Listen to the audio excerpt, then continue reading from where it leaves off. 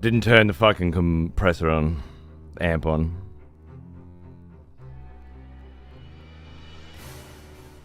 I don't know why. I know why, because it's 11 o'clock in the morning. It's 11:20 in the morning. I was supposed to start an hour ago. I couldn't get to sleep last night. The smell of proper devotion. Welcome back, old friend.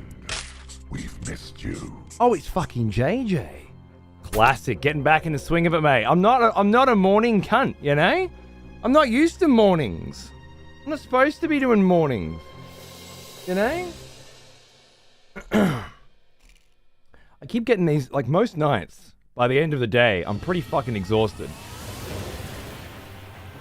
And I get into bed and I watch an episode of Silo with the missus and I fall asleep and all is well. But last night was one of those nights where I could not fucking sleep. I think I had like a 20-minute nap, you know? And then the kid woke me up or something and then I was up. I was up. Almost as old as me. Hollow Knight. 105 months. Good fucking gravy. How are you, mate? Reminds me, you should get a Hollow Knight playthrough up on that VOD channel pretty soon. Huh? I think so. Nier's almost done. Thinking of chucking Returnal on that channel next. Maybe a Hollow Knight afterwards. That could be very... Or do we wait for a Silk Song release? Put it up then. I don't know. Well now, here's an old one. Eshkel. Almost as old as me. First month into your 6th year. My goodness. Thanks, mate. Good to see you. Happy anniversary for last month. Silk Song, never heard of that. Yeah, me neither. Doesn't it? Okay, it still feels pretty scratchy, Gun. I don't know. I guess I just got to get used to it again. I think, yeah, I don't know. Maybe I was thinking 3 days in a row would do it, but I've had good breaks in between the shows, so. Yeah. Well now, here's an old. It's alright. I just gotta relax a bit more. Almost as old as me. Loosey goosey on the voice. Lagging, fucking snacks. 97 months. Almost a fucking full fucking country, mate. Hollow Knight's not far off the decade badge either. That's crazy, dudes. Thanks for sticking with me for so long. How you going? What's cracking? Hope you're ready for some old-fashioned EXP-TV approved Dick Mincer fucking boss fighting. Oh yeah, it's Fight Night, mate. You gotta crack out the fucking Fight Night shirt on Fight Night. And if there was ever a Fight Night, let me tell you, this Moog fight at this level with this gear, I think it's gonna be a battle, lads. I think it's gonna be a battle. Night owls will be night owls. Talking about night owls, I saw Nosferatu. It didn't take long, did it? Okay. I saw Nosferatu like an hour ago in the cinema. My God, Eggers did it again. You enjoyed it too? Good. There was obviously your classic crowd of people that didn't enjoy it, either because they don't like Eggers' work or they're expecting another Lighthouse. But I thought it was fucking incredible, man. I've gone over it several times, how I feel about it, and I will again. I'll try not to today, but let me just say, I enjoy gushing about that film, and I cannot fucking wait to see it at home. What if you smash him first run? Yeah, we tried last night first run, and I barely got a fucking hit in, mate, so I don't think so. I fell asleep last cast. Did we find him? Oh, we found him. I didn't see you live. I'm glad I didn't miss anything. It's going to be killer. Oh, yeah? Have you got Discord on your phone? Because, that's how you do? Do you get a message when because I just got a message that I went live then from Aeon. And it's a picture of a weeb. I shit you not. See, there's a weeb telling me I went live now. I don't know what Naga's doing, but it's working. I don't know how you can get in on this action, but it tells me when the Cunt Force boys go live as well. So, I don't know. Maybe you don't want extra fucking notifications to add to the 5 billion that your phone already fucking shoves down your throat, but it's a lot more reliable than than Twitch has ever fucking been, so just a thought. I haven't muted yet. Yeah. Me too for everything. Except me, apparently. Even that might just be because it changed the way it worked. I don't know. Fucking movie talk as always. Do you watch movies, AKR? You never seem to have much to say about them. Are you one of those people that has absolutely no sense of cinematic culture? Because you strike me as one. I feel like your Elden Ring character screams, I don't watch movies, I just drink and smash my head into walls. Is that about right? Oh, good on you, Ash. Enjoy, man. Enjoy. I won't say nothing about it. Other than... Well, I didn't know what to expect, but I got what I expected. And I loved it. Orphan of Kos will have a competitor? With this Moog fight? Orphan was a 4-day banger, same as Lawrence. That's really fucking nothing. You know what the real... Cruci Misbegotten was like a 7-day or a 6-day banger. But the real fucking cunt fucking fight of the last couple of years was actually Lords of the Fallen. Thancred? Is it Thancred? Because I managed to find this fight way too fucking early with a terrible build. And the fight itself was buggy and weird and shit. And I just sat there until it was done. And then I got to the next boss fight and just quit. I don't know why. But that was like 8-9 days, man. It was like Solgren in I Want to Be the Boshi levels. Yeah, Tony, fair enough. I fucking hate notifications on my phone. It's only for shit like, you need to pay the gas bill, you know, like stuff that, which reminds me, hey, pay the gas bill and the electricity bill. I don't know why I keep slacking on that. There's money in there. I just got to push the buttons. Fucking slacker. I'm such a slacker these days. We'll get to it later. Lords of the Fallen, yeesh. Yeah, it was one of those like. It did Dark Souls level design really well. None of the other Souls-likes that I've played got even close. Like Lies of P, walk through a bunch of corridors with window dressing that doesn't make any sense. And a bakery full of books, same books as in the goddamn bookshop. You know, it was just straight roads with window dressing. But Lords of the Fallen did level design like Dark Souls. And in that vein, there was this like key you could buy from a vendor, and I think they reduced the price or increased the price of it by a considerable amount. That was the thing that really drove me away from Lords of the Fallen, was the constant changes via patches. I think in the future with those kinds of games, I need to make sure that I'm playing the release edition, and I just deal with the release edition, you know, because most people play these games so quickly. The version that they play doesn't change. But I fucking take so long that when you patch every week, it just feels like a different game. Anyway, I really liked the game, and I thought the level design was great. And they had this key you could buy that opened this door on one of these paths that took you into a fucking area that was so way too fucking hard to be in. But really fun. And that, you know, took you to sort of some late game shit and a particular boss that just, yeah, it minced my dick forever. It was great. It was really good character development and environmental storytelling and hidden pieces. Like, all the shit I love about Dark Souls, Lords of the Fallen did it incredibly well. It just also has pretty average gameplay compared to FromSoft, you know? So it added a roguelike mode, and that's when I went back to it leaks. I had a sponsored gig, and then I ended up just playing it again. Because, yeah, it had its own randomizer, Iron Man. It actually had a lot of different options you could select. But if you chose randomizer and Iron Man, it became a roguelike. A roguelike that was designed by the devs, yeah? So every time you died, you start the game again, but you've got some different starting gear, and you everything you find is randomized, and really added a lot of. Again, with the level design and the world building being by far the most interesting parts of that game, you were replaying the same levels and seeing the same design, experiencing it. It was really good. Really, really good. I want to play more of it, to be honest. A real standout contender for a favorite game of a year for me, even though I didn't finish it.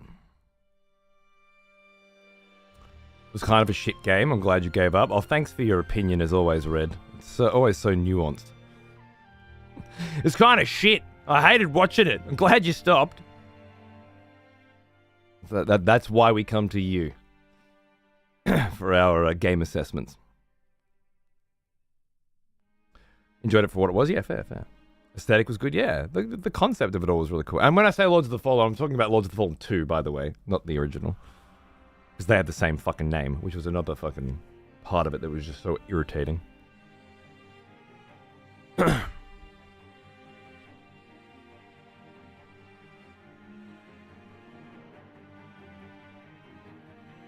We're alright.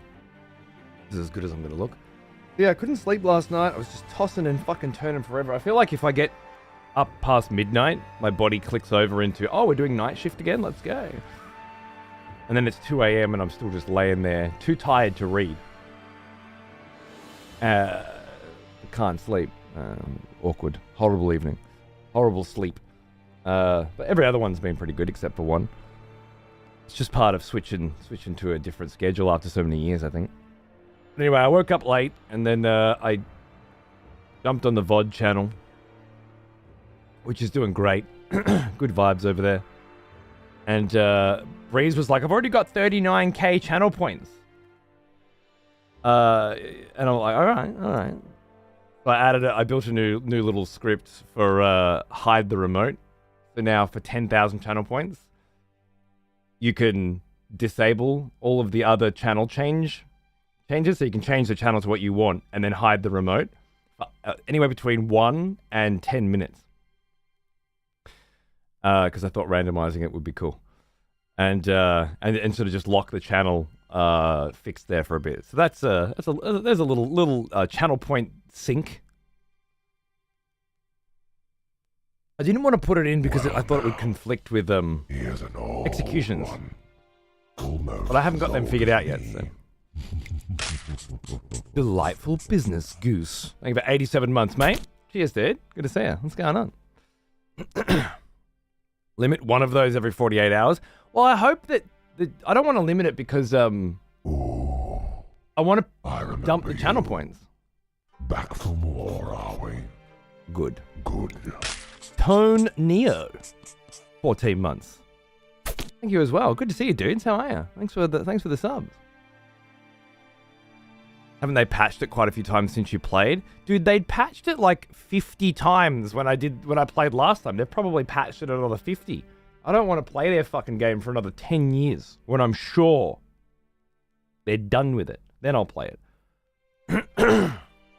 Love the VOD channel. I've been enjoying it quite a lot. It was good chatting with you last night, man. Thank you. Fuck yeah. Had a good time. Been playing Zomboid with Nami? Nice, dude. Awesome. I hope you guys are having a good time with it. That's great. If you're using StreamerBot, you could set max redeems to like 6 and have it replenish on stream end. Yeah, again, I feel like having it at a high channel point cost does that anyway. Like, I know you can, but I want people to dump their points. Like, this is my favorite part of the Nier playthrough. Hide the remote. Comes back up, hide it again. Until you're out of channel points. At 10,000 channel points per hit. I mean, Breeze said they got 39k. What have you got, AK? You're usually in there. Who else is lurking in there a lot? How many points are we accruing per day here?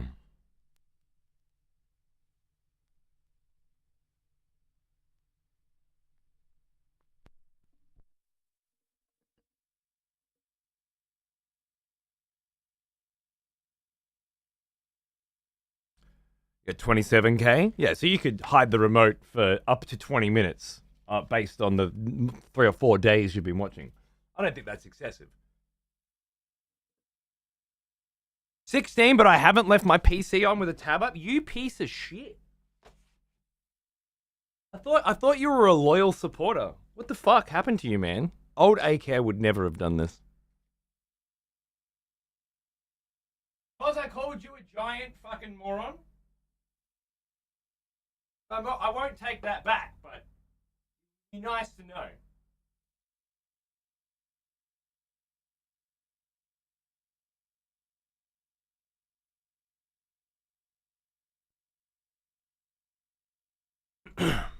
Just under 40, Sass? Okay, you've had it on the whole fucking time then. 82 Smash? Now, you're talking about the wrong channel. We're talking about excessive profanity TV, all right? Not this one.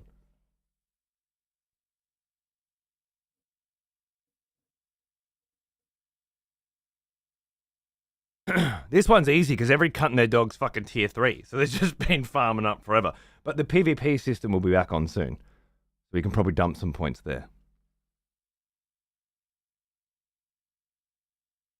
Either by turning it on or turning it off.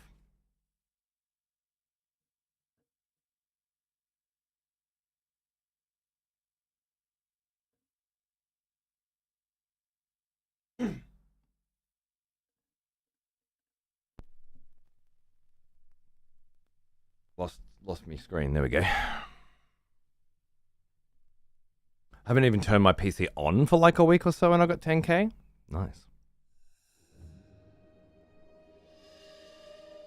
Oh, thanks, A-Care, and thanks, Def Mints. Cheers. Mouska. Cheers, mate.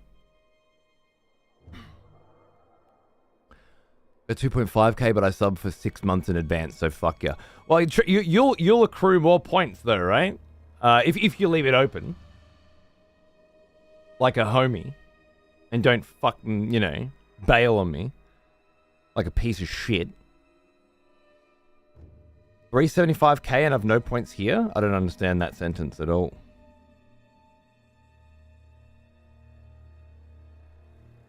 Having it on drains performance from my Counter-Strike. Yeah, I know. I've been testing how much... Because I noticed if I leave a tab open for too long on Firefox, it starts like lagging like fuck. Oh, Aladdin's on at the moment. No shit. That's a horrible fucking memory. I'm trying to leave this one open on my streaming rig while I cast and see what effect it has. So it could just play ads. But it does actually have an effect on your performance these days, just leaving a tab open. So I wouldn't begrudge anyone. I did, but my PC auto sleeps. Okay. I guess that's an unsolvable problem. No worries. It's fine. Clearly you don't want to sit there farming up points so that you can change the channel and lock it on anything other than Cunt Force just to piss A-Care off. It's fine. Don't worry about it. It's cool. I've got turbo so I can leave the tab open perpetually at 160. Nice. I noticed the turbo revenue I'm getting is about the same as the ad revenue I'm getting. I don't know if the ad revenue is going to go up. I don't know what the deal is. It certainly isn't anywhere near the numbers that I've been told other people are getting. In terms of revenue, anyway. It's not bad, but it's nowhere near the what I'd been hearing. But I have noticed that Turbo's making up about the same as ads. So I guess a lot of people have Turbo over there. AK's been good though about letting me watch Nier. Yeah, instead of keeping it on comfort. Good on him. Yeah, he's all right sometimes. For a knobhead. Turbo's a must. If you're watching it, I'm gonna make a little ad to go in with Peeves ad and Cowboys ad that just reminds people, don't sub. Just get Turbo. If the ads are driving you nuts and you actually want to enjoy the experience. Because subbing won't help. Sathius subbed earlier thinking that he would stop the ad because he wanted an emote. An old emote that he used to like on this channel is now over there. And you can use it over there for free, but if you want to use it here, you have to sub over there. And he was like, oh, just sub to fucking get the emote and fuck you and your ads. Remember you. He didn't know. Back for more, are we? Good. Droopy. Hey, man. Oi, cunt. How you going? Good to see you, mate. Cheers. People have their PC auto sleep. Mostly grandparents, I've found. Although it is interesting that heavy metal also does, too. That's nice. That's cool. Nice to know that some of the young'uns getting in on... Do you put money into the slot machines down at the pub as well? You know? Chuck a 20 in? Like a fucking geriatric fucking 97-year-old? Do you have Norton antivirus installed? Or are you like a mad cunt, you got Norton Gamer installed? Fucking loser. Firefox has some major memory leak issues with video players at the moment. Is that why? Because I've been thinking, no matter if I leave one tab open or 3 tabs open, like Cowboys, Peeves, and mine, it doesn't matter. It always ends up after an hour, 2 hours, something. Every time I type into the chat, it's all, and all I have to do is refresh it, right? But on both my PCs, so pretty cooked. Yeah, bro, fight night. This is me fight night shirt, and tonight, let me tell you, it's fucking fight night. It's Vlad v Moog. 33, who are you calling young? Yeah, but I mean, compared to the kinds of activities that you participate in, like having a PC that auto sleeps, you are young. You're a spring chicken, because the nearest age to you, somebody else that has an auto sleep PC as opposed to an auto sleep laptop, is 89.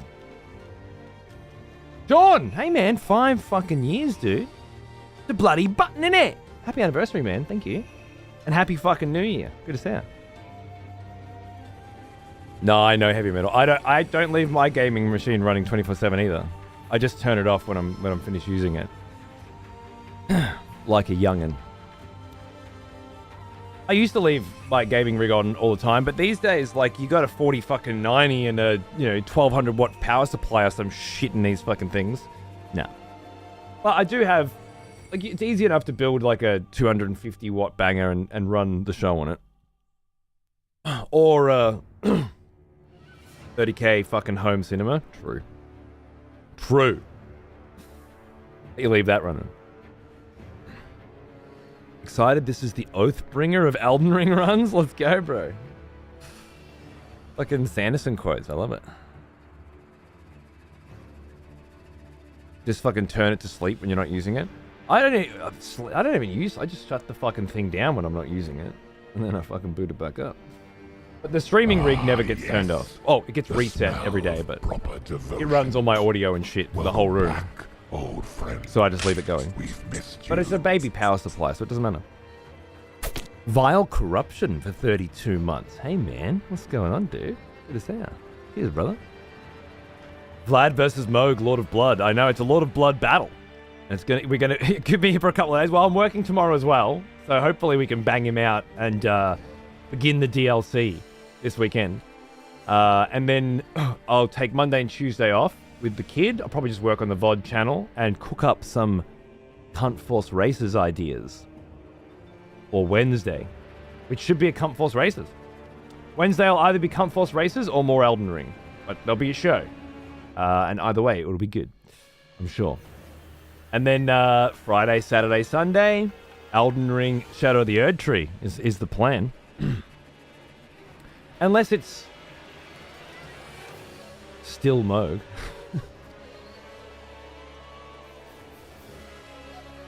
I think that's more likely than actually getting him down today, but we'll see.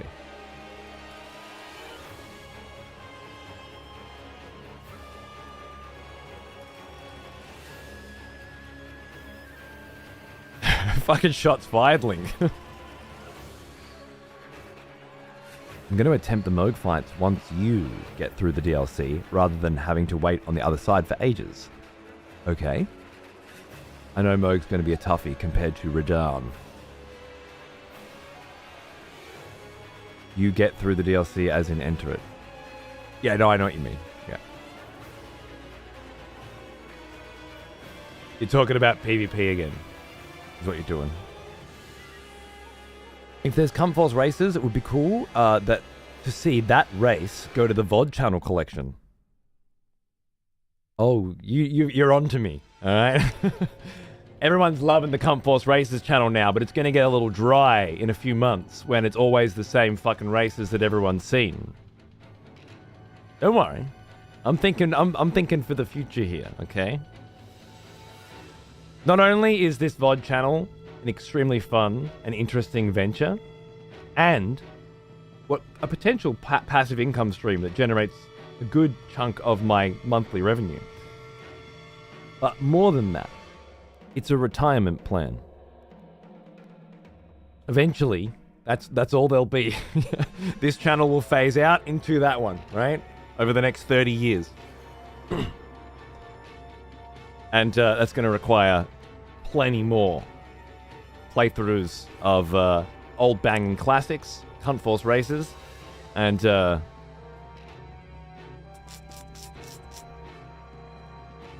something else.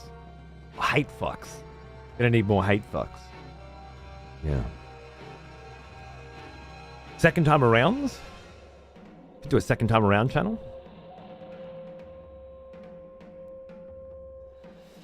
Our kids will be watching it? Ah, perfect. It's cute that internet broadcasters are finally finding out about syndication. Hey, we're going through the same fucking steps as the fucking TV industry did. It's just not taken us 70 years to do it, okay? We're doing it in 10. Another expletive has returned. Welcome back. Landrelon. Greetings from Germany, from Deutschland. Guten Morgen. Sorry, I got a bit Dutch then. Goedemorgen. Guten Morgen, guten Tag, and Dankeschön, my friend. Thank you.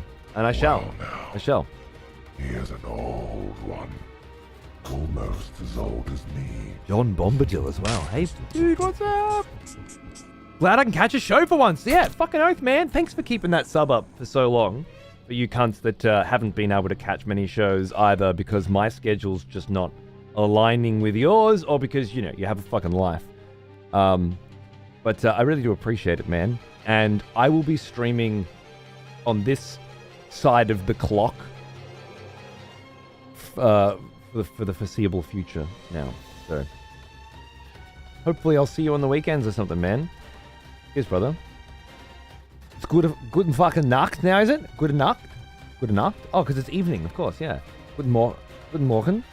Guten Abend? Or is that just Dutch? What's afternoon in German? I can't remember. Gute Nacht. Evening or good night. Früh is early, is it? Guten Frühmorgen? Oh, it's 2 a.m. So it is morning. Fuck you. Guten fucking Morgen, fucking like I fucking said. Dankeschön up your fucking ass, cunt. Guten Abend. Yeah, that's it. Right. So it's Avond in Dutch and Abend in German. That's right. As soon as I see it, I remember it.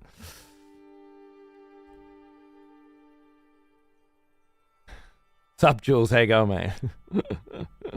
Jules is a German who used to watch this show when I was in Germany. I shit you not. He gave me a mobile phone. I wonder if that'll pop up on the VOD channel someday. He gave me a fucking mobile phone when I was in Germany because I didn't have one. When I went to Europe, I didn't have a phone, and I didn't want one. Back then, I was like, I don't want to be contactable, you know. Like, I was one of those weird cunts that was like, I don't want a phone because then people can reach me. I don't want to be reached. I want to be lost. But then eventually, I needed one, and Jules hooked me up. I had like one of the original iPhones before that, and yeah, I just couldn't handle it. Couldn't handle people. Or even back then, people were starting to get like an expectation of if I send a message, there will be a reply, you know, and sort of get a little pissy with you if you weren't answering calls or if you weren't responding to things. I'm like, really? No, yeah.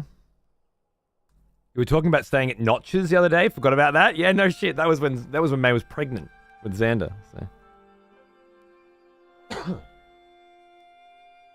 Losing sleep before work beats the hell out of starting work before the stream and going home after it ends. Long live the stream schedule. I'll do my best, brother. I'm sure someday I'll be going back to the night shift, but if I have my way, if everything works out, and I'm putting plans in motion that may, then I will go back to rotating, I think. I think that's my default position. My circadian rhythm is a 25-hour day. Have you ever heard of that? A 25-hour day? I heard about it years and years ago. I think it best describes the way that my natural rhythm operates. There's always just a little, like an extra hour or so, yeah? And you just keep pushing forward until you're back where you started. Berlin crazy times with police and neighbors. Dude, I saw the Dark Souls Prepare to Swear playthrough on the channel, in the VOD list the other day when I was perusing. I'm like, dude, that's got to be the one, right? Is that the one where the fucking police come? Because the neighbors are fucking going off because I'm going off in Dark Souls? I think it could be. Turn down the television! Yeah. I'm like, I'm not watching TV! Yeah, that was good. I'm pretty sure that's the one. We might get to relive that. Because all the VODs back then were automatically saved. And then they stopped saving my VODs automatically and said you have to start highlighting everything manually every day. But all of your friends don't have to. You have to. We're keeping them on a grandfathered legacy thing because they started a year before you. Fuck off. All right. So then I was like, nah, I'm not going to fucking highlight anything.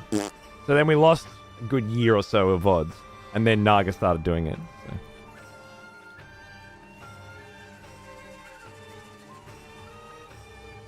Someone linked Lopes, your first broadcast on the channel the other day. That was pretty fun to watch. Rewatch, really? Beginning to show my age of Wushu, was that it? Seems familiar. I love that for my first show, I thought, yeah, should be a pun. And it wasn't technically my first show. I had been doing shows on the MMO Games channel for some months before that. But I migrated over. Is that the year we lost the Witcher 3 VODs? Yeah, they were The Witcher 3, Final Fantasy 15, I think. There were quite a few good playthroughs that never made it. Unfortunately. But it's kind of like, you know, any good video archive has a flood at some point that wiped out some of the archives, right? So that's just our flood, really. Very, very normal.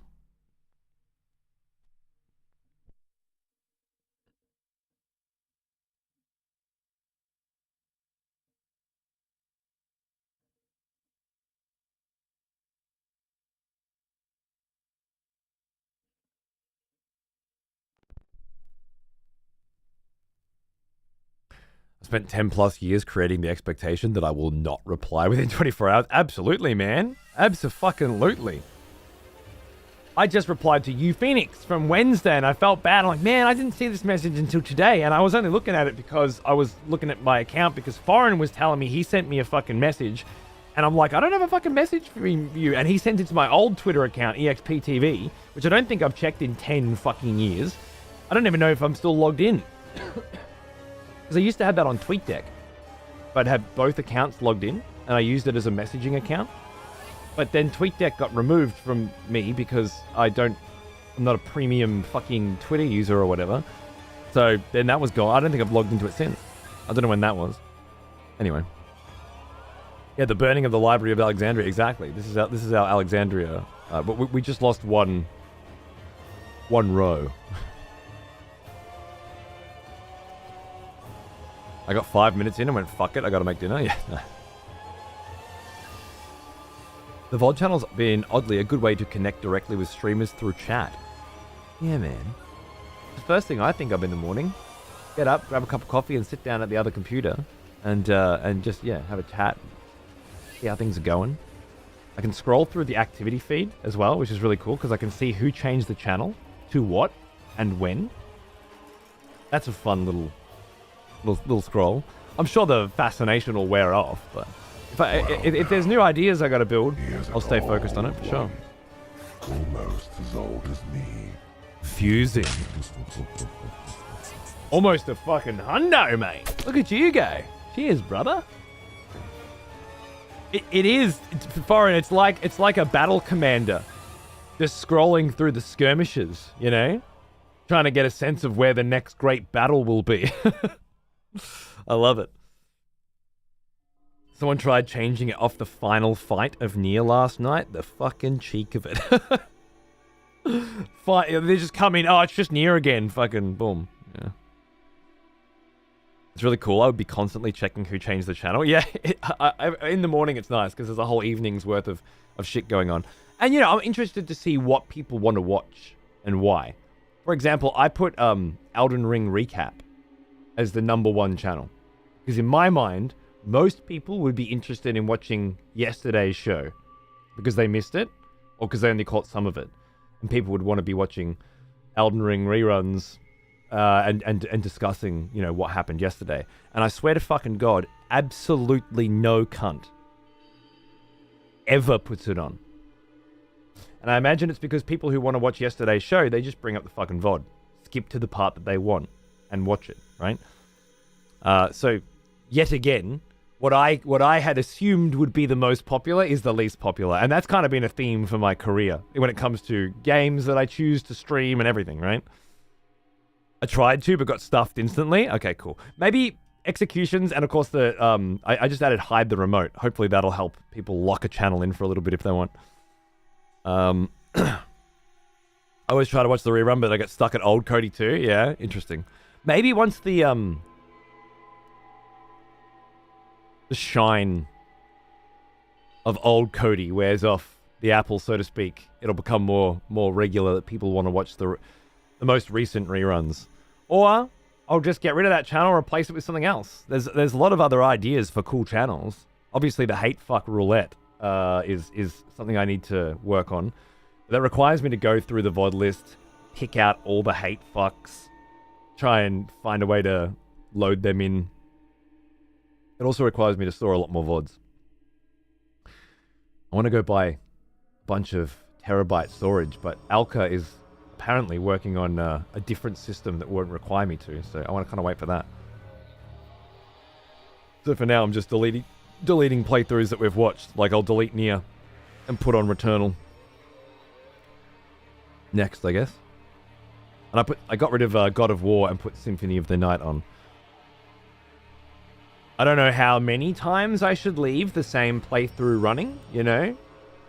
Like I feel like the Nier's been on for 3 days or something, and I think it's almost at the end.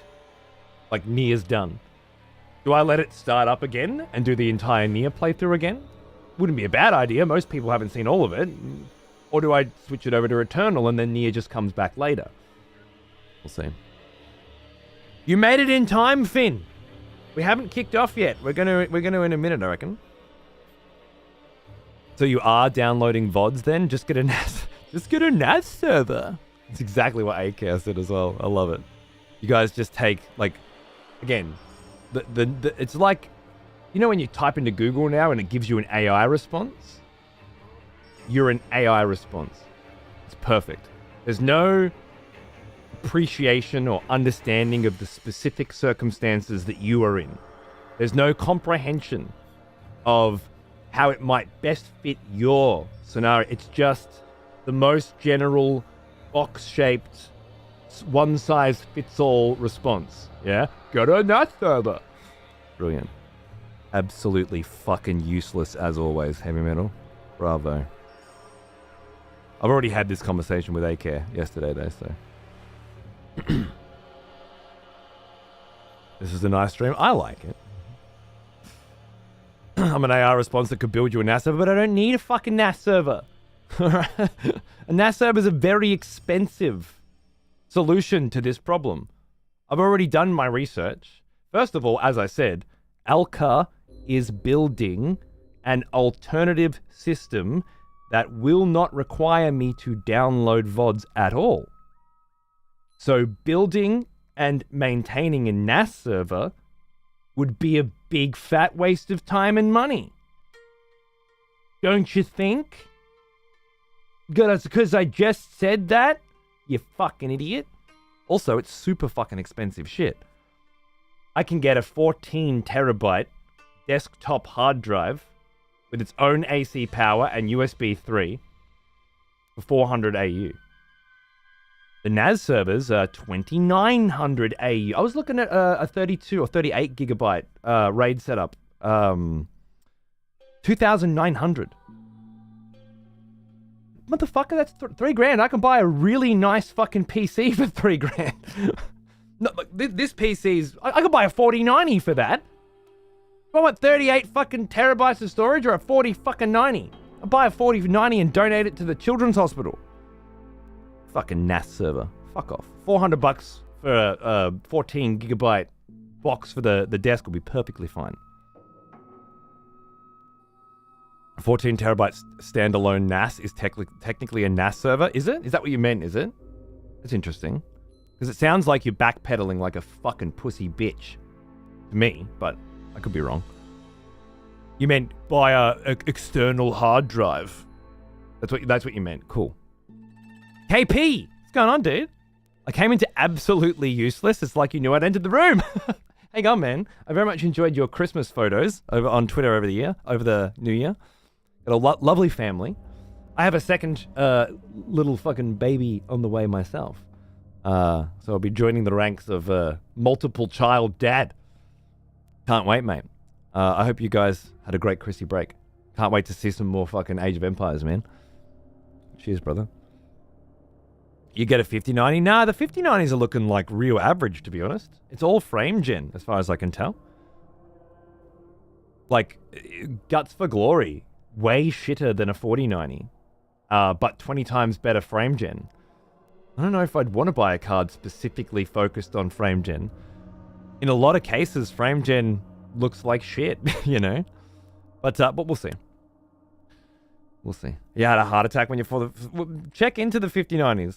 It's, yeah, that's right, Cobb. 4090 was absolutely a true iteration that will last for generations, for sure. But 5090, it's doing something different.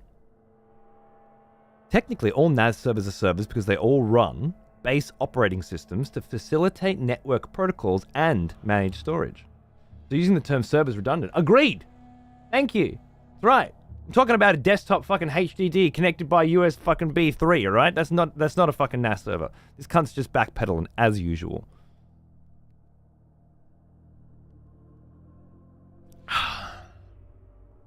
I set up a 24/7 channel for a friend as well. OBS runs on an instance at a remote server in a data center. Okay, so you just access OBS remotely on someone else's server, and the VODs get played back from a 20 terabyte Google Drive. That's interesting. What are the usage fees on something like that? And how many different channels? Is it just a single channel? Congrats, thanks, man. They make it all worth it. I agree, dude. I'm going to have an 8-year gap between the two, which is going to be rather unique. But I think it'll have its own unique challenges, but be easier in some ways.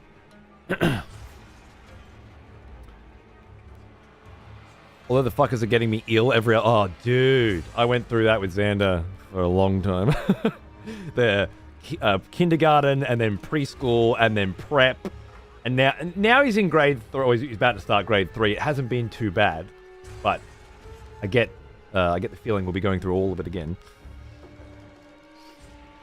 Adding a second kid as well, where like this one can get that one sick and then that one can get you sick, because sometimes there's like this delayed reaction when it comes to illnesses. Like, oh, I didn't get me, but it's been in the house for 7 days and then it gets you, you know? I feel like you're adding one more child to the mix. Compound interest on viruses, you know? Brutal. Just keep chewing those vitamin C, mate. Fucking munching on them.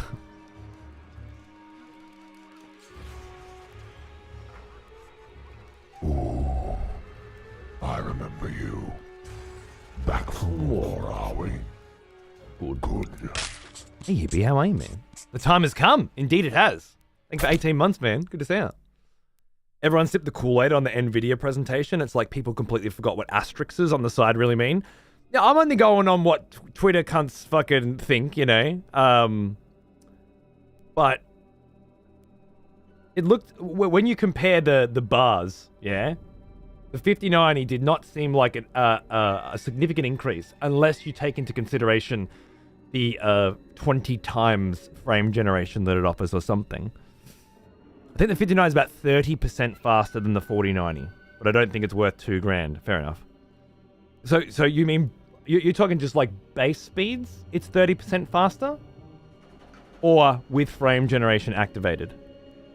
Because it's a very significant difference between whether or not you can run, say, 4K, run games at a 4K resolution without frame generation. Because A, some games don't offer it, and B, some games look like shit with it. Just base performance? Okay, cool. And then the 20 times frame gen on top of that? That's pretty good. It's not too bad. I certainly won't be getting one, but because I got a 4090 and I'm going to stick with it for a decade. But I guess once the 4090 and the 5090 are both on the market, the 5090 will be the better choice.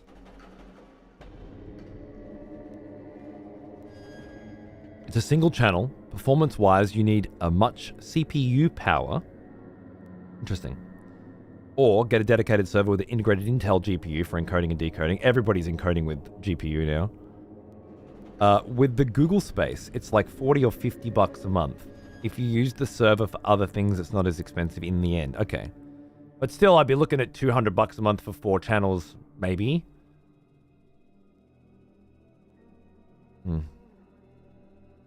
I wonder what the cost of running that PC 24/7 is. But it's not a bad way of doing it. It's like the ad revenue would certainly cover the costs there for sure. Although you need to have a certain amount of viewers. If you don't game on 4K or other workstation stuff, it's not worth it in my opinion. Oh, for sure.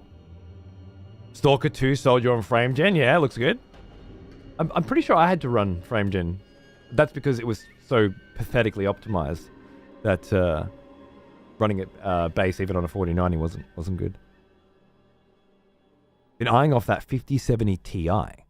Looks to be pretty much same specs as the 4080 Super, which will be a big upgrade on my 3070 Ti. Nice. Is it considerably cheaper than a 4080 Super? Is that why it's looking good?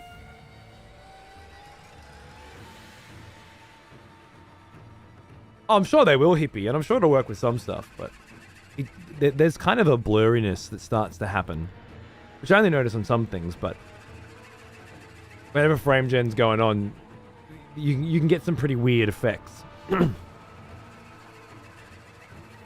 More than that, why would you want to spend so much money on something that's frame genning? Like, frame gen feels really good for helping older shit keep up, and lower budget stuff perform way better than intended, right? But paying extra money for better frame gen, unless it's something other than gaming, I can't see a reason for it. The example they were showing was technically playing Cyberpunk with path tracing at 27 FPS, and if they turned off the frame gen. Huh. Interesting. I did Cyberpunk with path tracing, didn't I? Wasn't that just as that had launched? Good. Yeah, absolutely, man. 3090s I hear are amazing. Not move away from the 4. Well, you and I, we bought 4090s knowing we were sticking with it for a long time, right?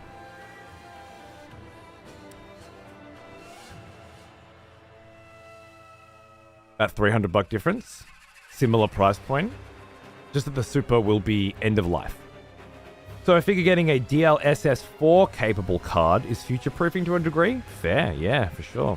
Seems right.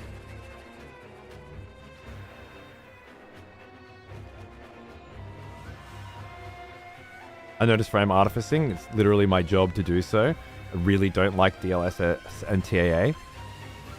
I think they have a really good place in the industry, but as I said, I think it's helping budget cards compete at much higher levels may basically help budget cards mitigate poor optimization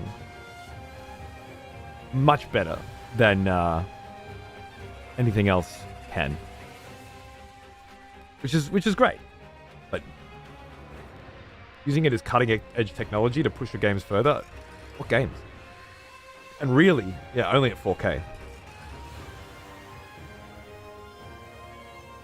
The problem is developers using it as a crutch to not optimize their games. Yeah. I'm not sure if I've ever seen any proof of that, but that does seem right. Like, if optimization is a process of, like a large portion of game development time is optimization, and games take so much longer to develop right now, in the same way that they cut difficulty and things like that, because it takes way longer to develop good difficulty. If there's this big year-long, 2-year-long process at the end of games development, that is optimization, and this allows you to cut that out, then obviously publishers are going to want to release their games years earlier and start making money on them years earlier. And if the cards can, utilize that crutch, then that's the way it's going to be, right?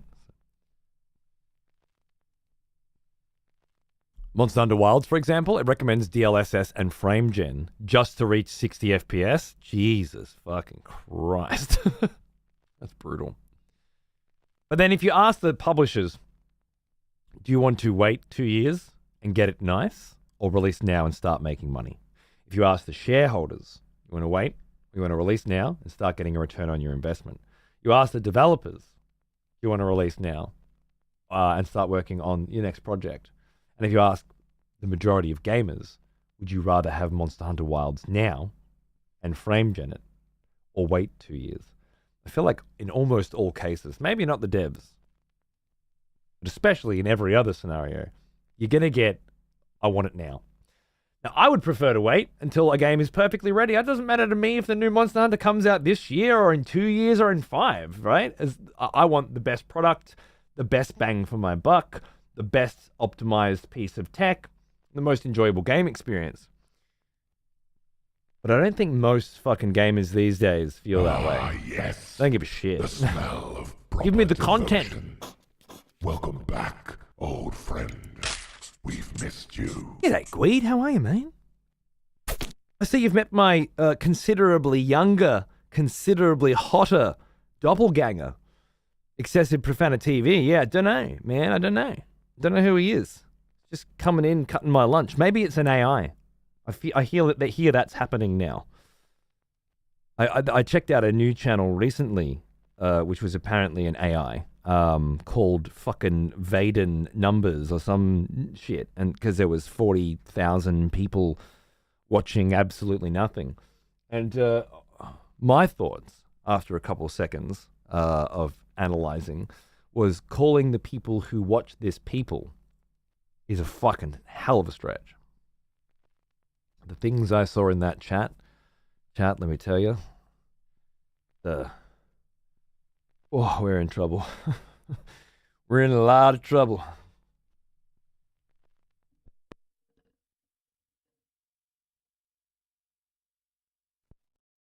There was a time where weebs were rather endearing, I always felt. Now, here's an old one. They're just pathetic. Almost as old as me. The Cold Fusion. 114 months. Fuck, dude. What's going on? Hope this new schedule's working for you, mate. You're almost at the new badge, by the way. Half a year, you'll be fucking a decade. Unreal. Cheers, baby. AI, isn't that foul-mouthed? Is it? Or are you talking about a foul-mouthed AI like that cunt over on Excessive Profanity TV?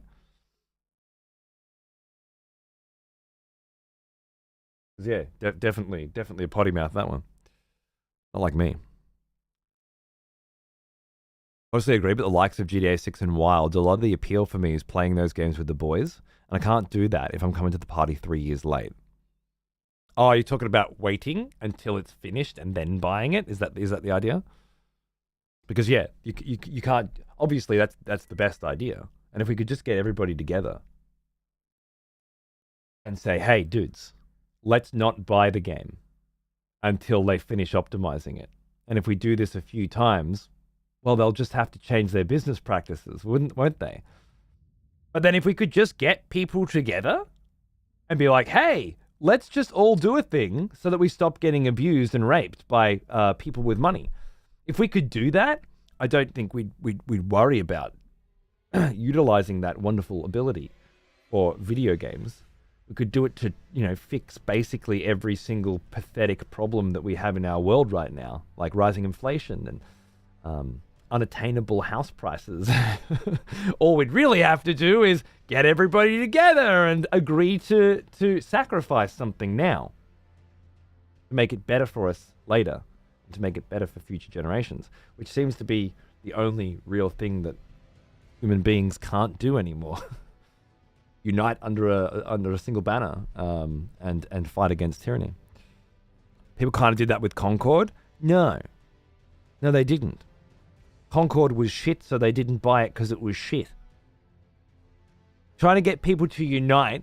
It's like saying, all right, we don't want anyone to buy chocolate because we want to fix the issues with the cocoa industry. There's a lot of child exploitation. And there's a lot of capitalism that is raising the prices of chocolate beyond recognition. It's just not fair anymore. So I need everybody to get together globally and stop buying chocolate so that we can fix these problems. Versus,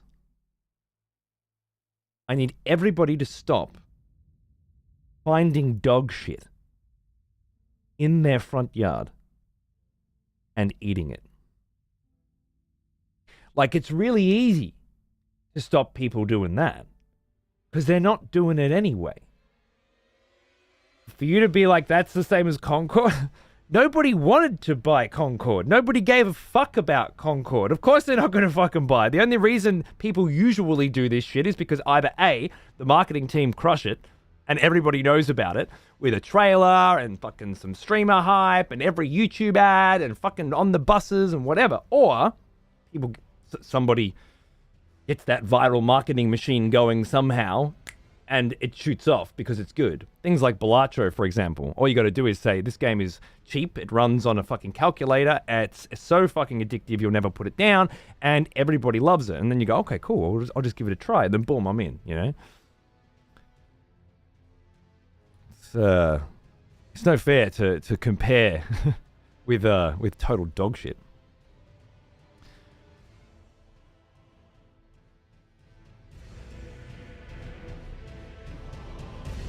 I've got something for you, given you enjoy spending vast swaths of money on media. Oh, yeah.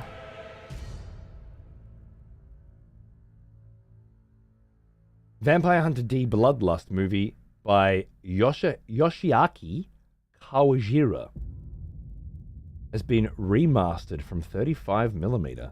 A limited edition Blu-ray is coming in Japan, English and Japanese dubs. International pre-orders are now open. I can't wait to see the quality. I've always drooled over the cells. No shit! It says Blu-ray. Does it mean UHD though?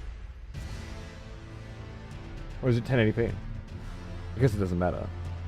Current versions are so fucking ancient. It's like OG Helsing.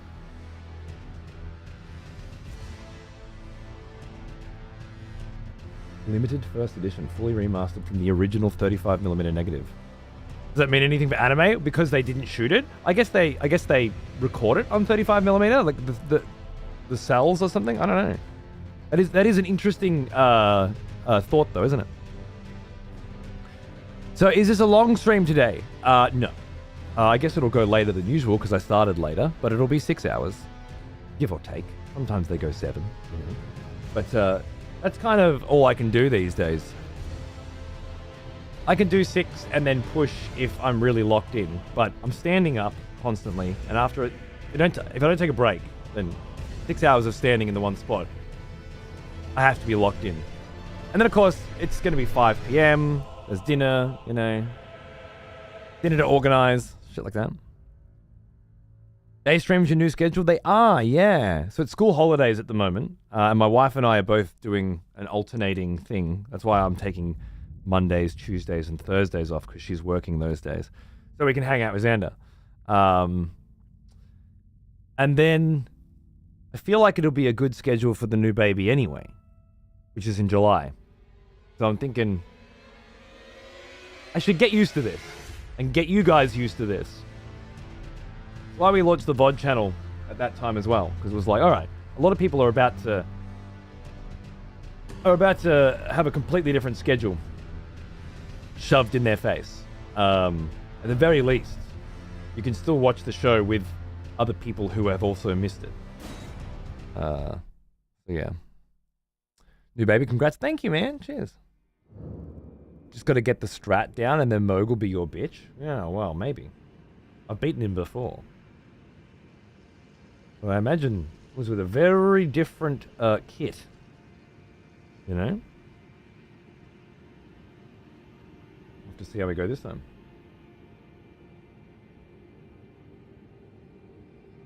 Release date? March.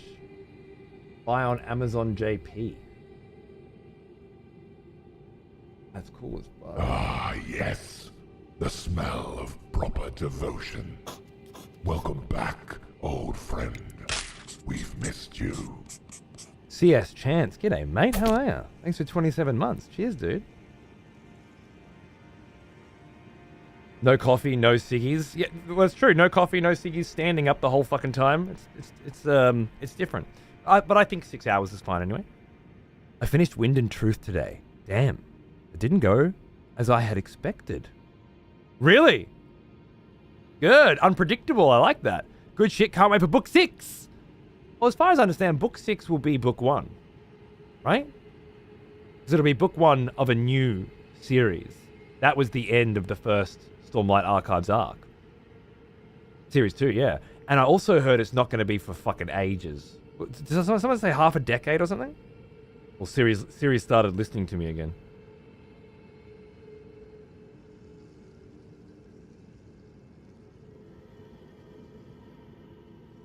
Oh, my new couch.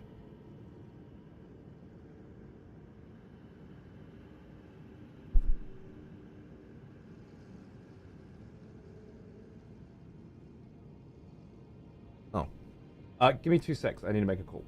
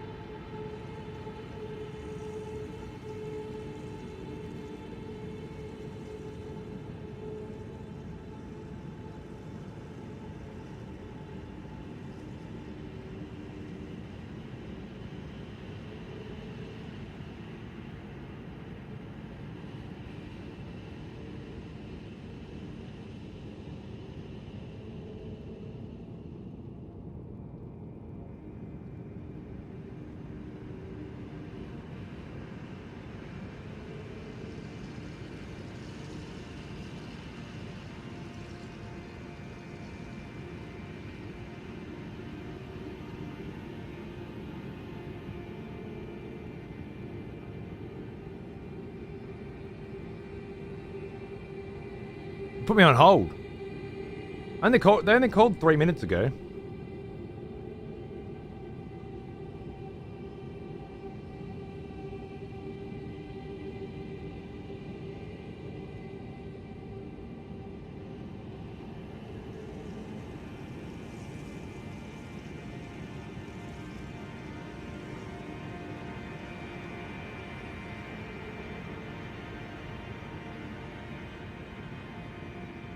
There was someone saying hello, and then it was beeping. Beep, beep, beep, beep, beep, beep, and then dial tone, and then gone.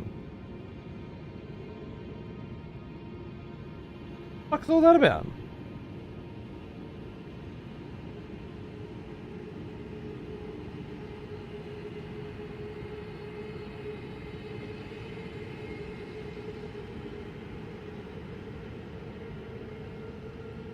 Just trying to get me couch delivered. Hey, how are you? Good, thanks.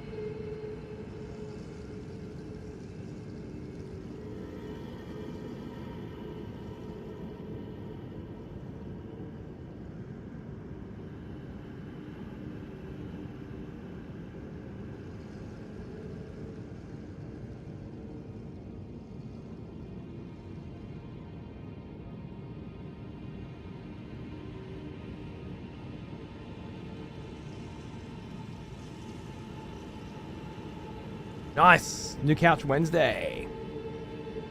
We said we weren't going to buy anything until March, but they had like the, you know, end of year shit going on, and I thought it was just a New Year's thing. And then when I came back from my week away in Melbourne, I went and checked again just to see if it was there. They did have a fucking... Oh, you're right. It's going to be on the Comforce race. Sweet. They had this beautiful leather couch, recliner. I'm like, man, I really want it there. And I will get it. I'll get something like it. I wasn't sure if I want like a leather recliner or if I want cinema seats there though, you know. Anyway, it's for the lounge room. Because the one we got now is the one we got when Xander was born. And, actually it wasn't when Xander was born, because this was when Xander was born. So it must have been when we moved into the next house. So probably Xander's 3. So I guess it's a 5-year-old couch, but it's fucking fallen apart. And then, yeah, this new one. Got those big... It wasn't expensive. Half price. 1,500 AU. Not bad for a fucking couch. The big ottoman, you know. I'm thinking the kind of place you want to crash on with a new baby and just fucking watch TV, right? Because the one that's out there right now, I don't even watch movies out there with the whole surround sound and shit going on because of how fucking annoying the couch is. So, needs to be done.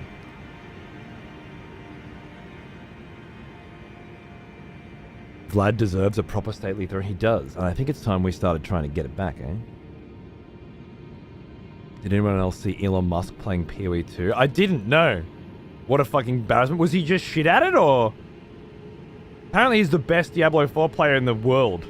So, I mean, he must be able to do PoE 2 good. He was terrible? He was literal garbage? Was he playing hardcore like a Chad? Or was he like... Oh, he was playing hardcore? Fuck yeah, well that's a start. On the level 95. He was clearly account sharing. Oh, really? Couldn't do basic shit? Ugh. Well, that's what I said when we talked about this last time, right? I was like, kind of person that Elon Musk is, and the things that he's done. I'm not saying I, feel one way or the other. But he's the kind of person that wouldn't feel bad about having an account boosted, about hacking, about cheating, about getting an edge. Because those kinds of billionaires, the only fucking way you get ahead is by doing whatever it takes and fuck everybody else. Like, it's a mindset, yeah? Probably be like, I'm sure every industry that he's been a part of, it's how you do it. You just take every advantage you have. Just don't see why you'd make it so obvious. Maybe that's what he thinks gaming is. Paying somebody to get shit ready for you and then just jumping on for a little relaxing. Or did he lie and say that it was his account? He bought a hardcore account though, what a loser. So I assume he died and lost the character, or what?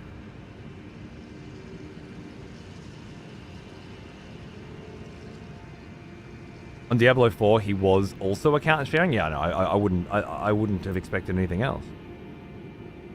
He was exposed by a streamer named Quincy. The YouTube video is actually hilarious. That sounds like something I'd actually watch.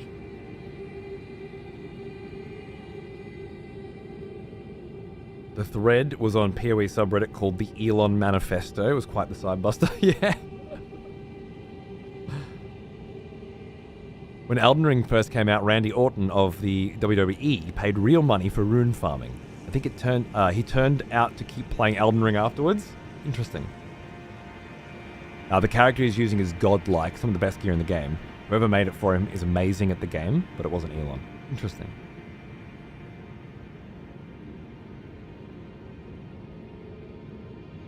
He takes great pride in being a top player in those games, but it's very clear that he doesn't know his cock from his balls. Interesting.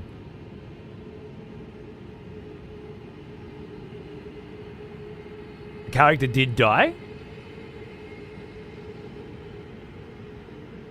Yesterday or the day before? Interesting.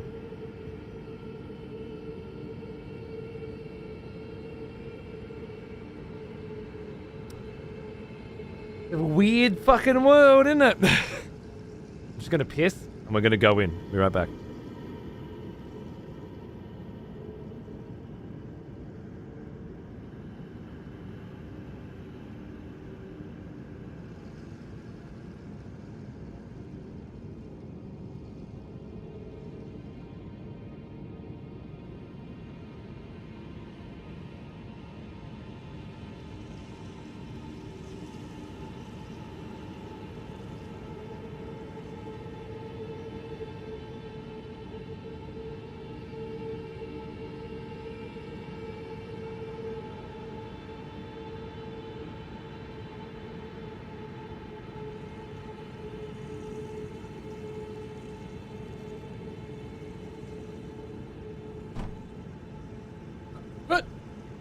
Right.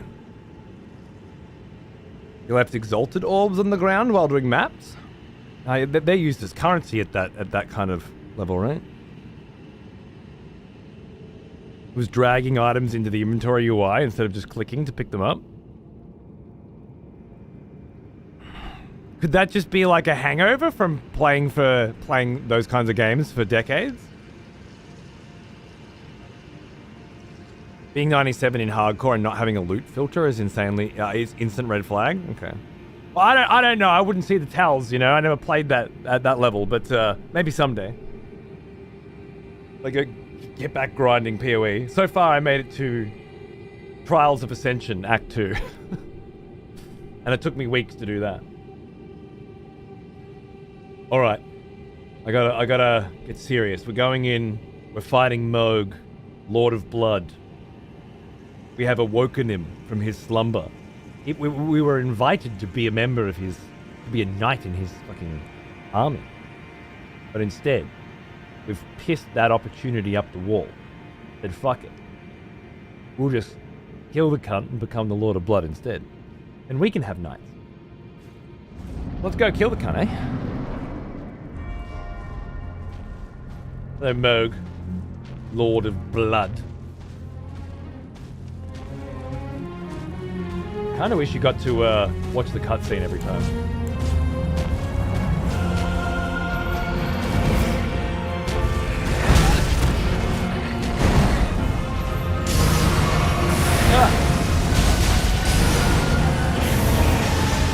But the music's so good.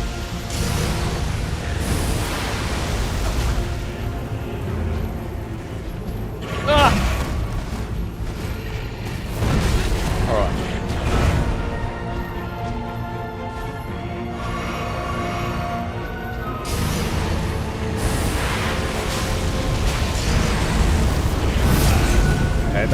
Yep, fine. I know how to deal with that. That's all coming back to me.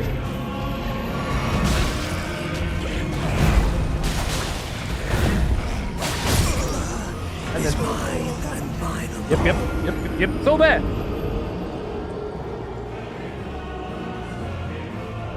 Gorgeous tune. OBS hates that fire. Oh, really? Looks like shit. What if I turned HDR off?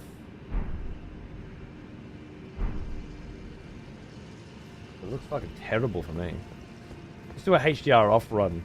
Do I have to tweak the settings now that I've done HDR? This looks gross. Bump the brightness up. It looks so gnarly.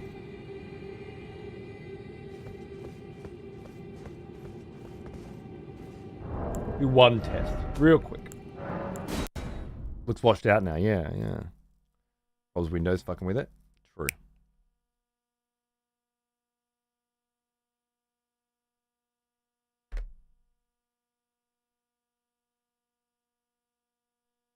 Thank you, Elden Ring.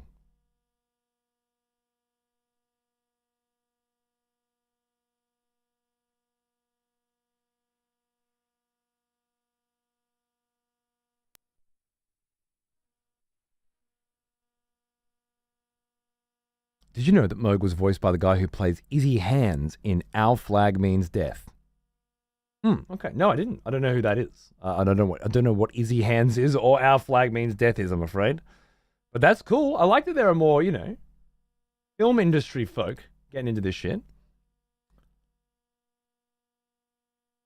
Wouldn't that be bitrate rather than I don't think he's talking about bitrate, is he? And hey, Tolga, how are you, man? Just in fucking time, baby.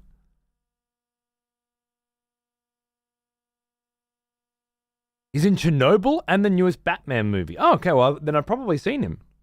I'm not sure which one, but that's great. He's got a lovely voice. He sounds awkward, you know.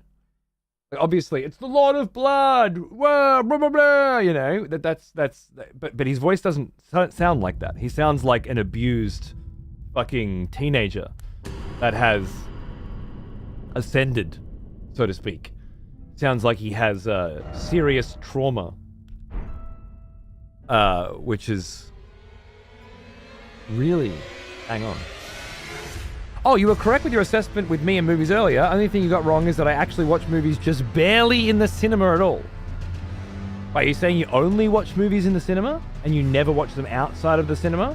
And so you only watch them barely in the cinema? Or you watch them outside of the cinema but you very rarely watch them in the cinema? The ambiguity. I mean, you're a Swede, though. I'm not going to shit on you for your... No, just at home, rarely at the cinema. Okay, yeah. Love the English language. It's fucked. It's always ambiguity. But this cunt's it's his second language. Or third or fourth. He's fucking European, so... Can't judge him. Let's see how washed out we're getting. Yeah.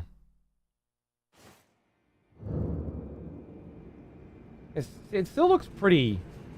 It doesn't look as washed, does it? Oh, it does. It still looks pretty washed out. That's all I can really do. And that's with HDR turned off on the monitor.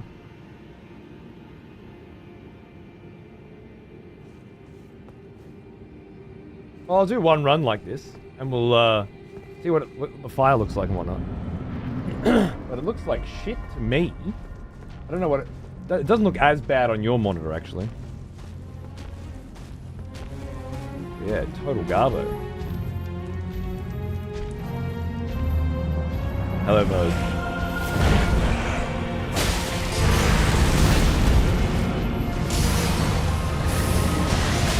Straight down? Wow, I remember that. Nicola is mine and mine alone. It's okay on stream. Fire's better. The big difference, it fixes the fire.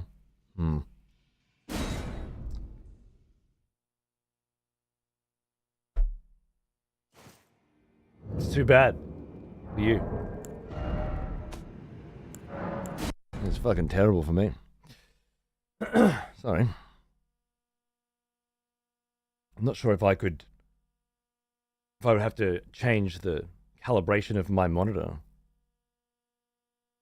to make it look nicer. Could maybe do it with my settings. It just looks fucking terrible. The file looks fine either way, but maybe I'm too crocked to tell. I think it depends on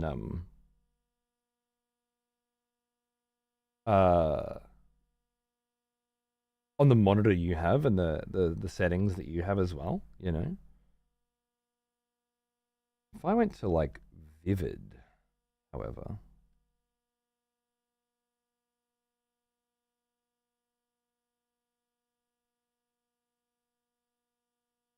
let me try that, because that's going to brighten things up a lot for me.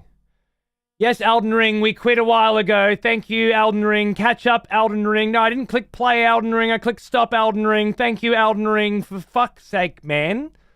Why didn't I play this shit on PlayStation again? I can't believe I thought FromSoft would be able to release a competent PC release in 2024. Absolutely. 2023. Absolutely fucking disgusting. Just kill him quick and there won't be an issue any longer. It's all right. It's all right. We can get this. We can get this looking good for everyone. It's just... I'm going to probably switch it back afterwards, but you're right. There is a lot of red in this. But that brightened things up for me quite nicely.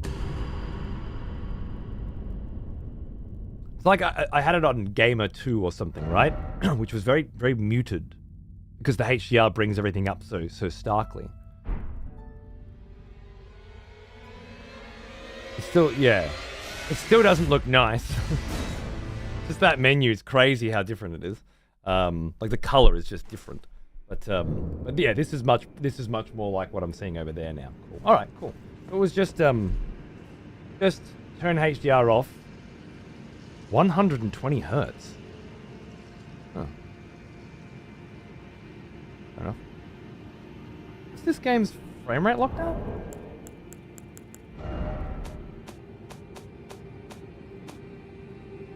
Is it at 60?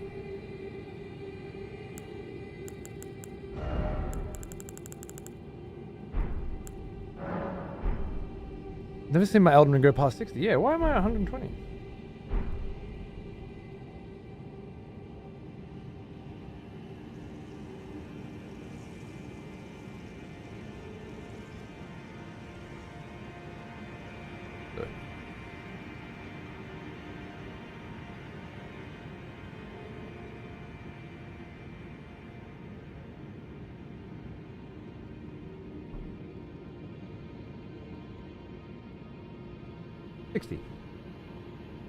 Odd. Why's the monitor running at 120 hertz? Isn't that usually locked? Or is it because I don't have it locked?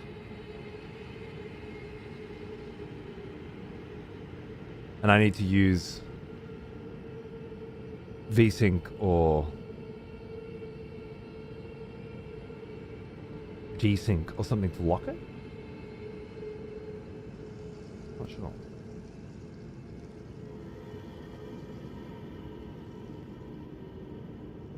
No technical difficulties. No technical. We're just tuning things to give you guys the best Elden Ring Moog, Lord of Blood experience possible. All good. Everything's fine. Okay, let's try it again.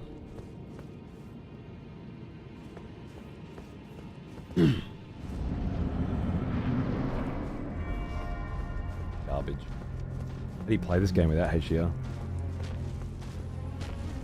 Are you even playing this game? As long as you're not getting screen tear.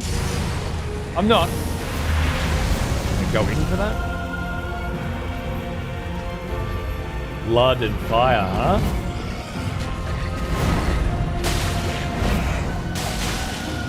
That's interesting. Blood and fire.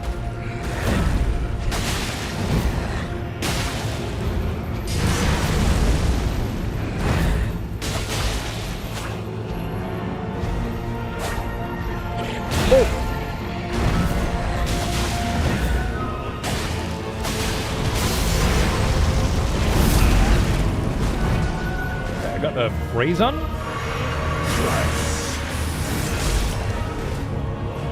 Oh, I remember something about this. I think.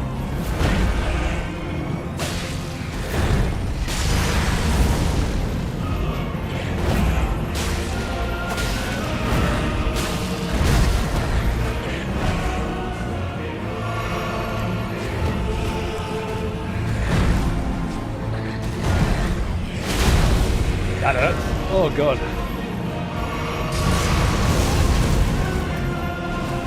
Right! Yeah.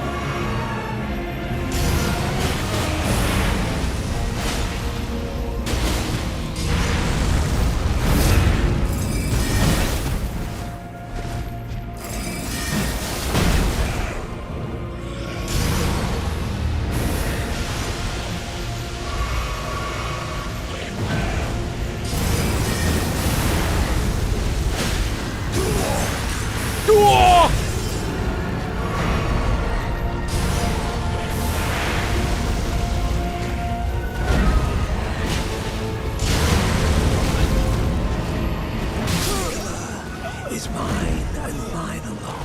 Okay. Okay, yeah. Okay. We got us a game, you know. It's happening. I can deal some damage to this motherfucker. I like my quick steps, obviously. He can be poisoned, he can be frozen. Loving that. He will fall indeed. C note. And g'day YouTube, how are you? We could go some flame grant me strength. How across the board, you guys thinking it looks better this way for you, for this fight? I guess the red's just way too fucking overexposed. Way better? Okay. I wonder... I don't suppose anyone has any experience with using OBS to filter out HDR and has some insight they could offer. Because it kind of sucks that there's all these tools with OBS to do this, and then none of it actually does anything. Sad I can't receive their HDR signal. I know. I guess we'll just have to play around with it again someday. If next time I see Rowie, I'll see what he has to say.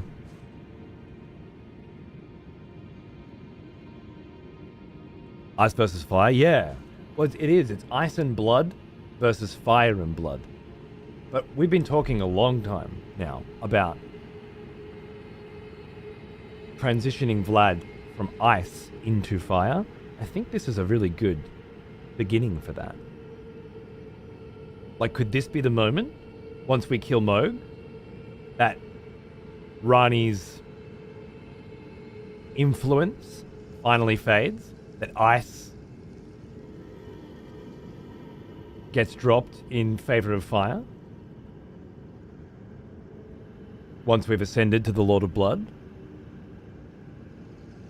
Vlad's face is so smooth in this version, like molded from clay. Don't worry. He needs to. He's in a transitional phase. Yeah, he was old. Remember? Now he's younger, but not young. Once we have killed Moog, perhaps we could transition into a more final Vlad, and then whatever happens in the DLC happens in the DLC, right?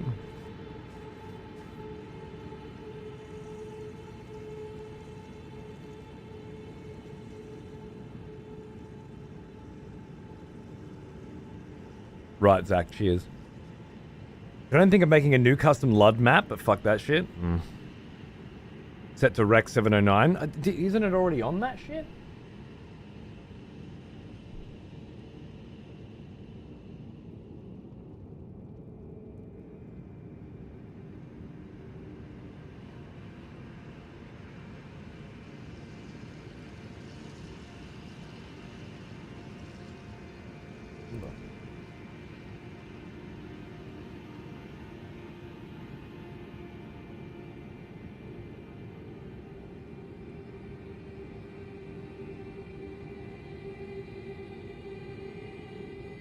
Yeah, it's Rec 709. With full color range. Fucked if I know. It's okay. It's not necessary. Obviously, I can live without HDR if I have to. Not happy about it.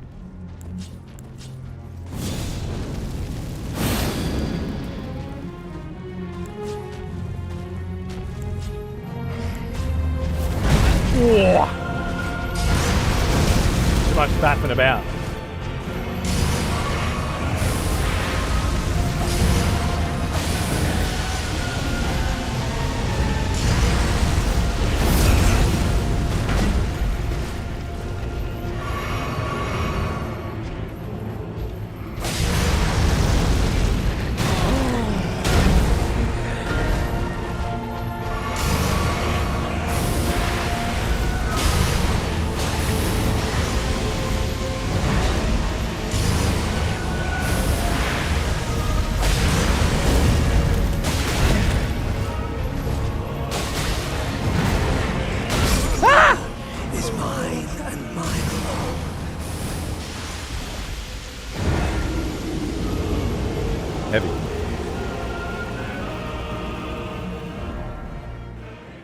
I guess so, Vistage. I guess so. Even if it's possible. What are we minging about? A HDR. Or more specifically, OBS's ability to filter out a HDR signal and turn it into a standard definition signal without making everything look completely shit, which doesn't seem possible.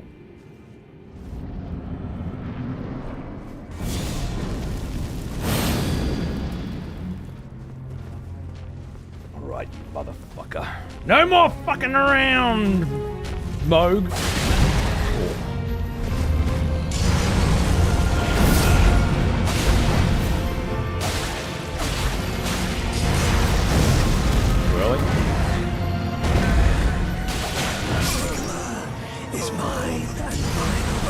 get the dance going, man. We've got to get the ballet. Where I'm kind of lost is the HDR tone mapping in filters. Like, what's Reinhardt? Like, what's Reinhardt? Rejoice, fellow expletives, for one of our executioners. Irish Dave! Turn. Take up arms, warrior. The battle rages. Battle rages. Executioner. My friend. Great to see you. Thanks for hanging out in the VOD channel as well, mate. Always a pleasure. Hope you're doing good. Come in, get comfy. We've got some banging fucking vibes going on today that I think you're gonna love.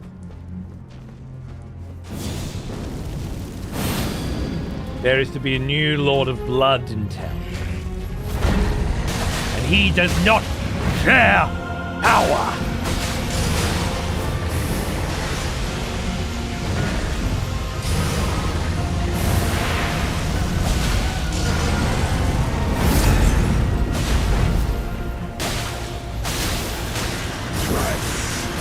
Right!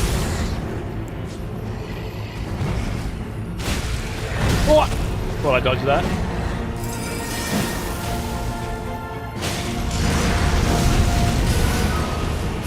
Definitely thought I dodged that. Oh my god! Get a longer fucking trident, you cunt!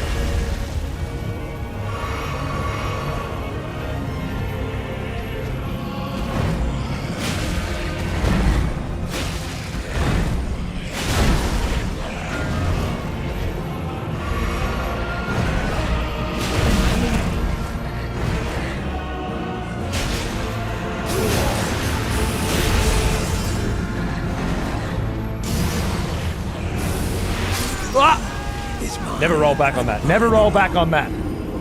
Cool, cool. Okay, I'm into it. I'm into it. Thinking I want to switch out to the spear so that I can get ice spears going. And then once the poison wears off, switch back into the claws, try and get another. It's more dodging fucking poison application, always applying frost. And then back to the spear again. Now, do I need 2 spears? I'm not sure. The second spear's got bleed on it. I'm not sure if bleed is super effective against the Lord of Blood. But it could be. Might be worth fucking around with. Mana is a bit of an issue.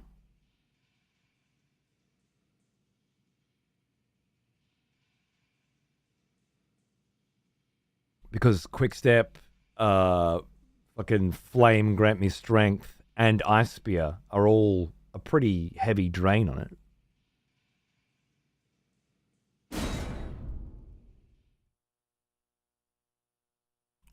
Just got off work, got me a cuppa. Let's fucking go, bro. I love it. Oh, this looks so terrible to me. I don't know why it looks so bad. Fuck. It's like it's really overexposed. About there.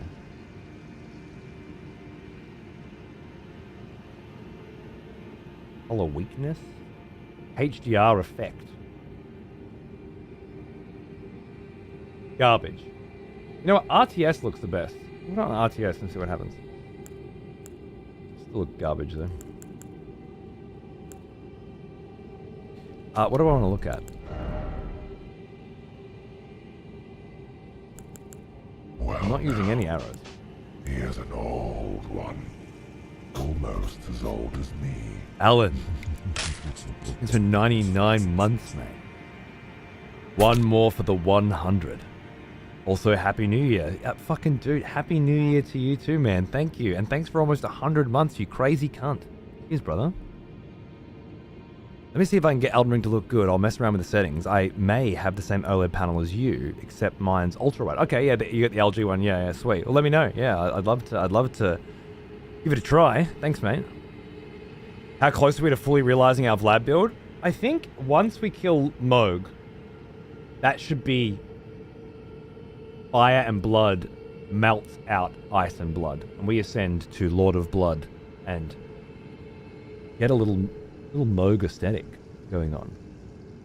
So we can start switching out our ice for our fire. We can do another customization and de-age Vlad again. And I think that puts us in sort of like where Vlad was when he became the Elden Lord last time. Not really, nowhere near the same level. Nowhere near the same amount of options available, but ready for the DLC. And we've kind of got a new build and a new vibe going into the DLC.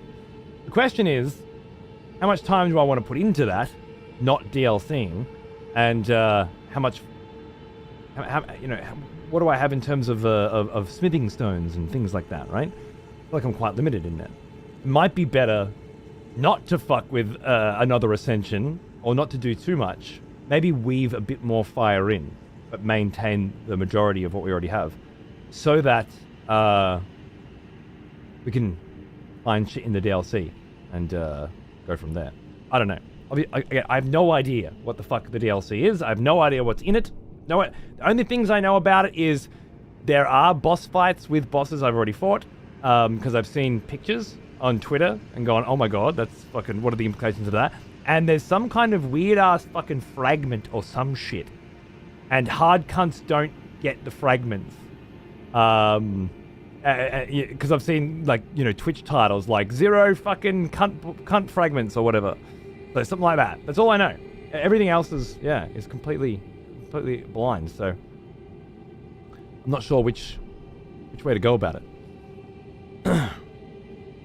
Loved using Moog's weapon on my first playthrough. Well, I'm already using spears, right? I feel like it could be a very nice pickup. Maybe his gear, his garment as well. Maybe. So that's how close we are to fully realizing our Vlad build. That's where my head's at right now. Thoughts?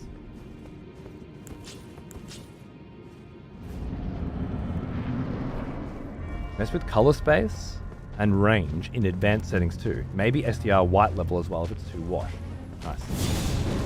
Thank you, Morty. Helping Biz. Oh. Idiot.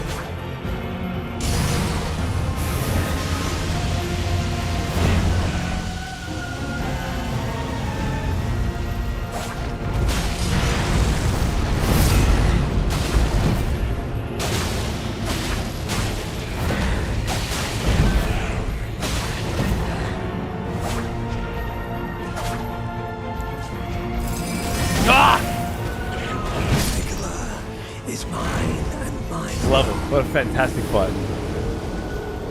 What a banger.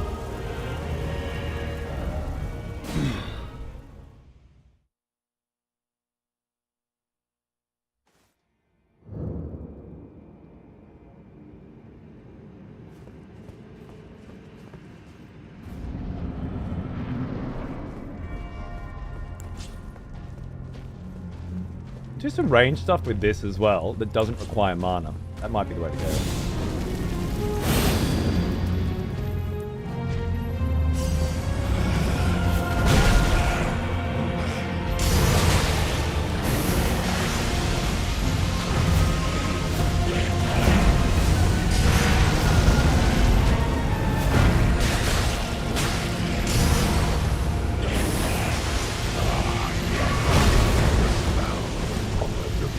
Hey, Harm, how are you, mate?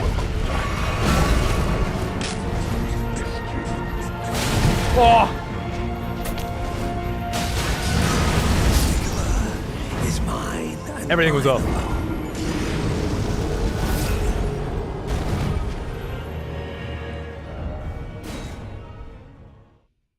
Who knows, Canadian? Who knows, man? I can't know that. I assume you're not talking to me.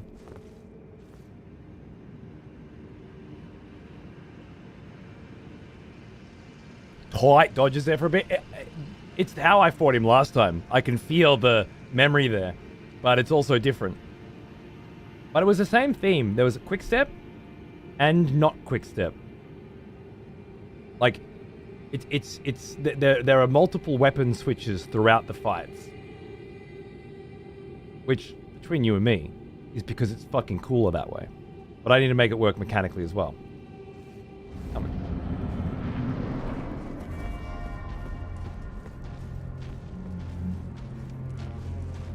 It's because I brought it up, Togs. But then asking for additional context on it is, well, I don't know.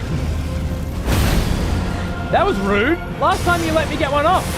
You're getting tired of this, are ya? I just keep coming back. Is mine and mine alone. Rubbish. Garbage. I was very surprised when you didn't switch to his spear on your first playthrough, given its color scheme perfectly matched the silver and gold gloves you got off D that you were basing all your fashion around. You thought that I'd give up the bloody helix for it, or what? What did you think I would sacrifice for it? Because it's kind of like bloody helix slot, right? Big, red, powerful, punchy.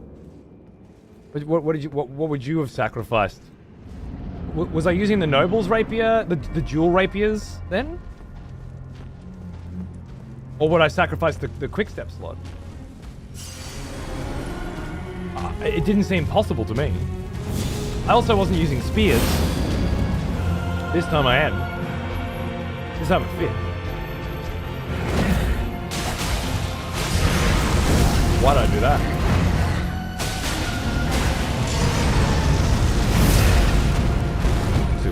It's a very tight dodge. That I didn't break that lock. It did. I shit you not. Is mine and mine That lock break was not me.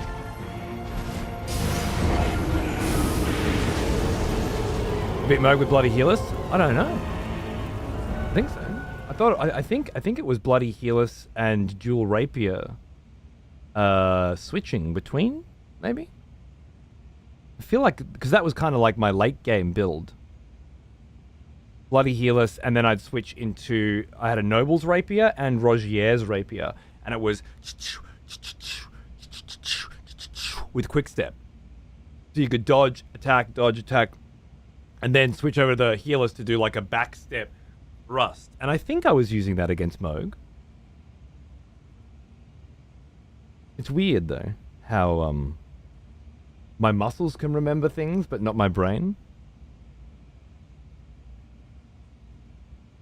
I'm not sure, but I thought you would have sacrificed more levels to endurance gods to carry it in one of your 6 pockets. That doesn't make any sense to me at all, Franz. It's like you have never watched my show before or something. Do you think I just carry things with me because I like the way they look and don't incorporate them mechanically into the way that I fight?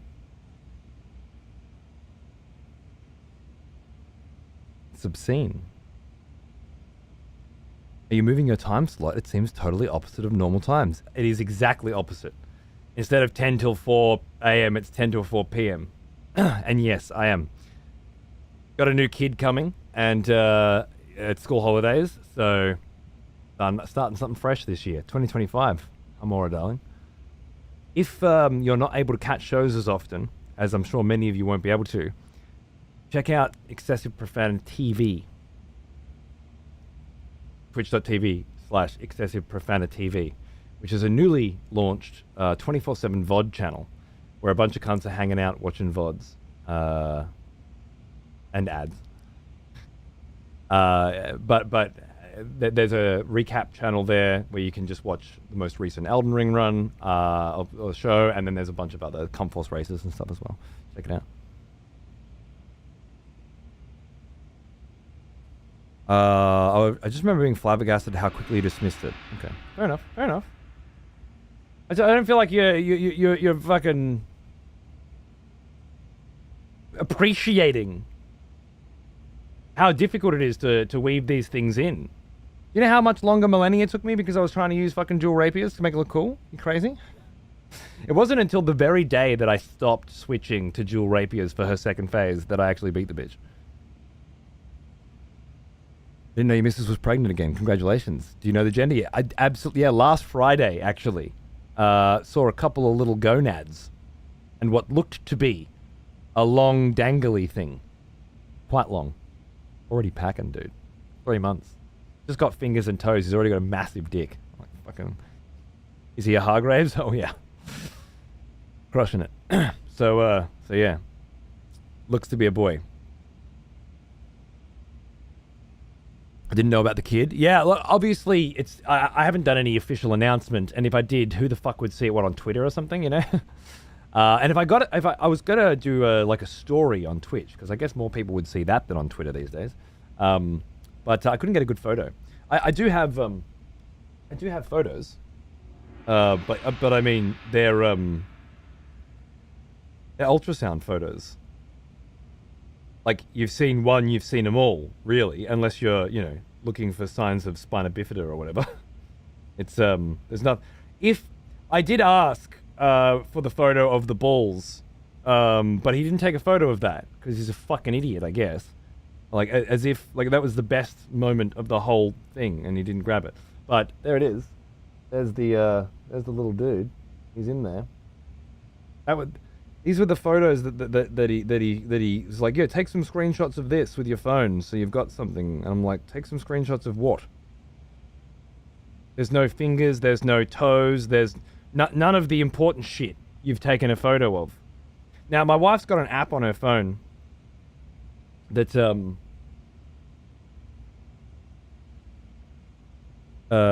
sends more photos or something, but I had a quick squeeze through. They all looked pretty shit to me as well, to be honest. So. Looks like an alien. You should have seen it fucking a month ago. Much more alien. But yeah, he's rocking. But yeah, obviously I had grand designs of showing you a photo of, because it was like 2 legs. It was like top down, you know, coming on the angle. So it was like 2 legs and then just 2 fucking balls right there. And I'm like, that's the money shot. I'll tweet that one. But he didn't get that shot. What a fucking idiot. Like he doesn't work in entertainment or something. Ridiculous. The bloody Helix Dodgers on Millennia were pure similar. Dude, they were great, but I had chosen to use Bloody Helix for Phase 1 and Dual Rapier for Phase 2, and I added about 5 days onto Millennia. Once I finally was like, alright, I'm going to switch. Because I always go for vibe first, but eventually, you know. What are you going to do with the umbilical cord? Don't ask me weird fucking loser questions. You know who I am. You know what I'm about. Alright? Take your modern mumby-jumby nonsense to some other fucking cunt's channel. Alright? I don't want to talk about umbilical cords. You fucking weirdo. Going in the bin. Where it belongs. Disgusting. Filthy cunt. Some fucking ancient African ritual of eating the fucking things or something. Who do you think I am?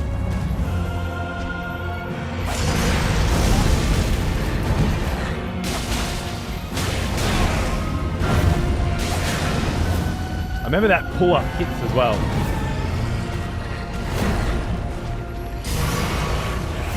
Oh! Too early again. Too early again. Is mine and mine alone. What the hell is he talking about? I'm talking about you. What do you mean? You're the one who brought up fucking umbilical cord. I just meant hospitals try to keep them after the baby is born. It's a big source of stem cells. I don't know. Is that a thing? Is that common knowledge? Is that normal? I don't know. Wasn't talking about devouring a fucking cord. Well, you didn't add any context, did you? You just said, what are you going to do with the cord, you know? So naturally, I just leaped to, you know, weird cunt. Maybe if you added more to the question, have you considered donating the umbilical cord to stem cell research or something like that, you know? If you're going to leave it open and ambiguous, I just have to go with whatever my mind gets to. Is it weird to you that when you speak to somebody and you don't give them anything to lead with, they go with the direction that their brain goes to and not the direction that your brain goes to? Have you not found this with other conversations that you have? Or are you just way less vague with other people than you are with me? Or way less surprised when they come out with a different response than you expected? They just want you to fight the moon presence in real life? Oh, we're getting bloodborne with it. That's cool. G'day, Laugh. How are you, mate? Nice to meet you. Welcome. I don't know. It's just like I'm showing you a fucking, you know, the video of my unborn child, and the first thing you say, what are you going to do with the umbilical cord? It just... You know who didn't ask me that question? Every other person on Earth. Just something you can consider in the future. My mum, my wife, my doctor, and all the other people on Earth. None of them asked me that question. Just you. Thoughts? Feeling?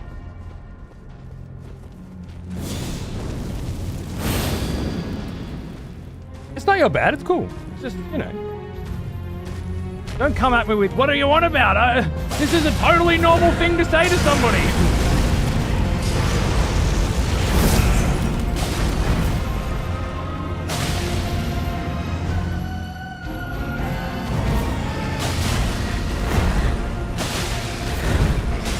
Oh yeah, okay. I can do 2, but not 3. Got it. Is mine and mine alone. That's probably a bit much, Red. We're just hanging out, brother.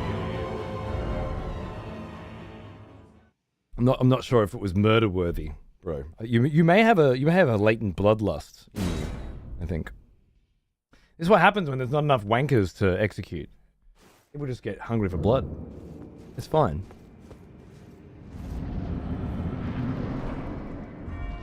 Mate, it felt genuine, Droopy. It's not like Tuff's never been here before, I know him.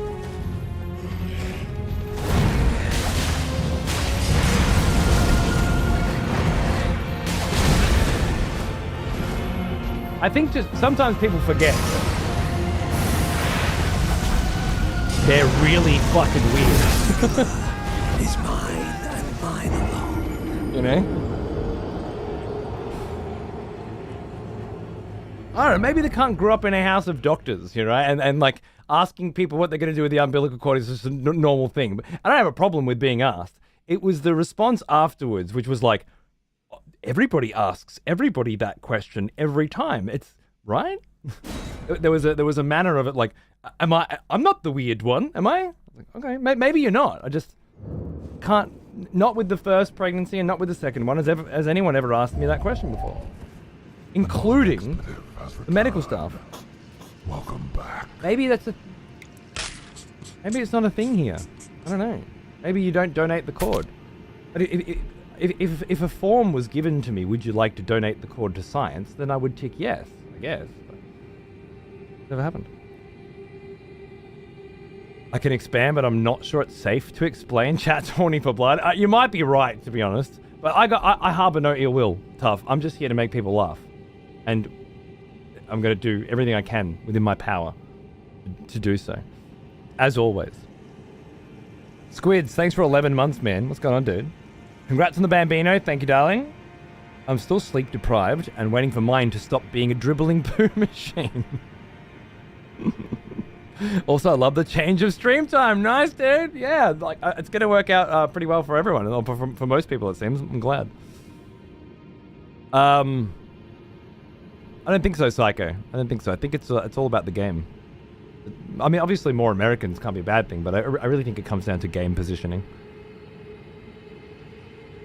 Dribbling poo machine. Yeah.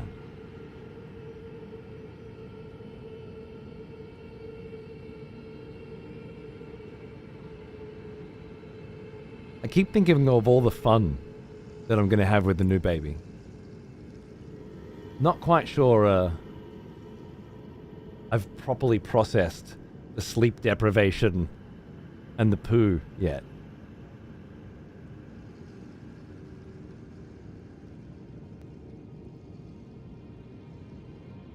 I've been enjoying my full 8 hours lately, except for last night. There's been a big rise in the last couple of years of people fighting hospitals after birth because they try to keep the umbilical cords, which go for over 100k and last over 10 years in refrigeration. Well, I remember a Boston Legal episode, I think, where somebody kept the umbilical cord for their child, and then so that if their child developed any disease, any illnesses in the future, they could potentially use the umbilical cord to help cure the disease. And then the father actually needed it in order to cure his cancer or something. And the mother wouldn't let him. She was adamant that he wasn't allowed to use it because the kid might need it, so he should just die. But it turned out later that he wasn't the father of the child, and she couldn't tell him, so he couldn't use it, and he was dead anyway. It was rough. Great writing. Well, I know, it seemed like she was being a bitch, but really she had just been a bitch earlier. But I guess she was being in it. Dude, Boston Legal's written much like Houses. Exactly. But yeah, I don't know. I don't know if there's people actually doing it. What do you think Xander would think about it? We'll think about the sleep deprivation in the poo, or we'll think about the donation of the umbilical cord to the hospital, or current topic, which you've just brought it up again without any context at all, so I'll just go with that. What do you think Xander will think about the hospital keeping the umbilical cord against my will for their own research when I could sell it for 100K? Is that the question? Oh, you mean about his new brother. I'm so glad that you added the requisite fucking context. I think he is in a mixed state of mind currently. Where at first, exciting, I'm getting a brother. And now he's feeling like he's not allowed to be the young one anymore. Like he keeps acting like younger than he is. Like, mummy, and I'm like, all right, there's going to be another kid and you're going to be the big brother. We keep saying he'll be the big brother. And I don't think he's made peace with the idea of losing maybe all the attention and the focus. Something's certainly happening as a reaction to this. I have co-workers that have recently had kids and put it in storage. Do you know what the costs of such a thing is? I never really considered it before. It sounds so dystopian. I mean, maybe they take the value of the umbilical cord out of your medical bill. Right. Well, we don't have medical bills here, so maybe that they just take it. I don't know. I mean, I have no issue with them just taking it, to be honest. But until a system is in place here where they keep everybody's umbilical cord for them for later or something. But yeah. I'd love to have no medical bills. I didn't say we have no medical bills. We have no medical bills with childbirth. Until then, I don't go to doctors. Wouldn't it be better to get health insurance and then go to doctors? Isn't that how you do it? Not great, but you need to go to the doctor when you're ill, right? It can sometimes still be pricey, absolutely, but you've got a tier 3 sub badge in a Twitch channel. You're not worried about disposable income, right? Right? I can't afford health insurance, but I can afford execution subs in Excessive Profanities channel. One would hope that that's not the decision you've made. I would have, I'd have some words with you, I think. 100K is a shit ton of money, yeah. But that's what I mean. The hospital didn't say, hey, would you like 100K? Also haven't had any serious health issues to worry. Well, there you go. Fine. Yeah, that's. I wouldn't have health insurance unless I was ill.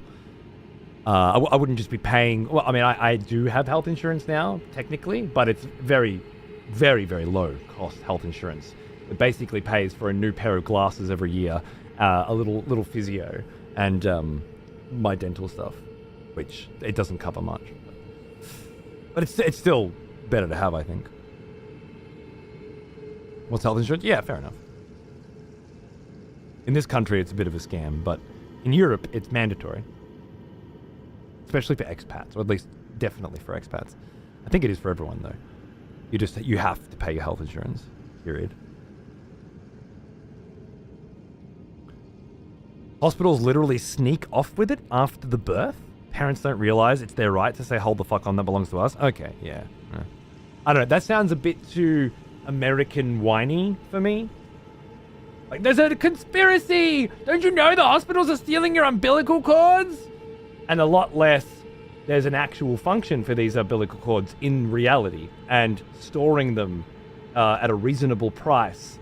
There's not enough on both sides of that fence for me in this particular conversation to give a fuck. But no, I haven't done any research, but it certainly hasn't become something that people discuss over here.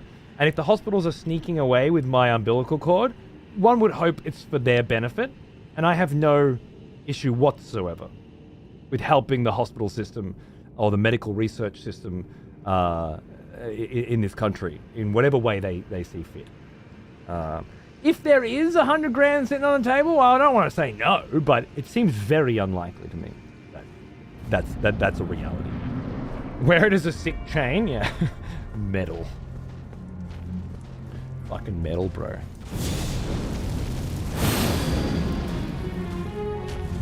Don't really want him back. Fair enough, maybe. I like that analogy. Whoa!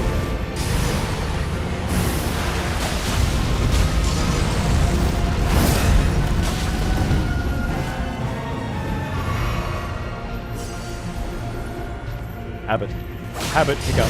Oh no! See, I know not to do that. Why did I do it? And you can't sit behind him on that one. I know that too. I love this. Keep going on about umbilical cords. Vlad can come second. No! We have a pace to maintain. We can't just sit here and talk about umbilical cords all day, okay? We have to fight bosses. Bet Moog would eat the cord. Absolute cord eater. Look at him.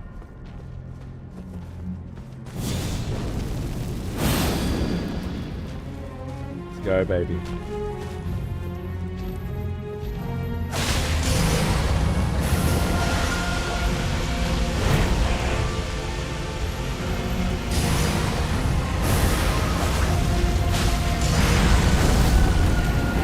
Oh, it's fine.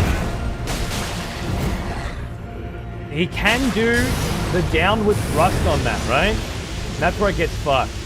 He doesn't have to, but he can. A little late on that one.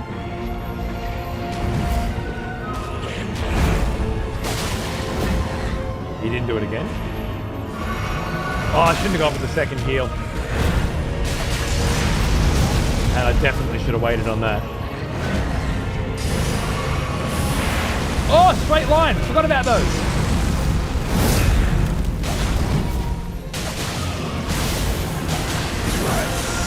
Right!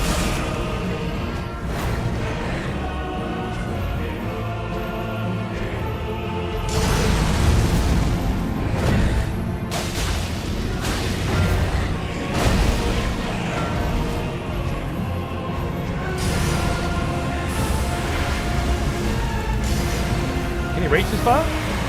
Almost.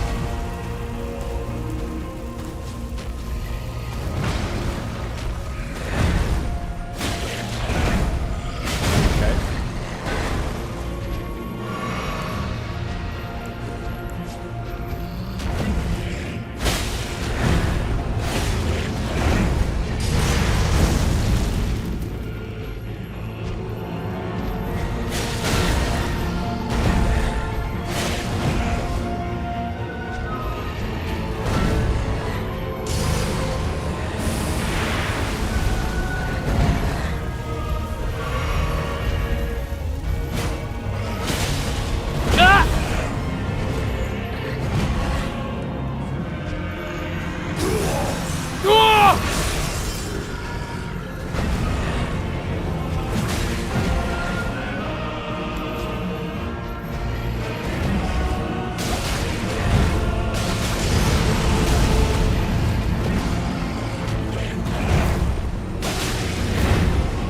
Oh no!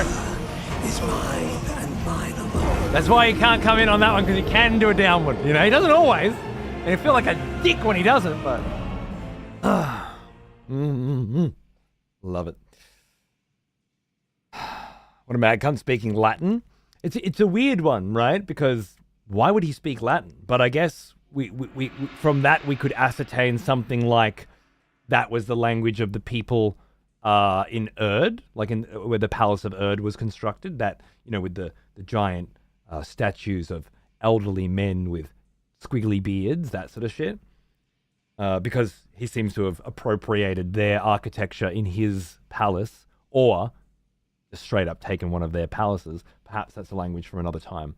Could also be like Omen language. I don't know. So much to think about. So much to think about, right? It's great.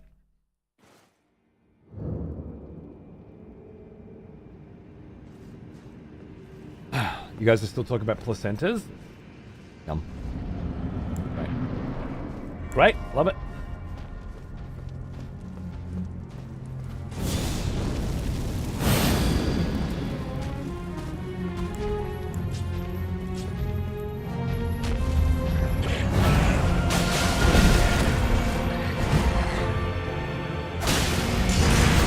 Why would I do that?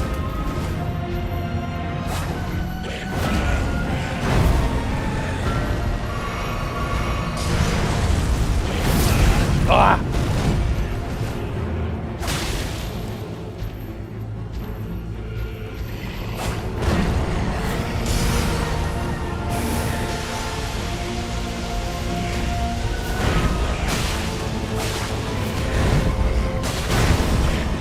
It's the third one again.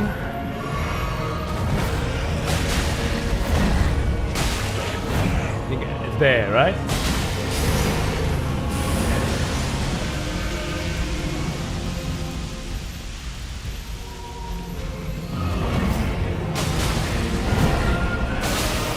Here, there, beautiful. You just wait and then don't do that. That's what you do. Turn!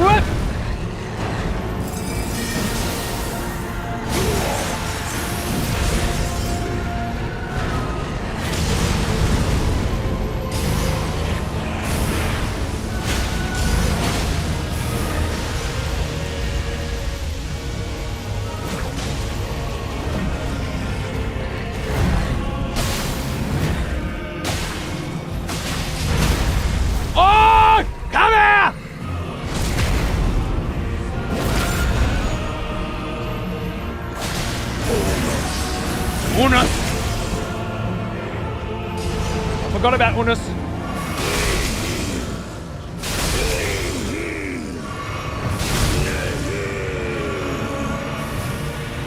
I forgot about the wings. Oh God, it's beautiful!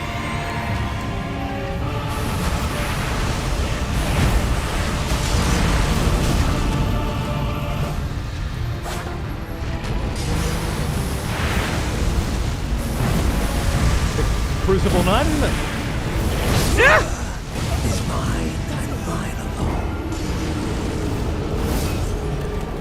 Alright, mate, I'm dead! Fucking... take a breather.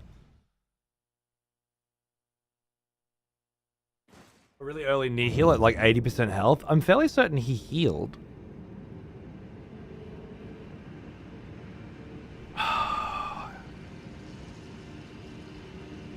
I'm wondering if I was able to dodge through those fucking knee heals. I don't remember.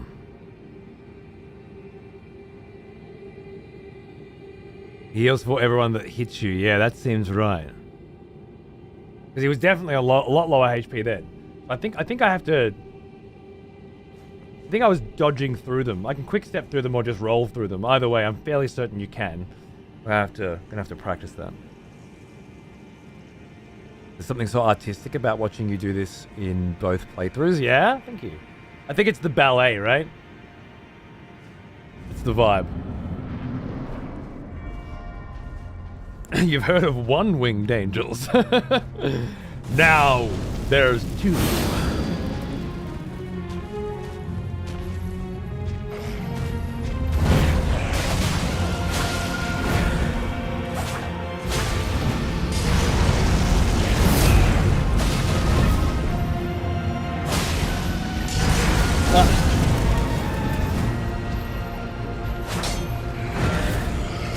That was up two. That's brutal. Okay. Ow!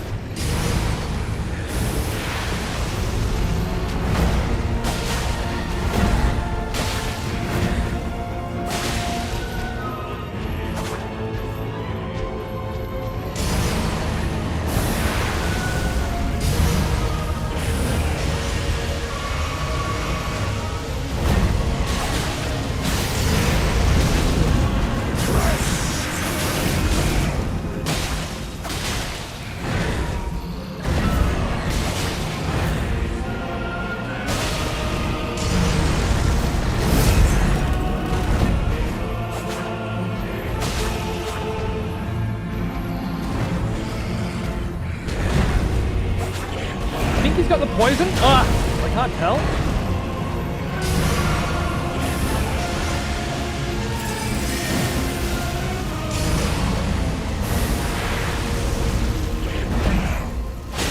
Maybe not.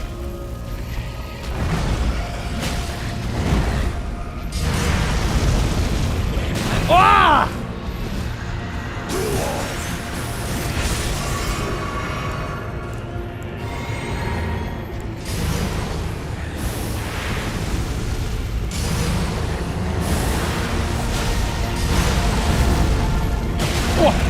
Beautiful. Is mine and mine alone. Did he have a poison cloud around? Did he? Couldn't see it that time. Interesting. Such an amazing soundtrack. Yeah, I've listened to the Elden Ring soundtrack on vinyl a lot, and I think it has a few bangers. I don't know about the rest. There's a lot in there that's just very ambient and very dull for me, but there's a few. Yeah, I think I could probably say the same thing about pretty much every FromSoft soundtrack, to be honest. There are a few really good ones, but yes, the really good ones are really good. Bloodborne overall is by far the best, in my opinion.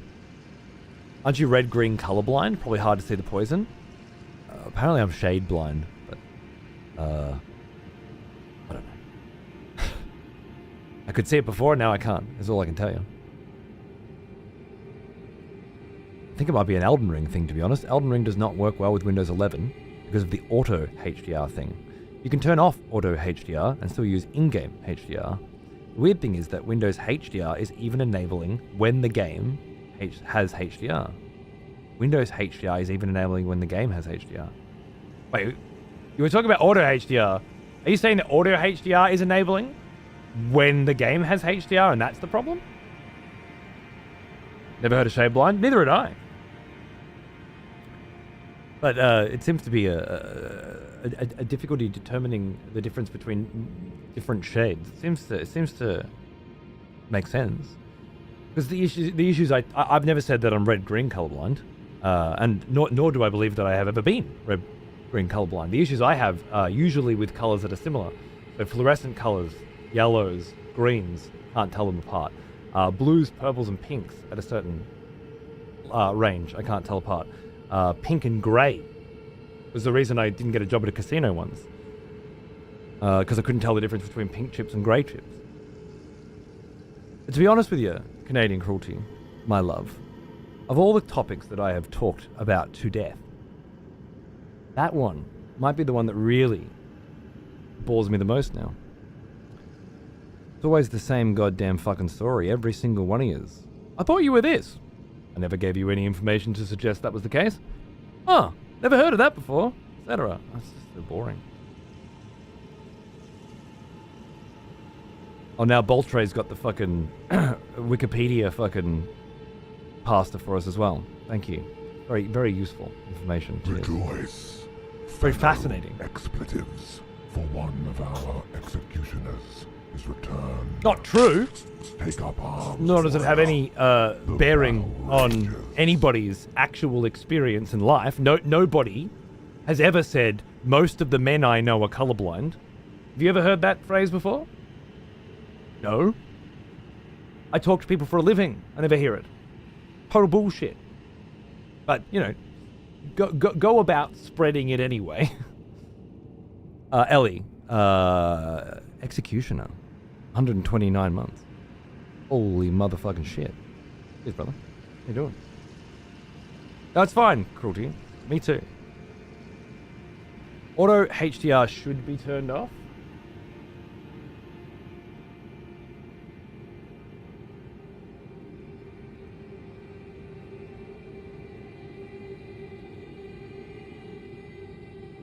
Right. Okay. That's what I was getting at. Yeah. Is auto HDR not turning off?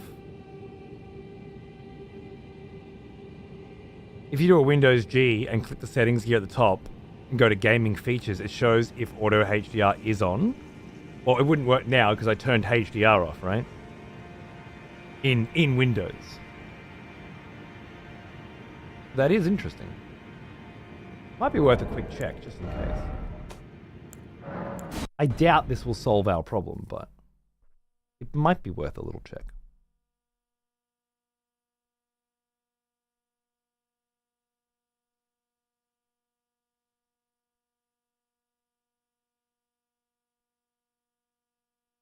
Is Windows G the Xbox game bar shit? The HDR implementation in Elden Ring is superb.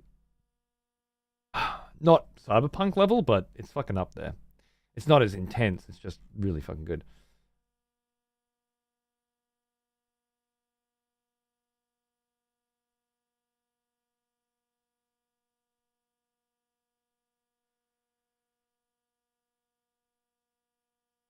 Different menu.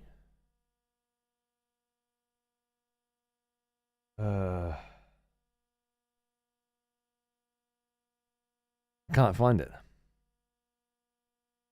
Long story short, I couldn't get it to work. Okay. Yeah, dude, I got to do a female Cyberpunk run as Celine V, which I want to do as a katana wielding, sick cunt, super athletic, stealth only net runner, hacking her way through everything. And I'm thinking about using a couple of the mods that we found that implement kind of like a no traces stealth only gamification, so that you're getting rewarded for stealthing. Look really cool. Oh, and then there's Phantom Liberty as well, which I assume I can do with that. Let's see how we go.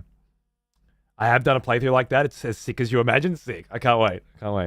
Because doing Vlad as sort of like a brawly vampire who was just beating his way through everything was great. But yeah, going with a with a more subtle approach sounds awesome. Yeah, sec. Interesting. I didn't notice it too much. Gaming features when you're in the game. Oh, okay. That's just not helpful at all. All right, so let's go HDR again. And then we'll put HDR on.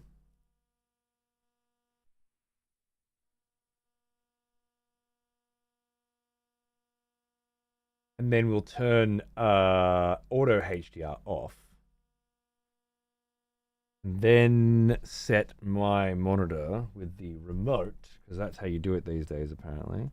Oh, it already put it to Gamer 2 instead of RTS for me. Nice. Which, looking at it, makes sense. When I turned HDR on, it changed the monitor's settings. That's nice. I don't do that.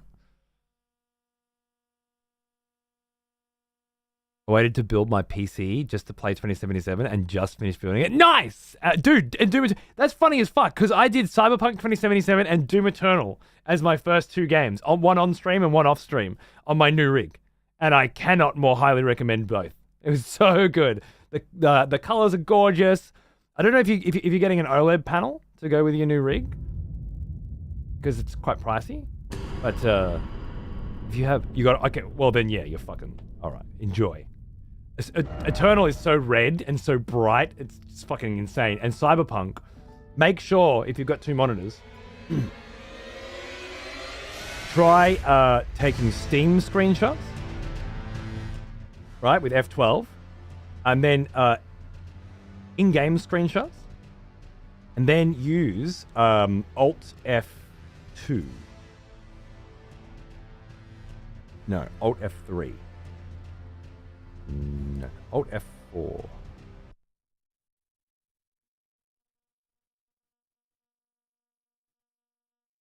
It's not Alt F4.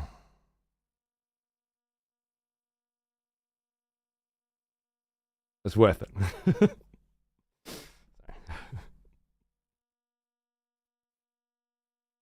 little joke I have with NVIDIA. I can't remember which one it is, but you can take a screenshot with NVIDIA and it will save a HDR version of that screenshot. And then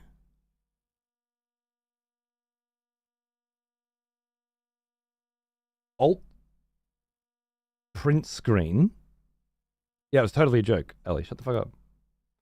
Alt print screen will save 2 photos as well, one with HDR, one without, using Windows 11. And then check out all those screenshots on your OLED and start A/B comparing with a normal monitor with no HDR, so you can start actually, because your eyes will begin to see things that just weren't there, right? Like some of the screenshots I had, there were whole horizons full of like windmills and shit that just weren't there on the non-HDR screenshots because the colors had kind of like changed the way you could see the fog and shit like that, right? Just completely fucking gorgeous. It was the first time I really felt like, wow, okay, HDR and an OLED panel might be the big upgrade to gaming of the last 5 years, you know, since 2K. No worries, man. There's a lot of different tools you got to learn about to take all these different screenshots, but it's worth doing the comparisons because then you really start to see the improvement and you'll feel the money you've put in.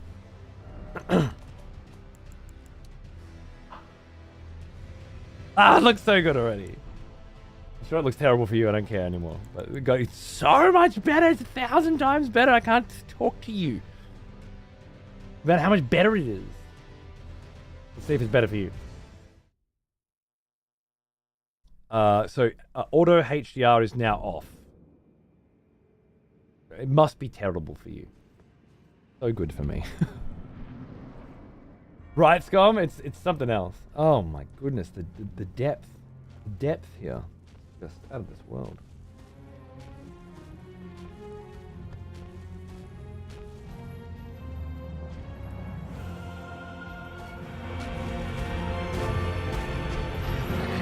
Pink 5 back. I figured as much. Like I've just dropped a tab. Ah! Too early. Particular is mine and mine alone.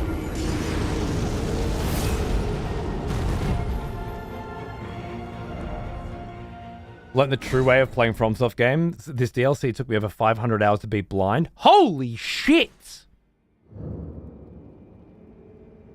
Just the DLC? Oh, it's very exciting. Very exciting.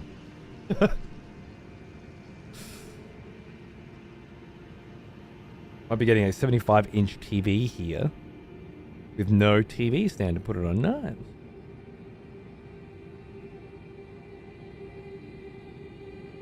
Come on, bro. Wait, are you talking to me, mate? I was just checking the HDR, brother. Calm down. Oh, wait, no, you're talking to Raf. Blind on rune level 1. Oh, okay, that's... You left that part out. Yeah, okay, that makes sense. Yeah. Okay, so 500 maybe... Because 500 was like my first playthrough of the game, right? Minor detail, yeah. Just to confirm, turning auto HDR off had no impact on you guys whatsoever, right?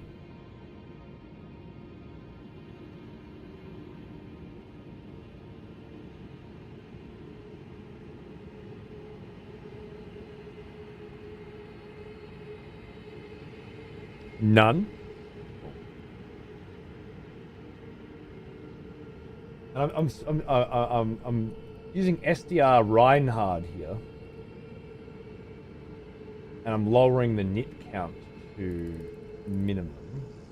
Minimum 0. 366. That's not 50. 366. This is really intuitive stuff. 200. Okay, 200 nits. 100.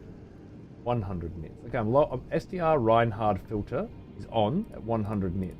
When I'm turning it on and off right now, and I'm not seeing any difference at all.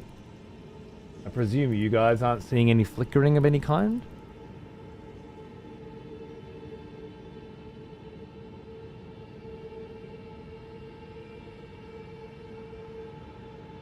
I just limit the information you're giving me, Vistage, to stuff that's useful to me, okay? Looks good on my end. That's not what I was asking.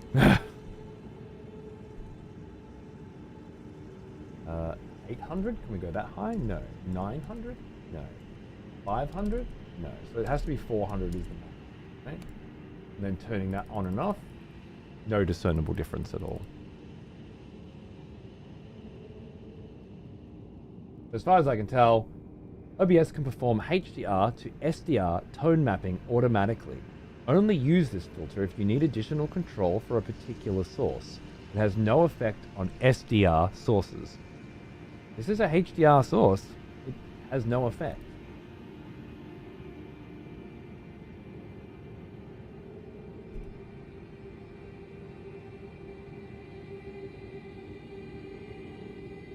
I just went from 7,000 HDR input maximum to 100. And no difference as well. Yeah. As far as I can tell, there just isn't any way for me to make it work. Which is a bummer, isn't it? I have to turn it off.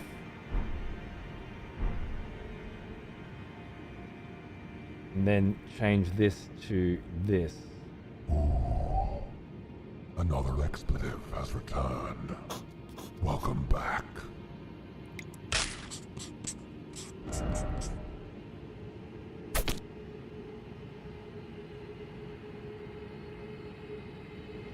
Napoleon! Hey man, what's going on, dude? Yeah, I just had HDR Max RBG, no difference at all. Did you find a difference? Back for more, are we? Good. Optical Ronin as well. Thanks, dude, for 20 months. Cheers, brother. How you going? And why haven't you got a sub, Arixune? What's going on here? My darling. You've always got a sub here. No, you're not. You're ineligible to receive a gift sub. Sorry, bro. Suck a dick. Twitch did something. It made Twitch worse than it was before they did the thing. Which is, basically, their MO. I can't gift you a sub for whatever reason. Color space set to Rec 2100 HLG. Yeah, I've got, Rec 709 seemed to be the only one that was worthwhile, but yeah. I have to do that off stream. And yeah, you're not tripping. Twitch is mad because my last payment didn't go through. Ugh. So you can't be gifted. Cool. Great. Yeah, new baby coming in July.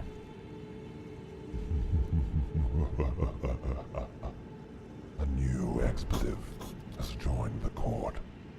HT motherfucking blank. What's going on, brother?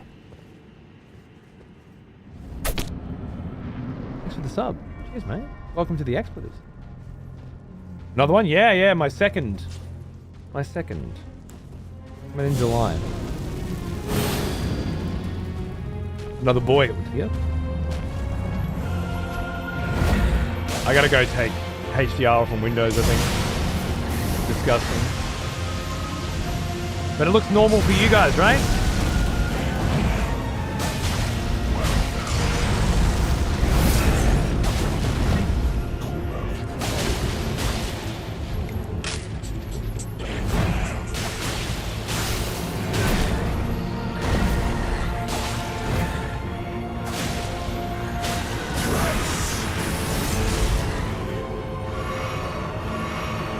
I can't see the poison, but I'm assuming... Ow. That it's on? Because the frost is proc? Is mine and mine. Kind of wash now? Okay. Malachite! Oh, hey, a new boss. Is this helping? It was so helpful. Thank you, you fucking knobhead. Congratulations. I'm glad to know at least a few dozen clever cunts are having kids. Yeah, it's nice, isn't it? You hear that, clever cunts? Get some fucking kids out. Help us fight the rising tide of fucking idiocracy.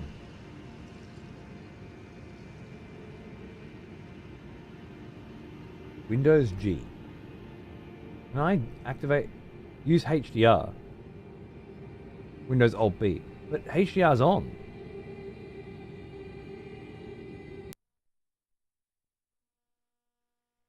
And that just puts it on that screen. Useless.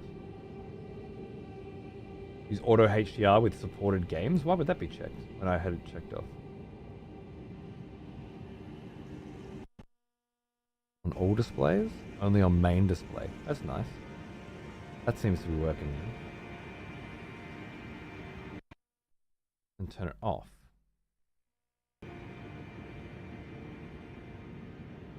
And then Windows G. Does that get rid of the washed outness? It does, right? Yeah. So I didn't actually have to reboot the game to achieve that, I think. That's what I'm thinking is buggy? Yeah, there's something going on, huh? Yep, good. Hit him in the dick! Oh, I'm gonna hit him in the dick.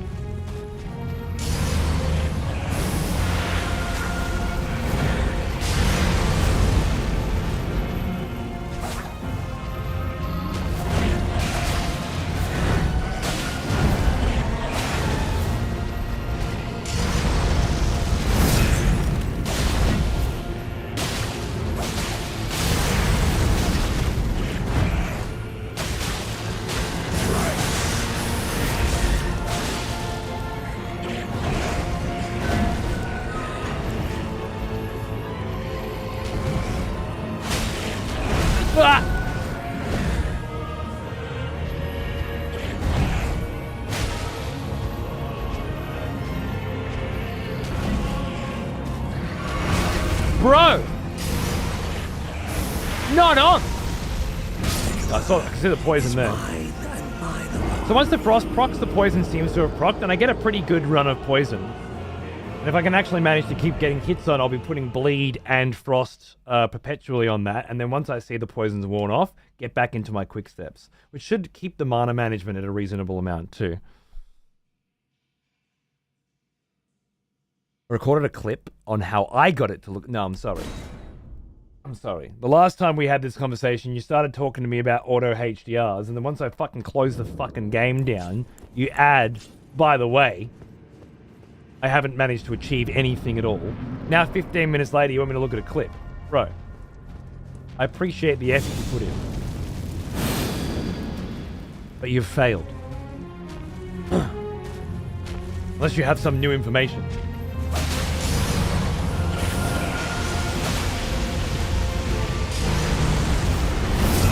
Starting to think this is an exercise in academia only, which makes it an off-stream project. Is mine and mine alone.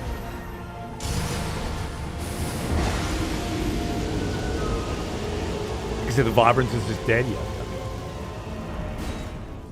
No, I understand completely. This has got that normal look about it. But by using the different settings here, so if I have it on Gamer 2, it's Gamer 1's too dark. Gamer 2's not bad. FPS is shithouse. RTS is nice. Vivid's too blue. RTS is the way to go for this. But yeah, I can get it nice. Nowhere near as nice as HDR, but that's a really good thing because a lot of the time you don't really notice the difference between HDR. But you fucking did in Demon Souls PS5. And you fucking do in this. And it's mostly about the reds. But the beauty of this one is the golds really come through as well. And I think the OLED really helps with the shading. Like the way Vlad looks right now, he's quite light on the back. When I'm playing with HDR on, there's a lot more depth to the darkness underneath the arm, in the lower back, in the folds of the clothing. Very noticeable. A good project for when we're all busy in the VOD channel. True! True! Oh, I didn't. Oh, fuck. And then I dodged too early. Like a fucking moron.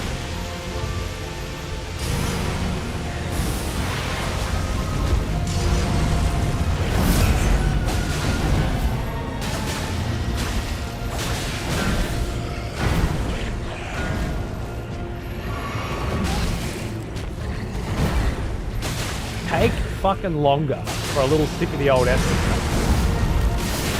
I always fucking fall for that one. Always fall for that one. All right, the old learning's coming through. We're doing good. It might not look like much progress, but trust me, it's there.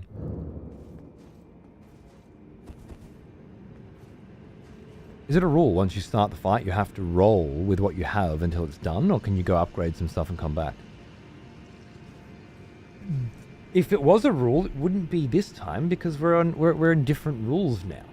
I could go and upgrade some stuff and come back. The thing is, when you say upgrade some stuff, I think you really mean go and grind drops, right?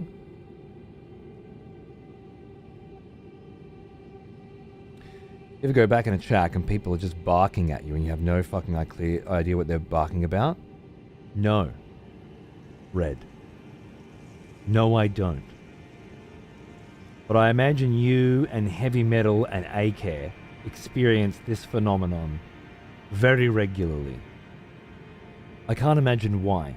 It certainly has nothing to do with your collective single fucking brain cell that you share. I don't know how many upgrade mats you have.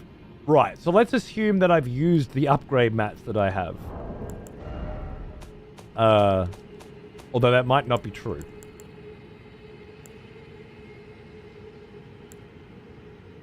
I could probably squeak an upgrade in somewhere.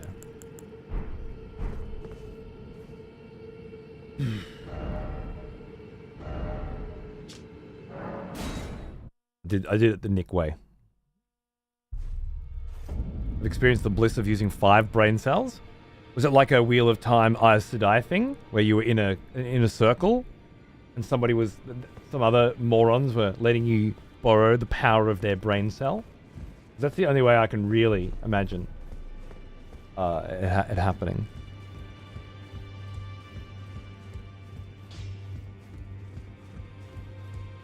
Well, Assuming I don't have any upgrade mats, Christo, is what you're asking something about grinding? Well, let's have a look here. I cannot upgrade you. I cannot upgrade you. I cannot upgrade you. I cannot upgrade you. I have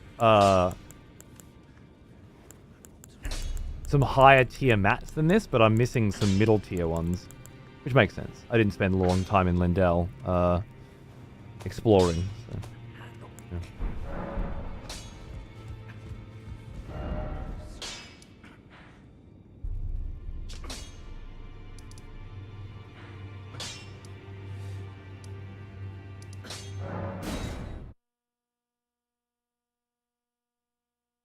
Infinite brain cell? That is a lie.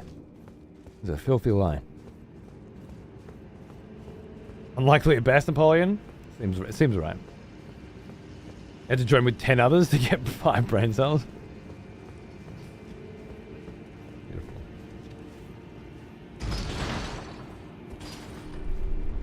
Yeah, Malachi, I know. A lot of you sick cunt gifters are getting it. Nova got it today. Chaos got it last show.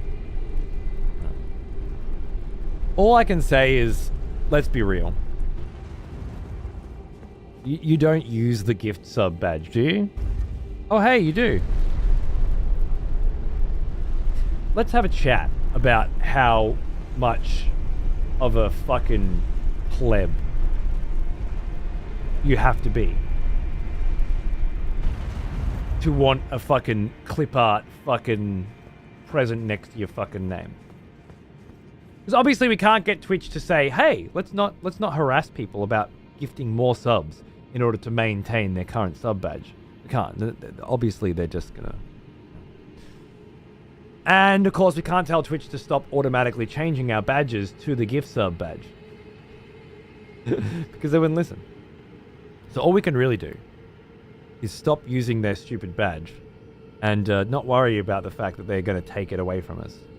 And don't ever gift a sub because you feel like you have to maintain some bullshit streak crap or to maintain a stupid fucking clip art emote, you know? Outrageous. A tirade of new voters has been Gift them because you love it. The next execution will be messy. Ill, thank you so much for bringing 10 new voters into the next execution and 10 new sick cunts into the fucking experience, man. It's very generous of you. Thank you. Hope you're doing well. Happy New Year. And yeah, just, you know. Nice, Treps. Good one. I reckon, if it's what I think it is, I reckon Sathius might have some fun with that one on the old YouTubes. Yeah, just don't gift subs when they tell you to, and then gift them at any other time. You know, wait for it to run out and then gift them if that's what you want to do. But I think just defiantly standing up against their bullshit is the only chance we're ever going to have.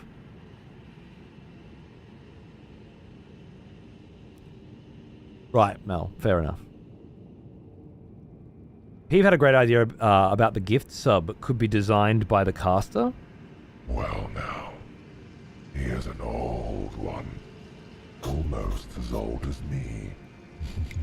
Grindcore.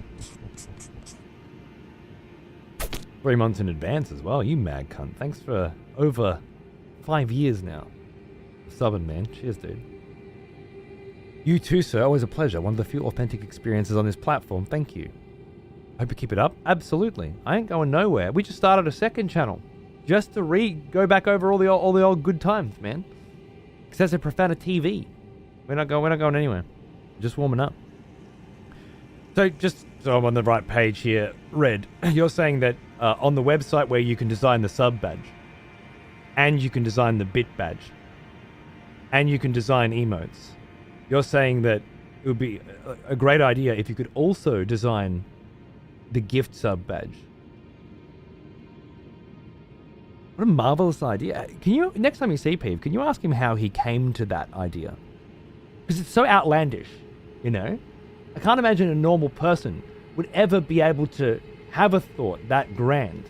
Oh shit, I just designed this badge, and this badge, and this badge. Wouldn't it be crazy? Bear with me here. Sit down as well, just in case, you know, this is too much. I'm about to reveal a thunderous idea that might change the face of streaming forever. If you could design this, and this badge, what if you could also design that one?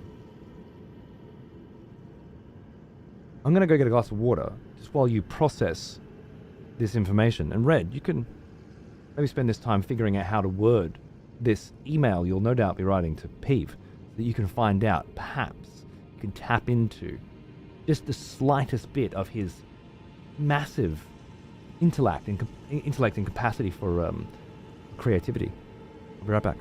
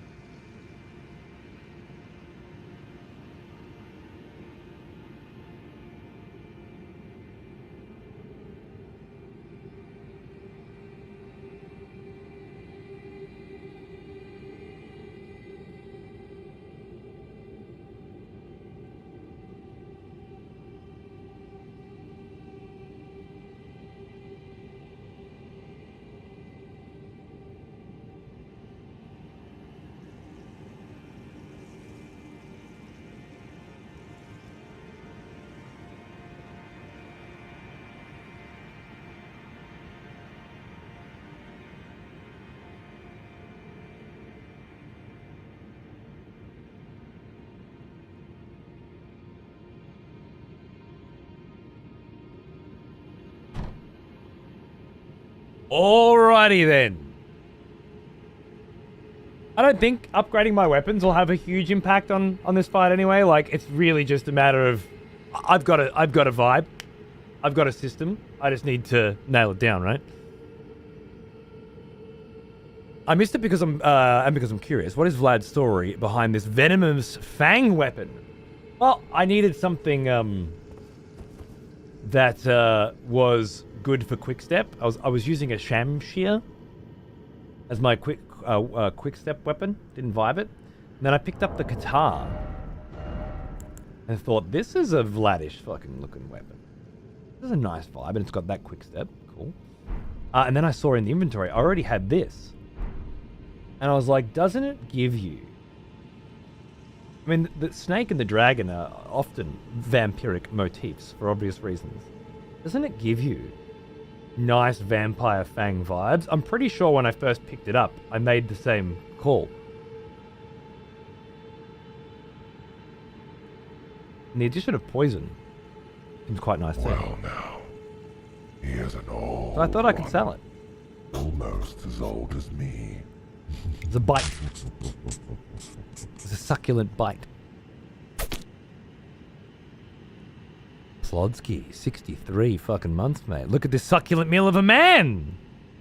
We had the same wavelength then, bro. Good to see you too, baby. Happy New Year. Congrats on finishing Castlevania. And I'm streaming days now, so might not see you as often. But I do have a VOD channel up if you want to come in and hang out with the crew in your free hours. There's quite a few of us just, you know, chin wagging in there. It's a good vibe. Can I tell you something about the claw's poison? You absolutely may. Cool, I can jump on sometimes during the day. Nice, bro, nice. But there will be runs and stuff on the VOD channel, and you know, cunts to hang out with for sure. So if you're missing a little XPTV in your life, because I'm not around in your time slot anymore, bro, I got you covered.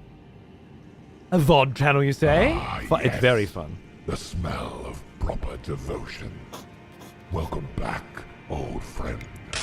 We've missed you. It is deadly poison, higher damage, lower duration. I like it even more. Followed, thank you very much. Enjoy, mate. Darth Nova, 46 months. What's going on, brother? How you doing? Good to see you. Thank you. The Nosferatu Orlok sigil on the vinyl does indeed have a snake devouring its tail. There you go. There you go. Snake and dragon. I never really associated dragon with vampires until we had a conversation about it during Resident Evil 8, actually. And ever since then, I've kept an eye out for those dragon motifs, and they certainly are there. But Snake always felt pretty good too, so yeah. Will I stay with this forever? I don't know, But I gotta have 3 different slots. There has to be a rapier. There has to be a quick step. And there has to be something meaty. The bloody healers, the dual rapiers, and I can't actually remember what the third was on my original playthrough for most of the time anyway. If you put a Poison Ash of War on that weapon, you'll have deadly poison damage with normal poison duration. Cool. I probably wouldn't sacrifice the cold for it. Or the blood later. If that's... Or fire, if that's where we're going, because it's more on the nose. More on the vibe, but yeah. Cool. Alright. Let's have another crack, shall we? Let's try and fucking lock in a bit. I feel like I've got a strat now. Until phase 2. I've got to start getting some consistent phase 2s. New addiction, huh? Go on you, mate. Why don't you tell someone who gives a fuck?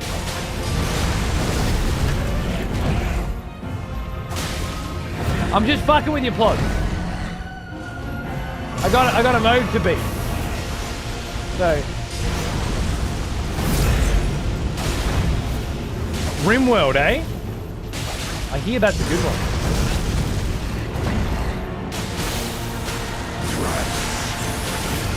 Do I need to dodge that? I don't think I do. Whoa!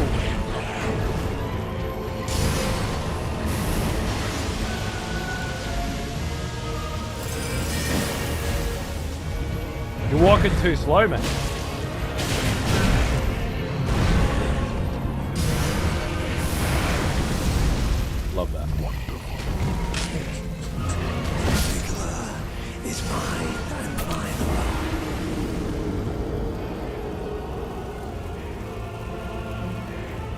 You feeling good now?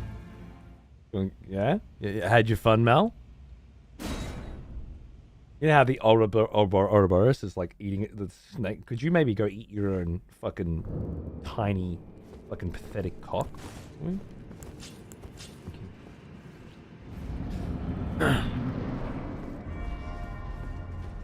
a little red circle around you, a debuff from the boss. It's a debuff from the boss indeed, yeah.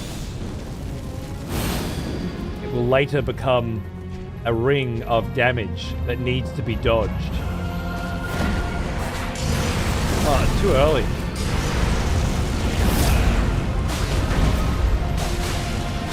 Such a good fight.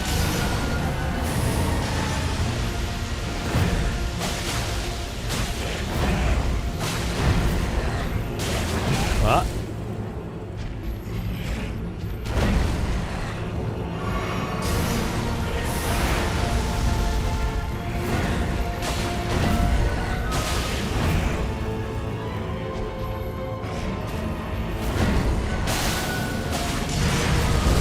Again?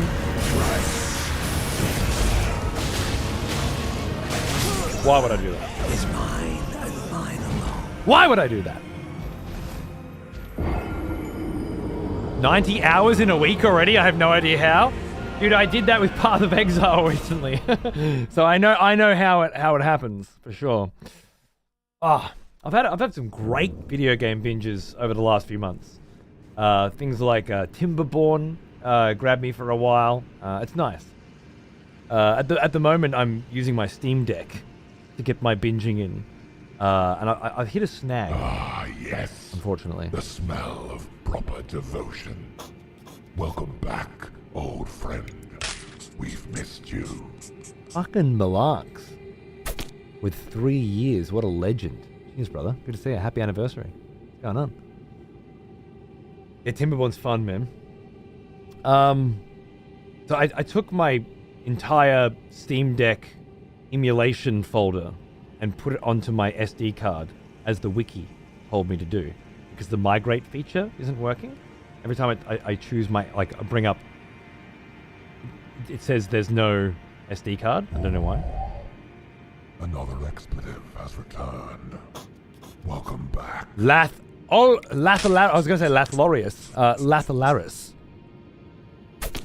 Fucking champion. Welcome back, mate. Cheers. How you doing? I haven't played Iron Harvest. I have it though. Yeah, nice plods. Love it. Sidestep timing on his claw swipe is tight. It's fucking tight as a nun's cunny, mate. I love it.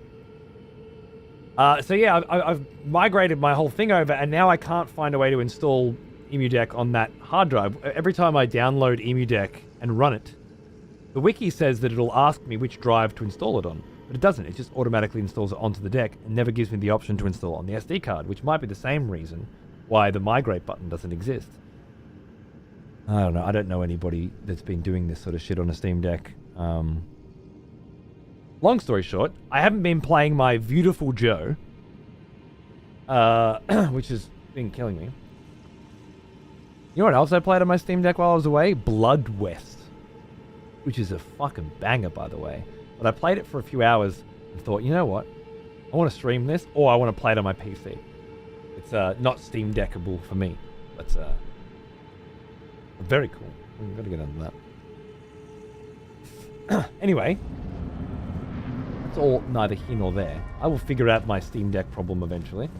Get back to Beautiful Joe, and Simpsons Hit and Run, and Simpsons Road Rage, and Crazy Taxi, and all the other fucking... Oh, and Jet Set Radio. And all the other amazing binges I'm having on the Dreamcast and GameCube lately. I've got a PS1 and PS2 collection building as well. It's going to be great.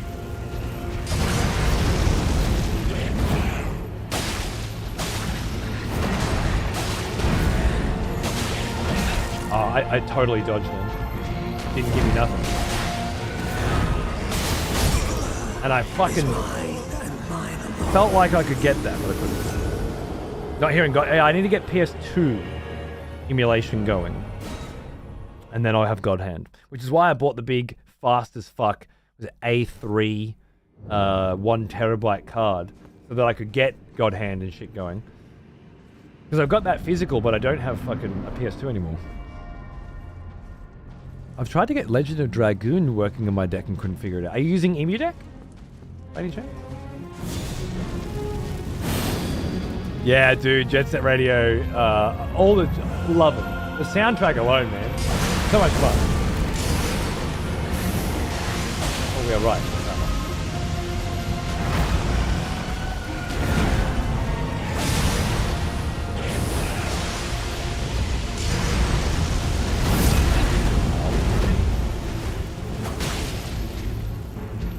Started with a D. Look up Emu deck.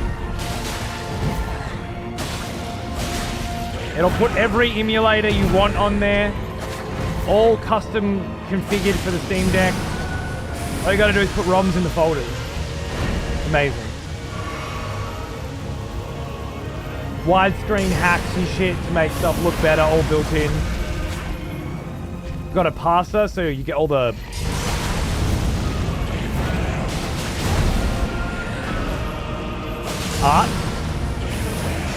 artwork and descriptions and shit,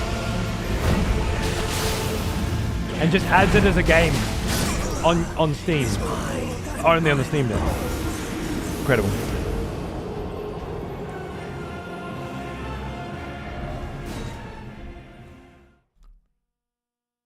Yeah, Bob Gray, absolutely. Looking forward to digging back into those old games again, because it's where I have the most fun these days. Present company excluded, Elden Ring, you're amazing, but I find myself preferring the older style of game development more and more, so leaning in. God Hand was such a great Peeve playthrough. Those Chihuahua races were legendary. Well, I never caught it. Here's an old one. Almost as old as me. Hey, Lav. 76 months later. Oh, hey, darling. Happy New Year. Good to see ya. What's going on? Yeah, Vitamin. He's fucked, right? Dodged too early.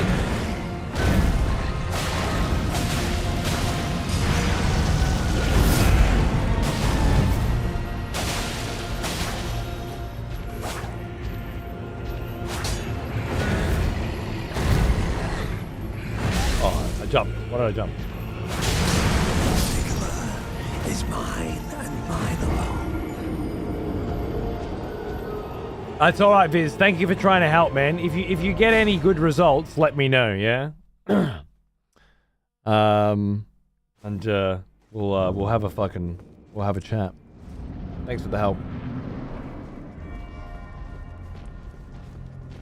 Skies of Arcade. I never played it. I've got it now though. I never played it though. Excited. But I keep a Wii U set up just so I can play Wind Waker. Well, I get it.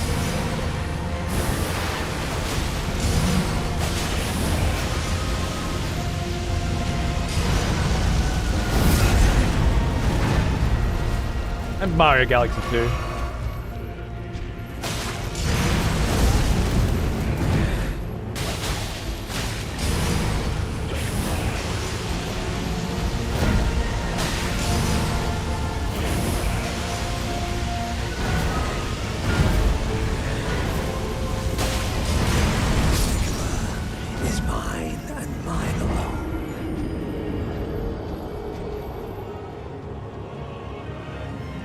Nice.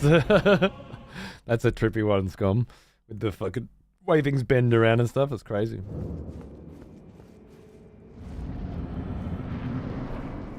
Not that I know of, Squish.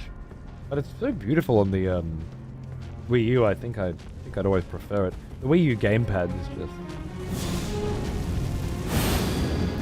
Because you don't have to open the menu, right? The menu's on the gamepad. So good. For Wind Waker. Is mine and mine alone. Annihilated me.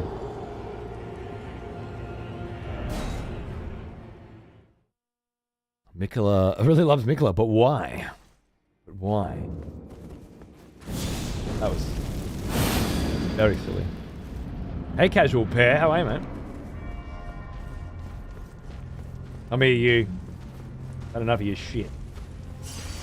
Only got you to phase 2 one time. Jesus. Timing change on that?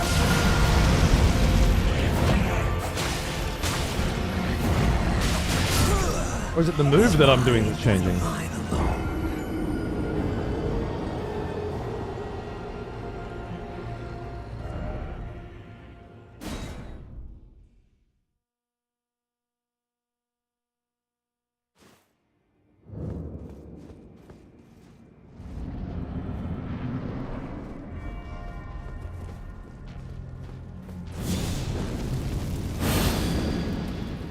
He's very, very lovable. Shows what I know. What was a dude?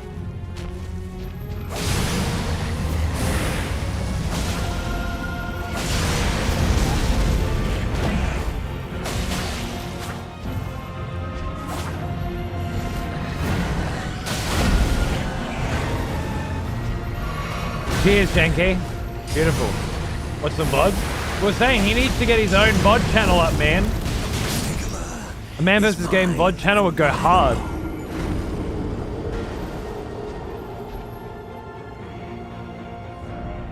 I'm sure he doesn't want to think about Twitch ever again, but damn.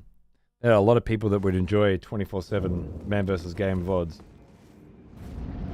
And I think it'd be quite the fucking revenue stream as well. Yeah, nice, casual. Mine took a little longer than the rest of the stuff because it's so heavy, but it's beautiful.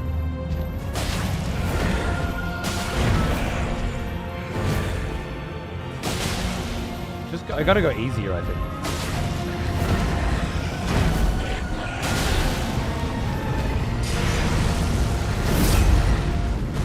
That was just silly. Is mine and mine alone. I saw that, Eternal. I don't know if I need it on Switch when I've got it on Wii U. I'm not sure if there's any reason why it would run better on a Switch or something, right? Like, they fixed the UI, so that's enough for me. Was the UI bad, was it? The only thing I remember is the pathetic dialogue, characters, side quests and shit being all garbage. I bet they haven't fixed that. So I don't know if it'll make a difference for me.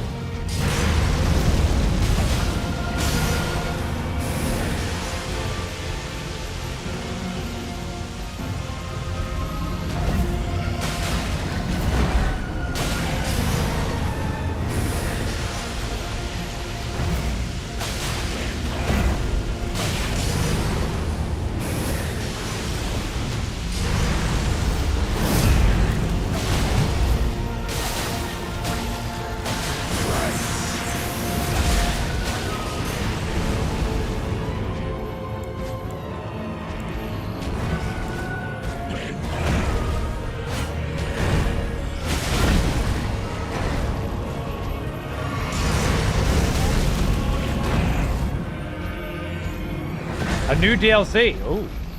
Wow. That might do it.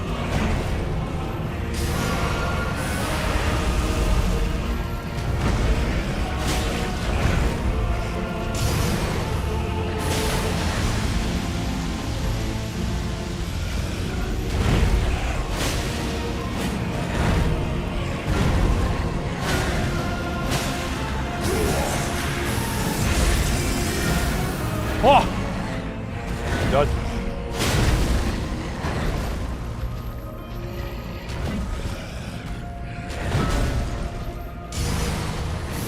Oh.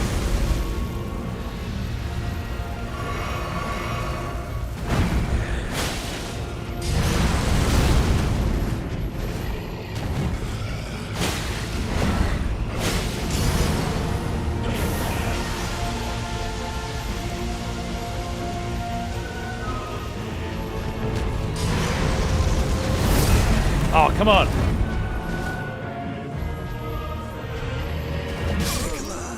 Is mine and mine alone. It's better with this controller because I can hear the clicks. They're very clicky buttons. And it's nice when you roll. And you know you fucking rolled. But you get this really, really loud, audible snap as well. Just to remind you that Miyazaki's a fucking hack. You absolutely press the fucking button. And this game drops more fucking inputs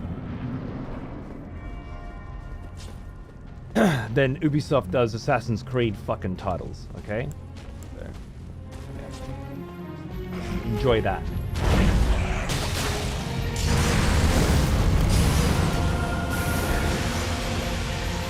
Not buffing this time, apparently. Stop.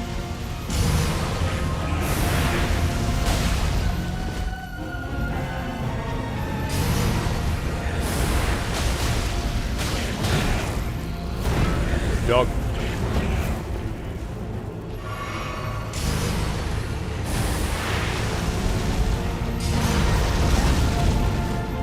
Dog set fucking skill issue.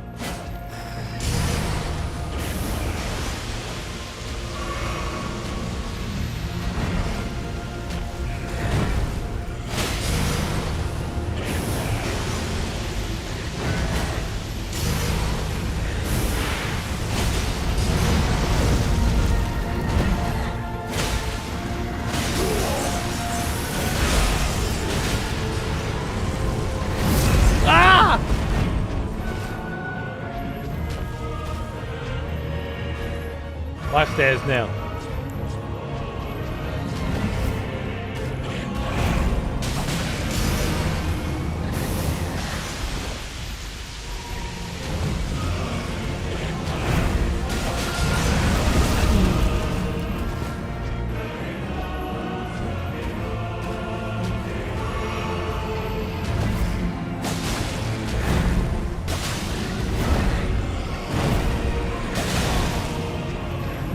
Thought I could do it. I couldn't. Yeah, I gotta get that timing better. Getting there though. Getting there. Also saves up inputs at the work. It just picks whenever the fuck it wants to save an input. Every time you wish it would, never. And other times you're like, oh fuck, I know. You'll roll 6 times and then it'll do that R1 you did 5 minutes ago. You're like, cool, which gets you killed. Piece of shit, fucking best game ever. I hate that it's the best game ever and also a piece of shit so much. It's unfair. But that's the world we live in.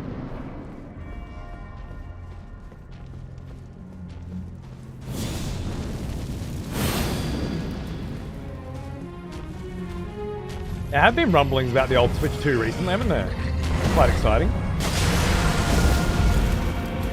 My son will be happy since I fucked his Switch.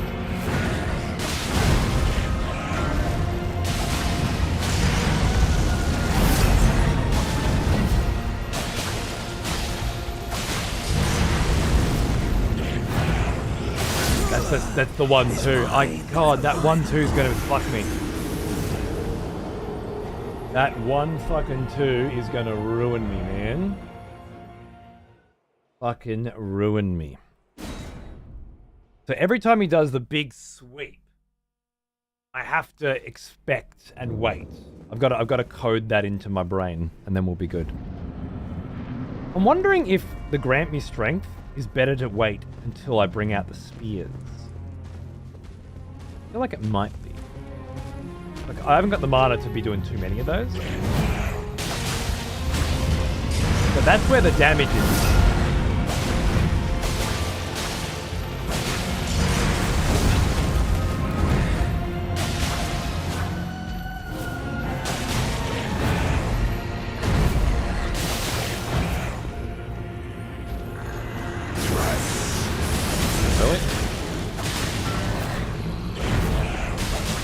Big sweep, and then he can come down there, but didn't, right? That's how it feels to me.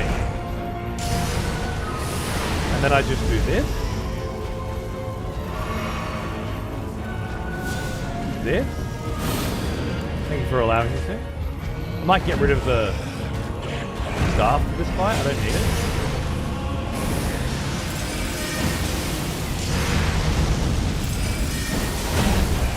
I was asking for that. All right. Is mine and mine alone. That can get you. It's the first time it has, but it can get you.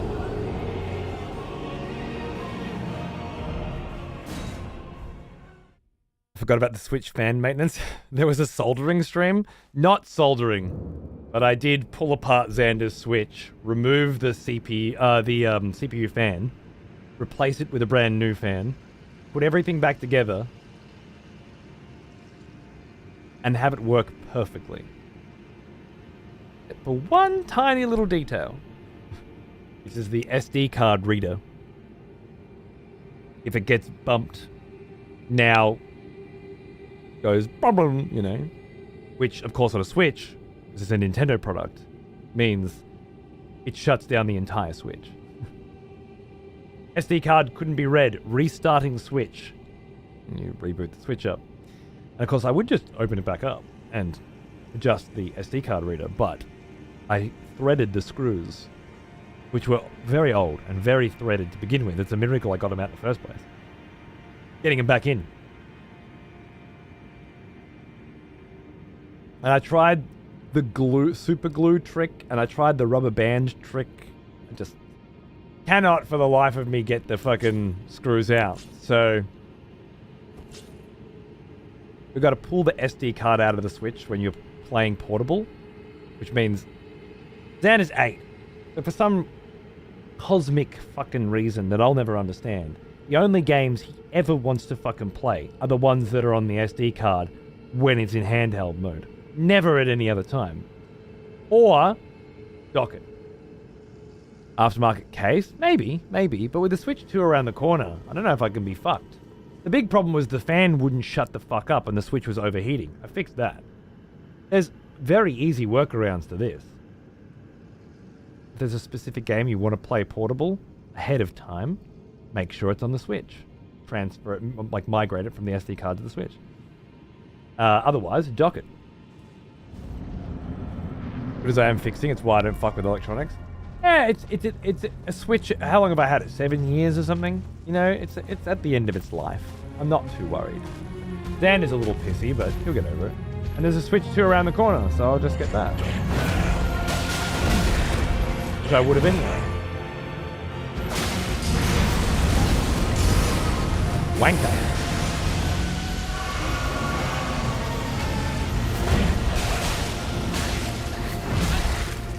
A little more delayed than I thought.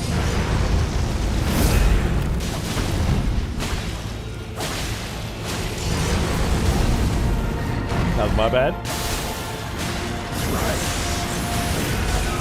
Yeah, I was well under. Maybe it's because I was on the stairs last time. Is mine and mine alone. Prick. Fucking prick.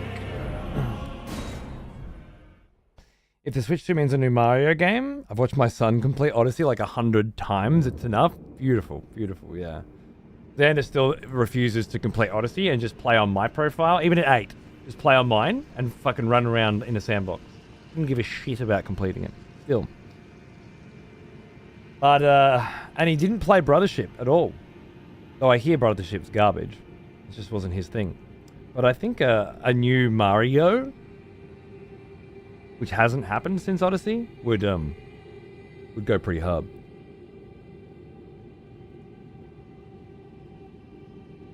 Yeah, it was sick. Absolutely. Wonder, I guess, it doesn't really feel like a major Mario game. It still feels like new Super Mario Bros, you know? Technically, I guess it would be a new major Mario game, but it doesn't feel like it.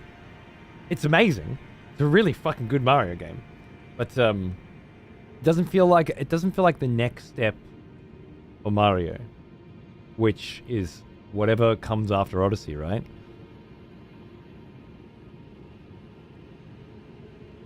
Odyssey felt like it was building on what Super Mario 64, Super Mario Sunshine, Super Mario Galaxy had been building on. It has daring new concepts. I like Wonder, but it was too easy. Yeah, but like you're not 10 anymore, are you? If you're you know, you're being challenged by the difficulty of Mario games, you're a fucking loser. Odyssey wasn't difficult either. Although, if you wanted to play it without like learning how to use speedrun tricks to get through quickly, like jumping on your hat and shit multiple times and whatnot, that shit was hard. But just playing the game wasn't hard. And Wonder, yeah, it's got plenty of challenging levels and plenty of easy ones. It's also got if you die too many times, it'll just give you a fucking invincibility fucking mode as well. But let's face it, it's a kid's game.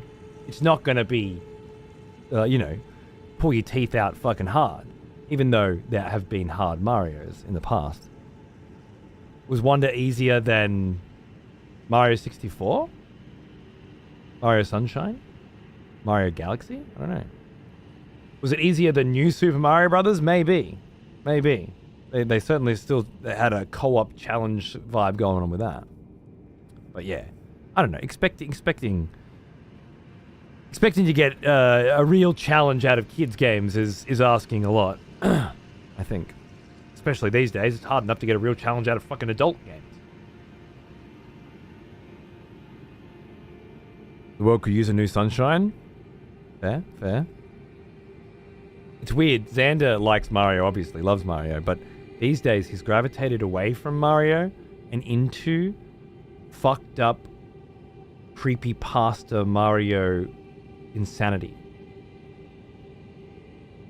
In the form of Dreams on the PlayStation 5, which Nachos recommended years ago, and one day I'm gonna cut his fucking balls off, but it's this like beautiful playground for making and creating things. And maybe 10 years worth of kids in there designing shit. And there's this huge playground of fucking creepy ass shit, yeah? Like, the Mario one Xander always plays is very much like Mario 64 recreated. But Luigi's the bad guy, and he's constantly chasing you, and he looks all fucked up. And there's this weird ass storyline where he's trying to kill everyone, and Bowser sacrifices himself to save you and Peach, and all this crazy shit, right? Like, it's wild. And that's the shit he likes. Same as like Minecraft. Not really much interest in Minecraft these days, but the Minecraft movie, not the Jack Black one. No, the weird as fuck, made by a 7-year-old Minecraft movie on Dreams. He fucking quotes it and shit, you know, like it's one of his favorite movies. His friends come over, he's got to sit down and watch this movie with them. It's weird. It's what they're attracted. Can't get him to play the new Mario game, but this shit fucking eats it up. So yeah, I guess you just like what you fucking like, don't you? Dreams, I have to check this out. It's I don't think they're supporting it anymore. They stopped support for it, but there's millions of things in there. It's just you know how like with Fortnite, it's like, yeah, there's this big playground where you just make Fortnite mods, and it's basically just Only Up clones, Prop Hunt clones, and Fortnite clones, yeah? Or ways to hack and cheat through shit. It's just the limits of the width and breadth of the imagination of a Fortnite player are basically, I saw this other game and want to rebuild it in this, or Fortnite. But Dreams doesn't have that. It's just infinite. The amount of time kids have spent putting their own unique assets, sound effects, and gameplay mechanics into it. It's unbelievable. Much more like the Newgrounds days, exactly. Or, I guess, more recently, Minecraft modding. Is Brothership another easy Mario game? From what I've heard, it's absolute fucking snooze fest levels of easy and egregious in terms of how much backtracking and time wasting it has. Oh, Little Big Planet. Yeah, no, Little Big Planet has the same sort of vibe to it, but not as intense as Dreams. It's much more limited. But I like Little Big Planet for what it was, for sure. Xander used to play it too. 1, 2, and 3. Have you ever played Everhood? No, I don't know that one. Very reminiscent of not playing with army men at a certain age and instead blowing them up with fireworks and burning them. True. It's got those vibes. Absolutely. And Xander has the official Toy Story Mario Army Men collection that I got him when he was like 2. I remember importing them because I thought it would be amazing. He hasn't started destroying them yet. He liked Astrobot. Yeah, we got to the 4th world. But it was sort of, we played it, had a lot of fun with it, and then he put it down and couldn't give a fuck about it anymore. It doesn't come back up because he's had his fun with it, I guess. But again, trying to unlock new missions and proceed toward a general goal or see the end of the story, no interest in any of it. It's how can I make this a sandbox experience for myself, and then once I've had enough fun, move on to the next one. It's like he's got a very specific type of game that he's interested in. And has no qualms at all about dropping a game and moving on to something else if it's not interesting anymore, which is worrying for me, but it's fun of the times, I think. Is it like Roblox where people use the engine to make their own games and shit? Kind of. Roblox is more coding, whereas this is just building using the tools that are available, you know? And again, Roblox has this insidiousness to it, which is you're always building with the goal of getting Robux because people will play your shit. Or you're always building the idea of what might be popular, what might produce Robux. These sorts of things are inescapable in an economy like Roblox because the other end of Roblox is playing Roblox where you want Robux constantly. So you can't get out of it. Whereas things like Dreams, there's never... or Minecraft, original Minecraft, Java Minecraft, there's none of that. So you build just your imagination, you know? And that's where you see some crazy ass fucking shit that he's into. But I'm looking at it going, man, there's some kids out there made some great shit. Imagine you got him onto Minecraft. He started very young on Minecraft because we used to have all these laminated pictures on the wall of all the objects in Minecraft, and how to spell them next to it, or all up in front of his computer when he was like 4, because he could bring up the search panel in Minecraft and find what he needed to find. Because straight away he'd just be looking around. How do I spell ladder? How do I spell block? How do I spell iron? You know, huge at that time. Breath of the Wild seems like it'd be up his alley. We've tried. Yeah, we had some fun. But, there's too much combat, I guess. Too much cooking, crafting, fighting mechanics. When, for him, like, we don't see it. But you have to understand, there is this other world where all of the games that you know and think about don't matter. And it's called Steam, Newgrounds, Dreams. And it's all sandboxes that don't have those goals, those enemies, those game mechanics. You just spawn shit and shoot it, right? It doesn't shoot back. Why would it need to? What's the point of it shooting back? Which is, yeah, I can't get past it. I can't reconcile it, but it's the way it is. It's the way he is. And he has. There are other games where it's not so much like Wobbly Life is a big one at the moment, but that's not really fighting either. It's just doing his little jobs to get money to unlock costumes, I guess.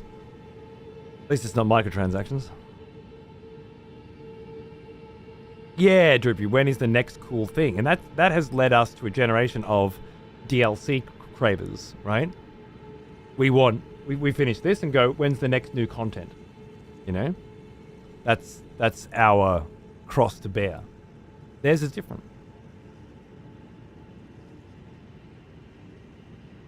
Well, not all of them, of course, but yes. I can see my son getting into speed running. I watched him do Odyssey speed run and it blew his mind. Now he's already trying to replicate it. Perfect. That's awesome. You see your son playing the same game over and over again, you start thinking, how could I build up on those skills? It's perfect. My kid does it too. It's a youth thing. Not all kids. They're absolutely very different. But once they find their friend group, you know, and they get their style, absolutely. But a lot of them also code in Scratch. Xander designs in Tinkercad, 3D printing his own toys and shit. You know, there's all sorts of shit going on.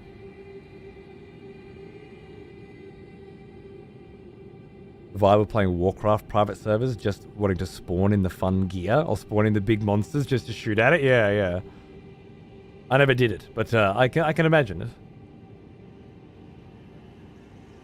The game right up your alley. It's got amazing music and also on the Switch. So I got me thinking about it. Interesting.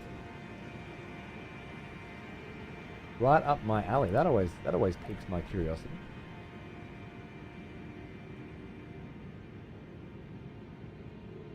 Everhook.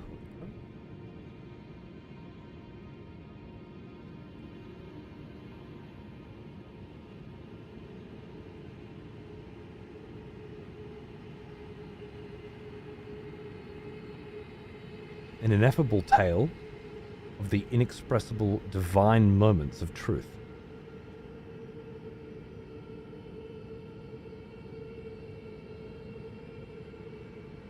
Oh yeah, man. Looks like my fucking jam. Cheers.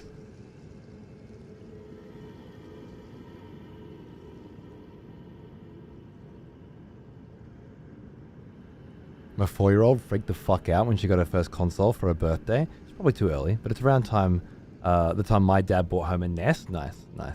It's about the time I put a NES in Xander's room with Duck Hunt and a CRT monitor. And sometimes it gets used, especially if he gets told that he can't, like he has to go into his room and play with his toys, with like at a sleepover or something. Like screen time's over. Duck Hunt doesn't count. It does for mum, but not for me. Feel way better then? Nice. I'm glad. Happy birthday to your 4-year-old too. What console did you get her? A Switch or?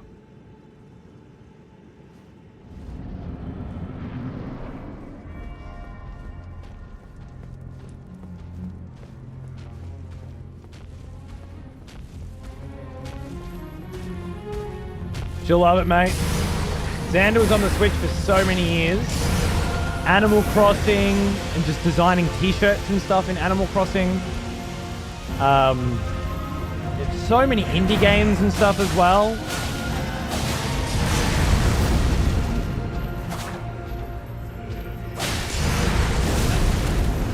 I hit that button.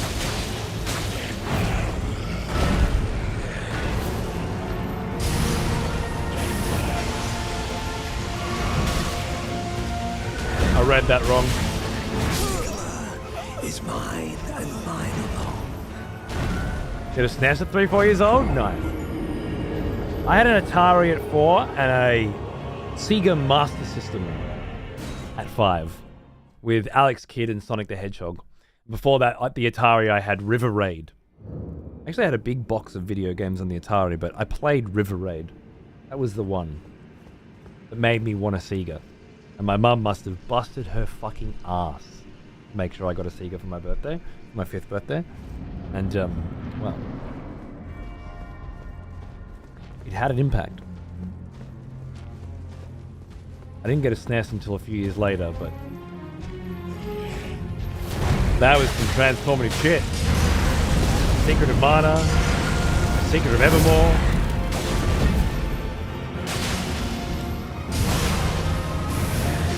Illusion of Gaia. Illusion of Time it was called here. Link between, A Link to the Past? Oh my god. Is mine and mine alone. Nice molten beer, that's awesome. I didn't grab that on my Master System ROMs. I should have.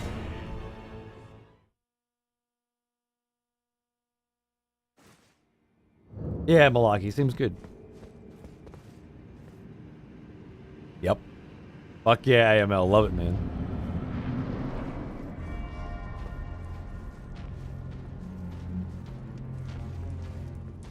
River Raid on my dad's 2600 while visiting my grandparents. My cousin gave me his Atari and a box of games. And River Raid was the one that worked for me.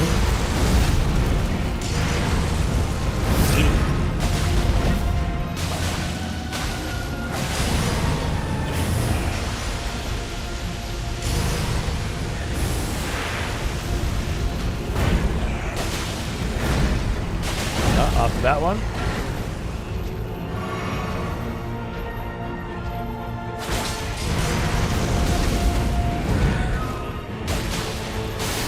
Fuck, I suck today.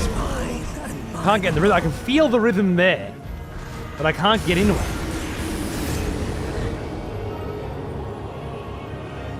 Just can't quite get into it. Good thing we've got all these wonderful people and conversations to have, right? While I get my fucking groove on.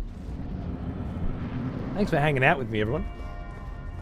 Very excited that the DLC will begin soon, and that I will be going on a brand new adventure in Elden Ring with Vlad.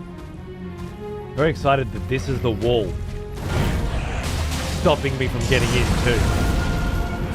Feels like it was built for this character.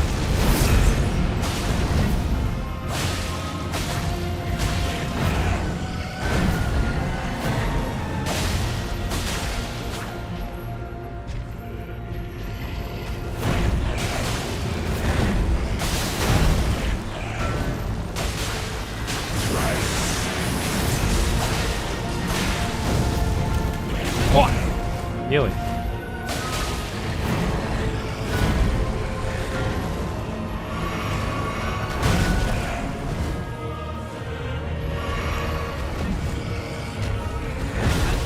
bud. It's all going so well, and then I lost the rhythm. Can't remember what happened. Something hit me when it shouldn't have and broke it all. Broke it all down. Just another day at the Fog Wall, mate. At the Fog Wall merch available now. That's a Profanity store. Get in there. Why is Mog so focused on Mikola? What do you know lore-wise? Mikola was being protected at the Erdtree by millennia. Moog came in and stole him, her, it. Not sure. Ripped her out of her cocoon.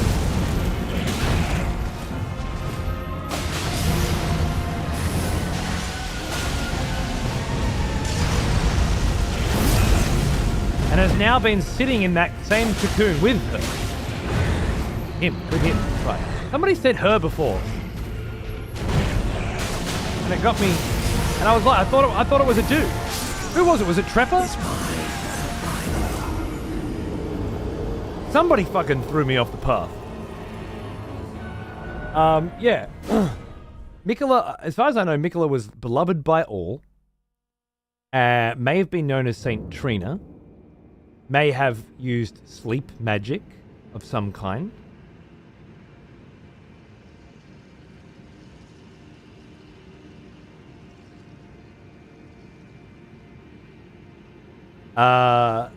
May have had an insidious dark side. Was born broken and fucked up as a result of being used to try to make a new Elden Ring or something like that. Had some fucked up disease, some physical debilitation, something like that. And anyway, had been put inside the Erdtree by Millennium and was being protected there while he healed, perhaps? Or just safekeeping. Moog, for reasons I have absolutely no idea why, escaped prison using the power of the Formless Mother and the power of blood, escaped his prison in Lendell, went to the Erdtree. Immediately after? 1,000 years after? Before? I don't know. Presumably after escaped prison, a prison he was put in, or because he had a dynasty. I don't know, because he was just an omen, or fell omen. Anyway, escaped prison, ripped Mikola out of the Erdtree while Millennia was fighting Radahn in Caelid, I think. Dragged him back here. And then fucking jumped into the egg with him.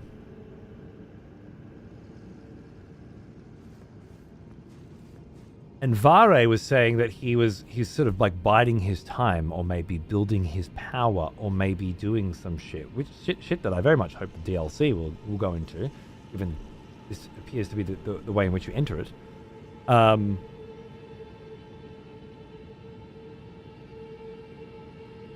Yeah. Why, I don't know. When the egg sac opens, Mikola's hand falls out. Hey, Mono. And blood drips out into a pool, which Moog rises from. Is there a connection between Mikola and the Formless Mother, perhaps? Or could it be something like everyone was a cunt to Moog as a kid, but not Mikola?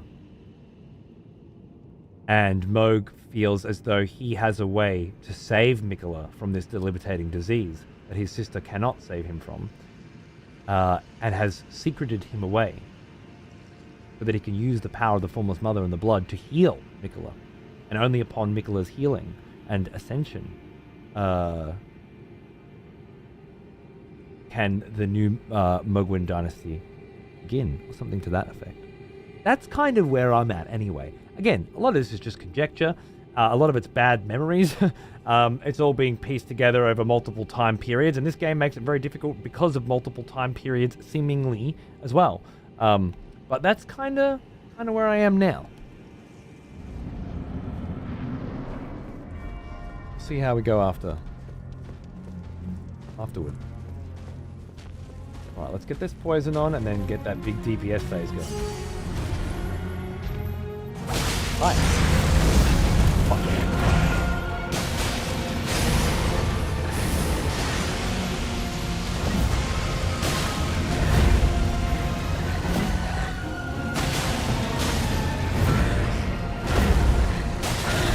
I knew I couldn't do that. And I did it anyway.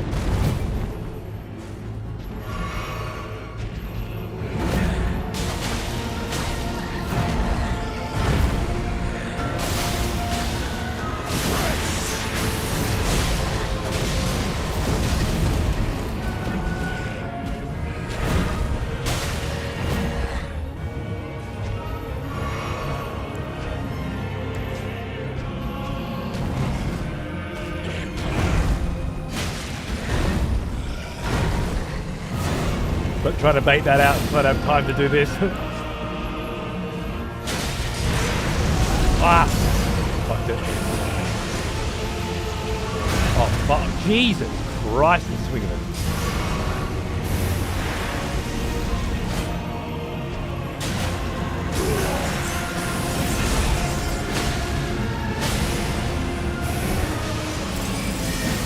Ah, too slow.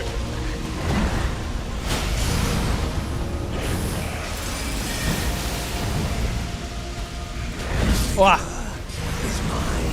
A little early on the dodge, but it's getting there, And then when that poison stops, and I notice it, switch back and get ready for a second poison round, plus the ability to quick step through Nihil is kind of my working mechanical theory right now. Fuck me, that's some close combat right up in the dick. Dude, you know Vlad, baby. Gotta get up in there.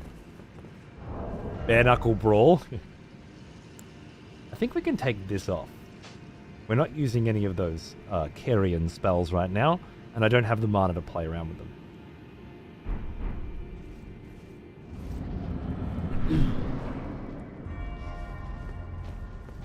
Again, I was putting Flame Grant Me Strength on here, but because this is a low damage phase, it feels like it's better to put that on in the next phase. Oh, gotta get the timing of that better.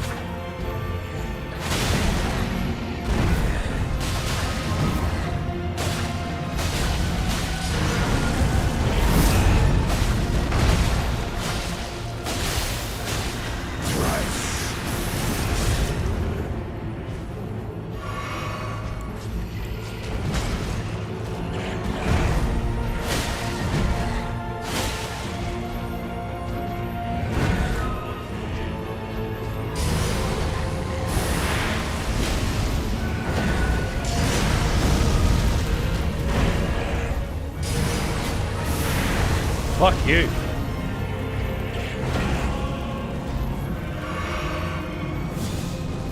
Dangerous.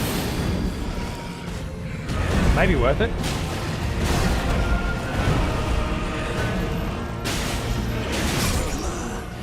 Too greedy. Way too greedy.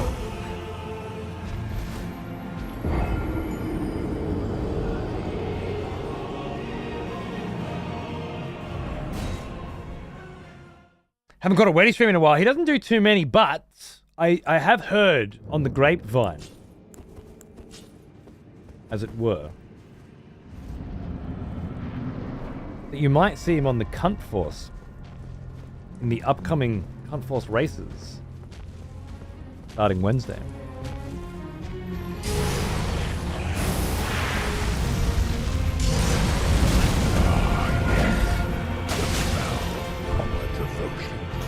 Who lost nuts? Hang on, baby. That's the one I wanted.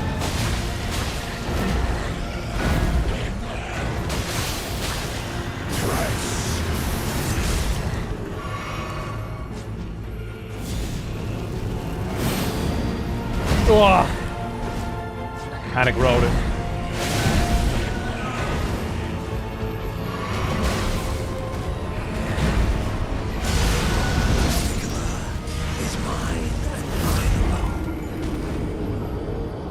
Wow, is a slugging mode? Not necessarily. An hour of bullshitting without the game open. An hour of bullshitting with the game open. Maybe a couple hours of slugging. Do Compost tunes? I know, right? Well, if we get Compost cracking on Wednesday, that'll get Weddy inspired at the very least. Start streaming more often. And Darius inspired, I'm sure, start producing more amazing tunes, which is absolutely where he shines. But the thing is, I'm awake during the day now. It's gonna mash up with schedules just a lot better. So things can happen.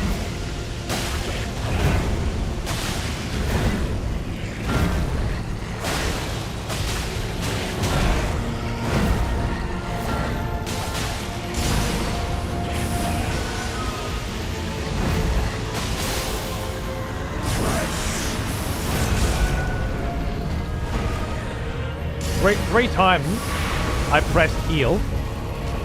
0 heals. Not until the 4th. Why?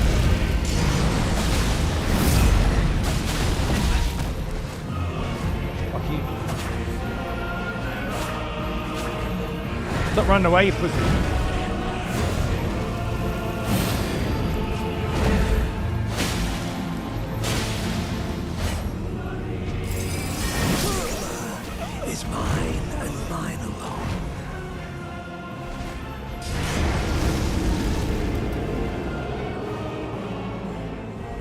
Just saw how much time I spent in My Summer Car. 250. Oh my god. We're talking about potential My Summer Car race as well. Now that it's fully released, My Winter Car's around the corner. I hope so. Do you know how My Summer Car's 1.0 is different to its previous version? Bono, you got any info? Sorry if this is too off topic. But is Path of Exile 2 unplayable for anyone else network-wise? I feel like this game took a network quality dive recently, and my server ping is insane. No fucking idea, bro. Hopefully someone else knows. Didn't pay for express shipping on that Estes, right?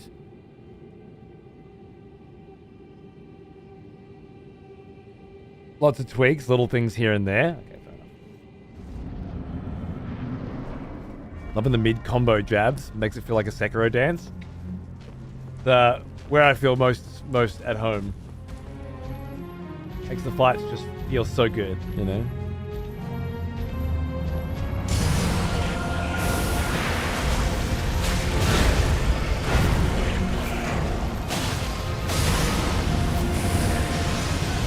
Always roll that one.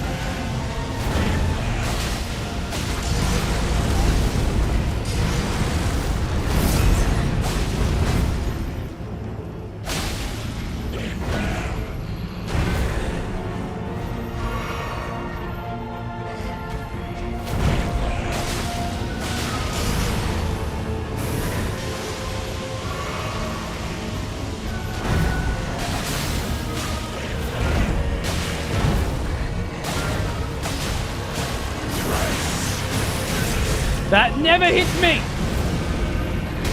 You cunt! I thought it was the stairs last time. Is mine Through me. and mine alone.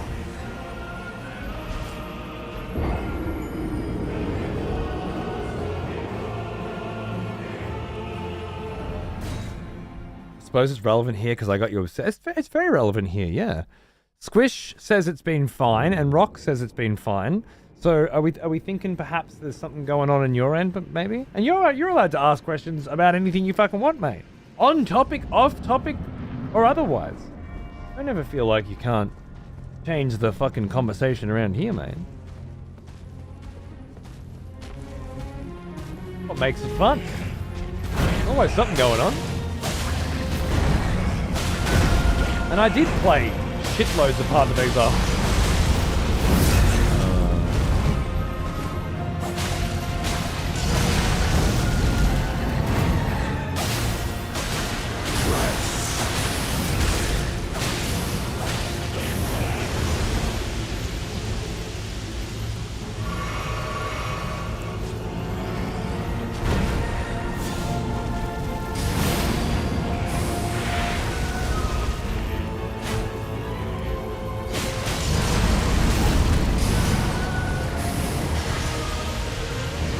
Oh.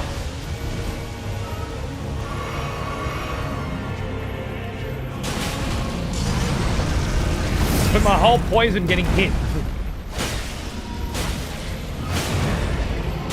What?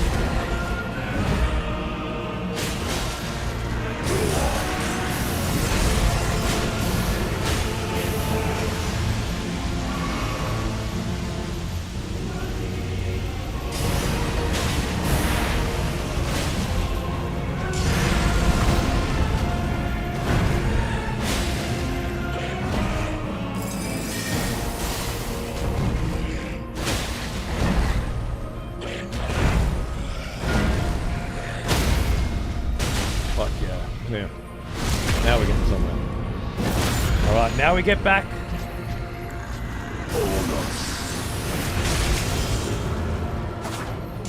Oh, here it comes. Oh. And the third one's delayed. God damn it. All right. So it's dodge, dodge, dodge. I was like, oh, on the third one, I'm like, all right, now I got it this time. Oh shit, it's delayed, isn't it? Oh, what a prick.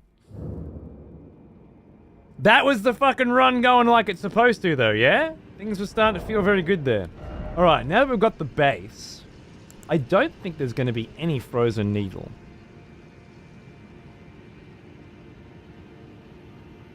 Not with these. Honestly, frozen needle's really just being used for PvP lately anyway. It's very good in PvP, but it's mostly a sneaky, tricky thing that just doesn't seem to work against bosses very well. I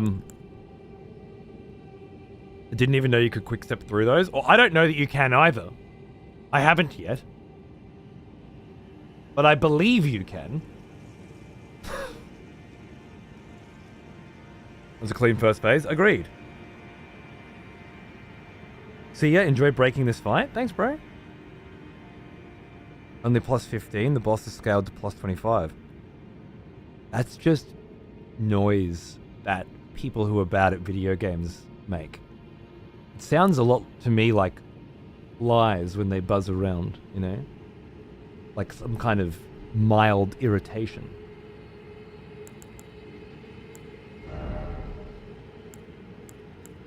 Now that we've got the vibes, what else could really help us here in the fight? Maximum FP could very much help. Increase all of our attributes, but increase damage taken? I don't know, I'm already taking quite a bit of damage. Strength, faith. Well now, he is an old one. Almost as old as me. Clown boots. Thanks for 52, man. Cheers. I'm using a lot of FP, but I haven't run out yet. I'm wondering. No? I don't think counterattacks. What does a counterattack what is a counterattack defined as in this context again? Is it like I dodge and then hit? Or something like that? Or block and then hit?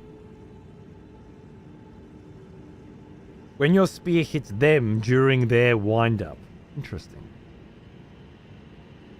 No, it's the special ability.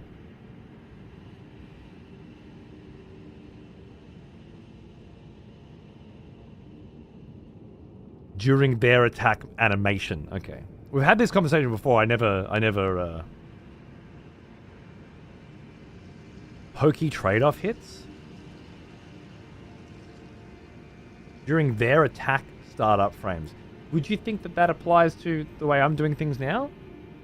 I think so. I'm not sure. Guard counters is when you block and then riposte or something, is it?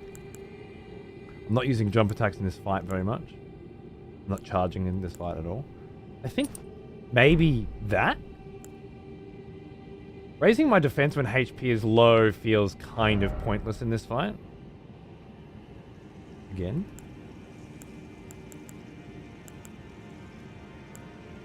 Stamina recovery speed is probably better.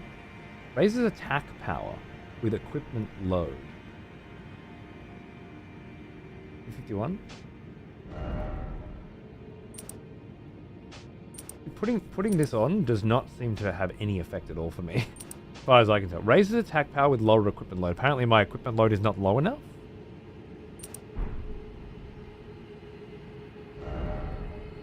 So, probably better to use that slot for maximum FP.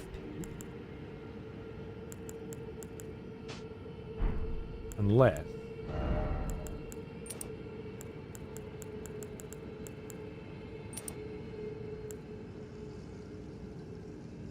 I was thinking about guard counter. No worries. Alright. It's complicated shit with this game, I know. It might, honestly, with how fast the fist attacks are. It does say thrusting weapons only, doesn't it? Yeah, just thrusting weapons. I was thinking when the spears come out. You put a pair of unshit pants on now that you've taken off some shit? I mean, maybe. Doesn't look like it. Even 4.2s aren't enough. Brutal.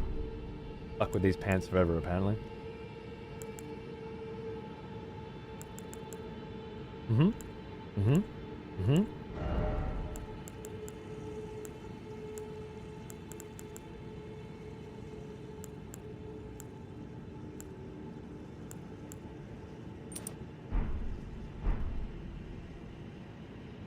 I feel like my FP and my vitality, went up. Maybe I go with that. How much extra? It's a few extra quick steps, although if we're being real here, it's not massive. What's vitality again? It's not health, is it?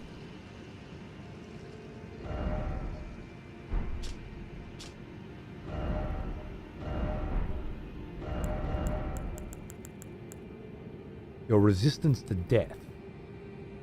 The higher the number, the lower your susceptibility to instant death. It's governed by your attributes as well as your defensive gear. It's instant death, okay. Death blight. Yeah, makes sense. Curse. Potentially.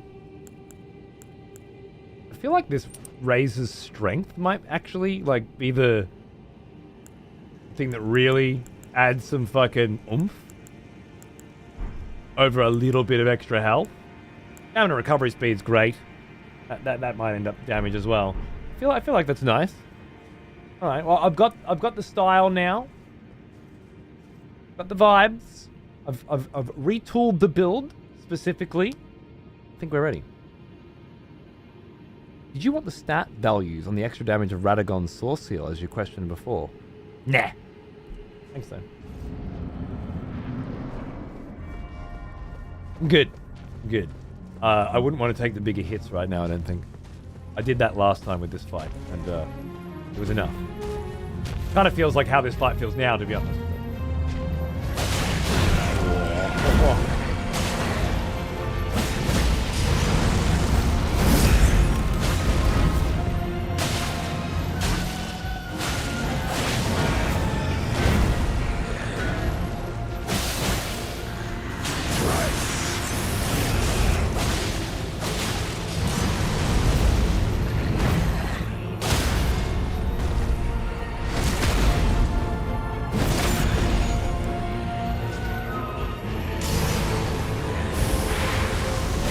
Oh, we're done playing games now, Moog! We're done playing games! Yeah, do all this, motherfucker!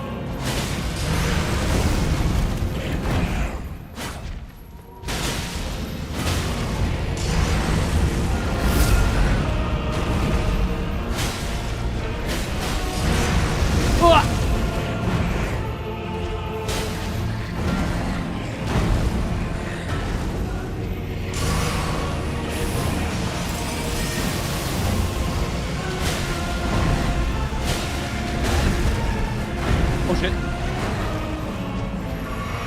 Shit.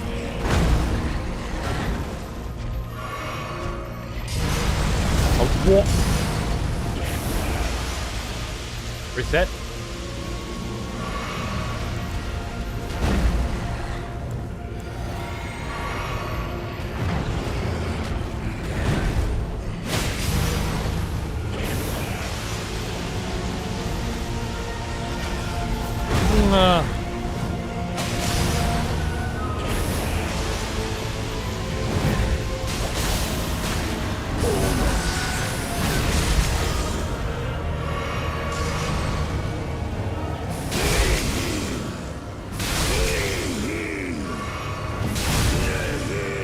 Maybe I can't dodge it? I don't know.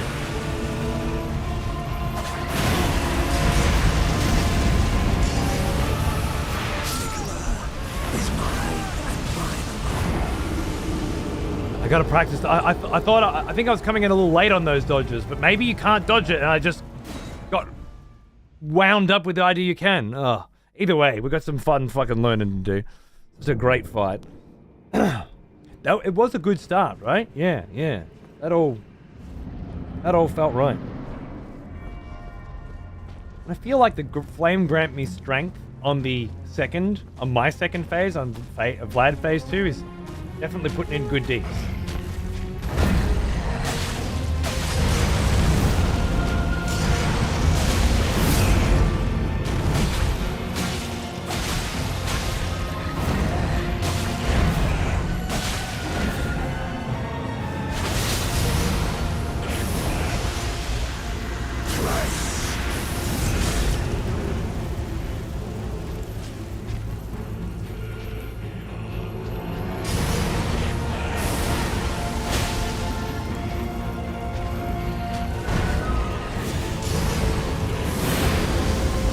Fair enough. Let's go. Oh shit.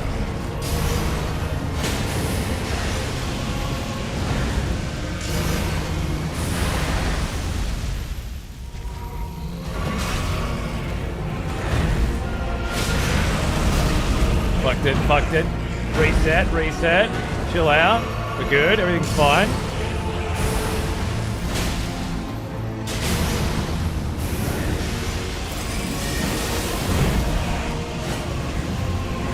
What happened then?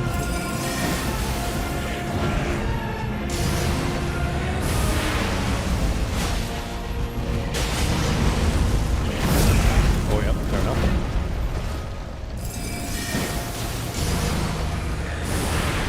Ooh, it stinks a bit.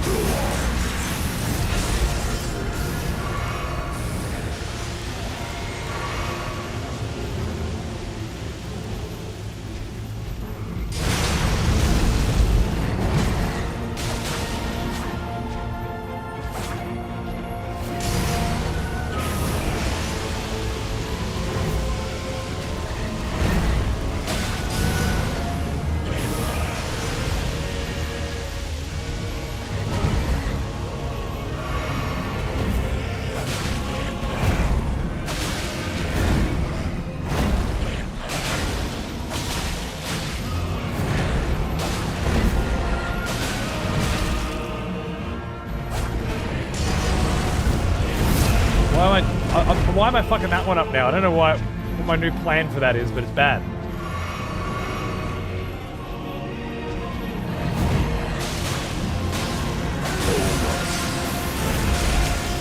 And now? Now.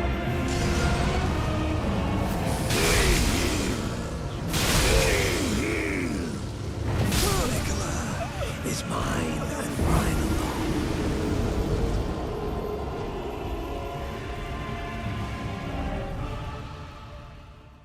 I don't know if I can.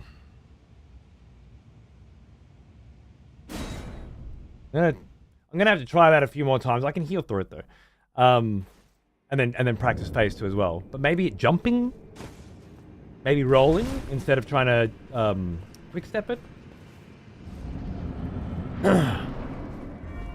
Can't say fuck. Okay, Twitch isn't blocking me. Twitch, what? Huh? Of course you can say fuck. What are you talking about? Okay, Twitch isn't blocking me.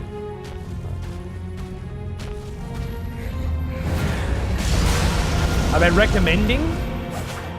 Are they giving you that, we recommend you shouldn't say this shit?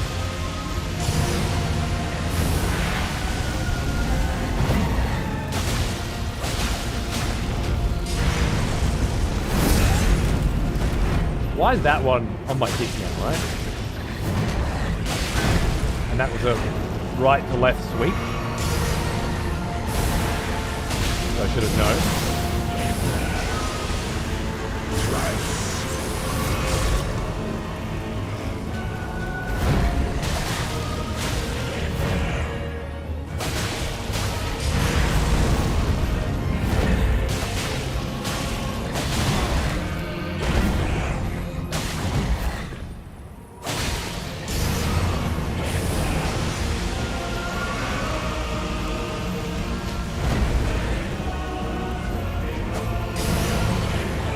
Oh no.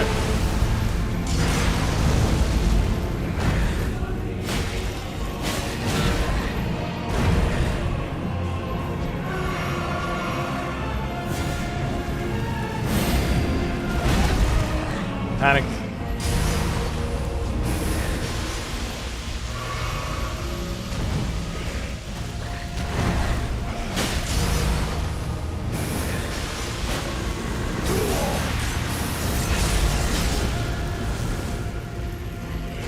Probably not worth jumping in the fire, ever.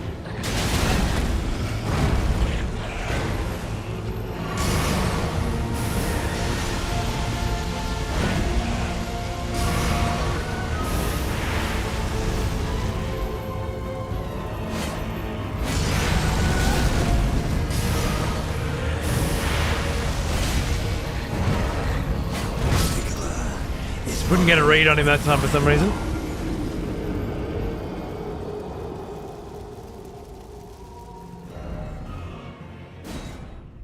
True, Naz.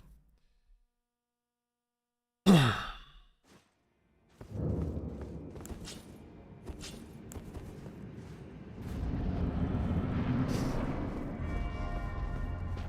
think it's random.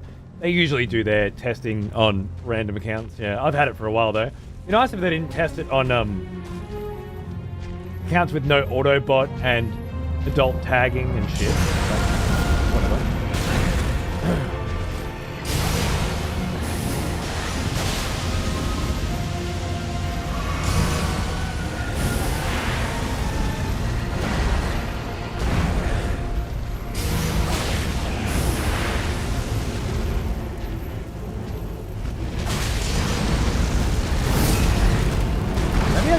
dodge later on though.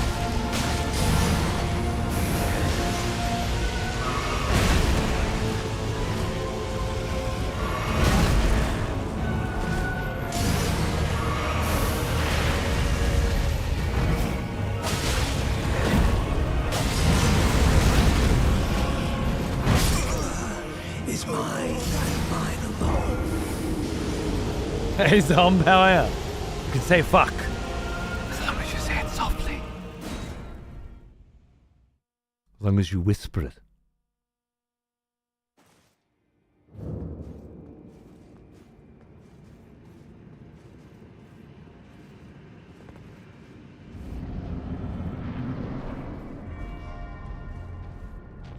I think they're different kinds of great combat, to be honest.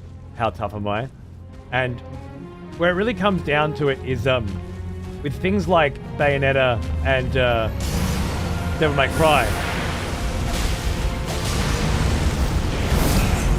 The combat's better, don't get me wrong, but the build customization is lesser. And that's the trade-off. You may technically have less amazing combat in this, and only technically. The combat is still incredible. You have all this amazing build variety, hundreds and hundreds and hundreds of weapons. It can be customized in a myriad ways. So I guess it's a trade-off. To say the combat's not truly great, within the context of build variety, build customization, feels unfair, I guess.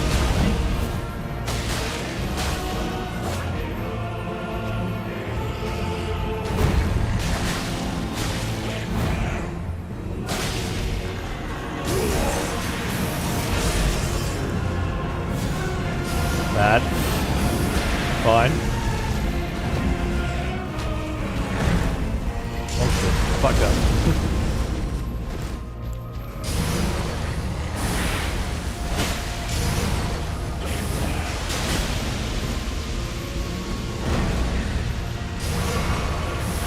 Oh, cheeky. You like throwing shit, huh? I can throw shit.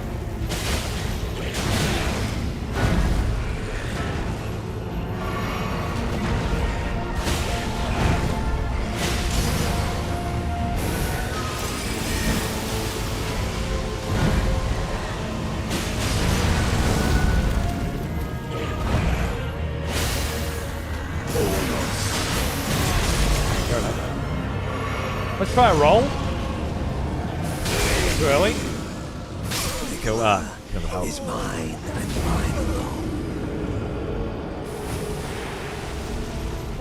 I don't know if jumping would help. It's coming in at like mid-length. And I can't remember if last time I figured out a way of dodging it or if I just ate it and dealt with it. But it's nice not knowing. It feels new again, you know? Which is amazing given how much actual new content there is. Well now, he is an old one. Almost as old as Fair. me. Tough, fair. Hey, El Macho Buchacho, you fucking old dog. How are you, mate? Long time no see. What's cracking, dude?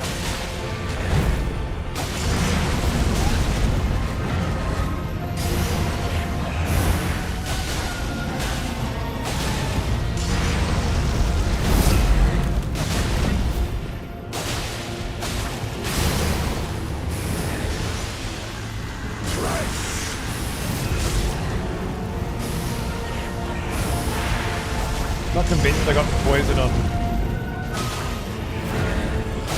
Oh, that was a fucking sweep. I should have known. It was a bait. It was such a bait.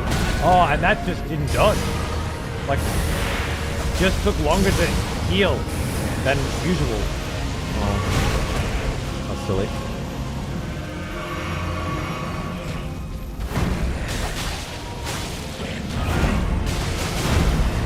Wait.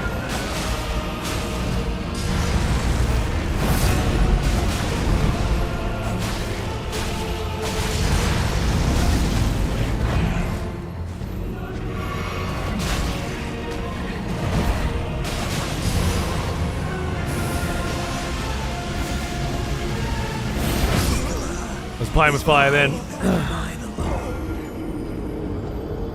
Should try a blood flame build. That's where I'm planning to head. Seems fun.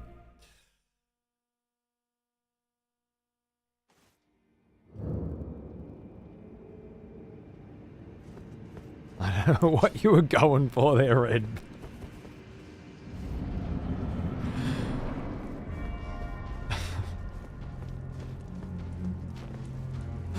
Honestly, it's endearing how funny it is watching you fail at humor. Not the intended result, I'm sure, but quite hilarious. Vlad's ice is melting, embrace the flame. Exactly.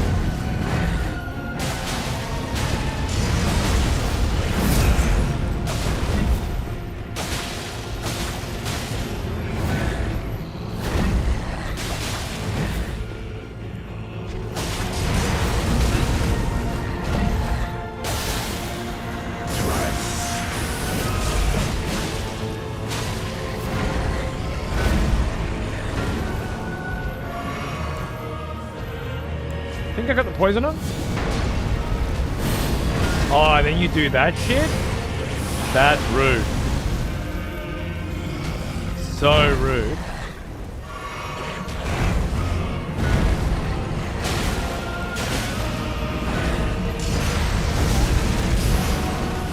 I'll go after for it then.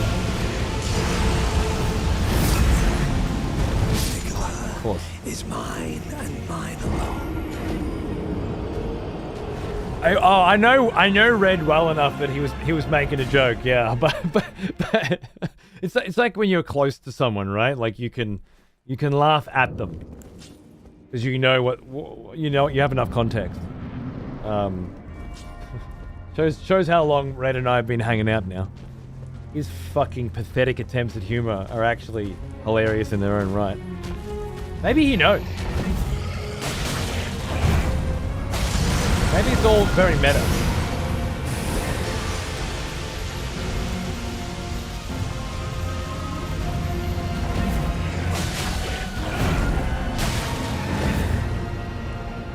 Pretty sure you dodge when you press the button, not when you release. Incorrect. You can hold the button and not dodge. Because you have to run on that. But if you tap it, it's definitely on release that it triggers. 100%.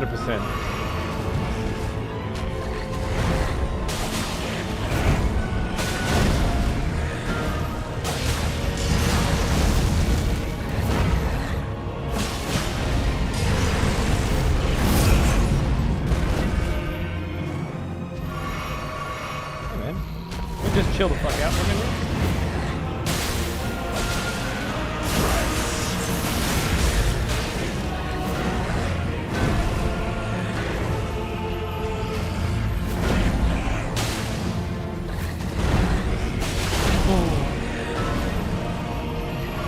Ah.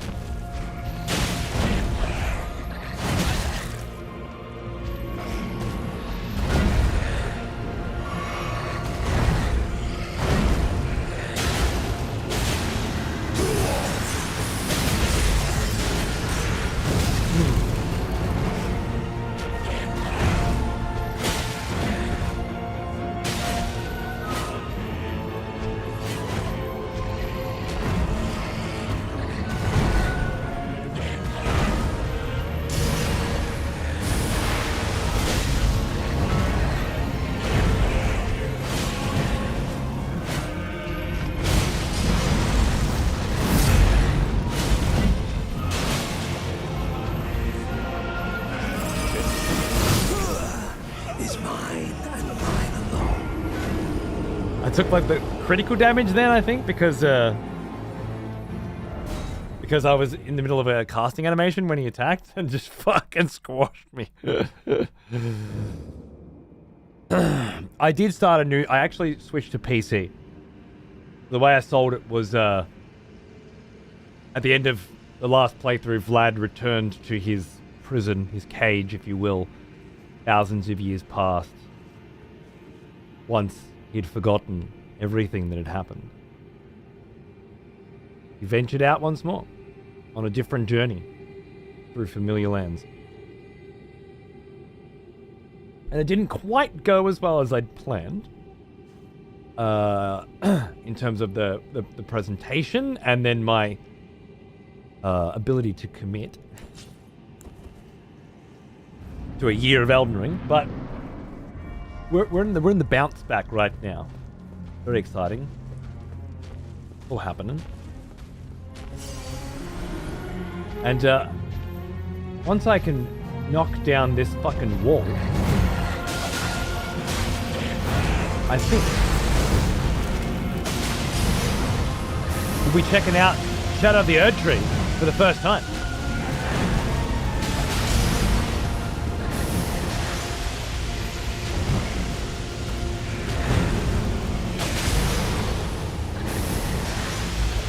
So easy. Let him do his blood fucking piss shower. Makes him happy.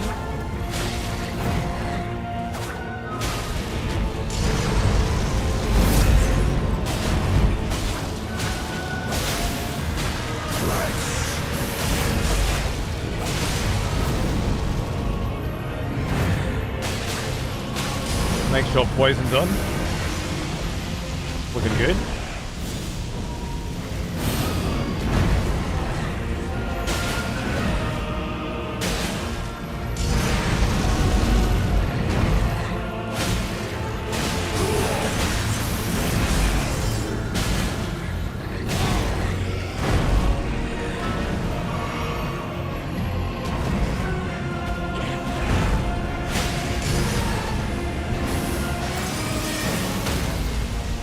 Fuck, I'm going in!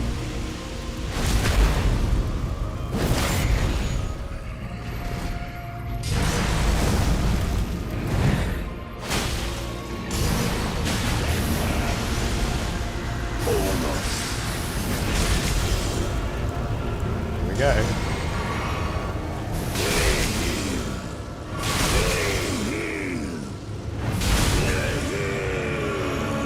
Couldn't get any timings, let's learn phase 2 instead. Oh.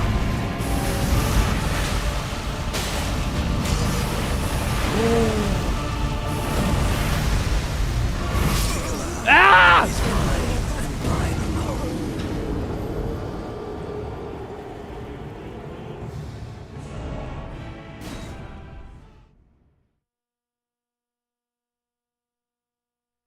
Okay, there's a few new bits that need to be learned in there. That's cool. That's cool. We'll learn it. Oh, fucking sick. Agreed. Absolutely fucking amazing. The PvP arc provided shit like us all hating Aurelia. Oh, it was all worth it. Don't get me wrong. I just couldn't continue, I guess. It's my lack of stamina that fucked everything up, but we are who we are.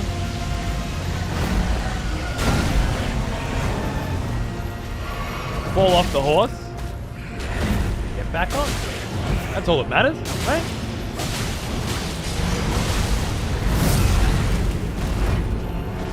That one felt pretty good.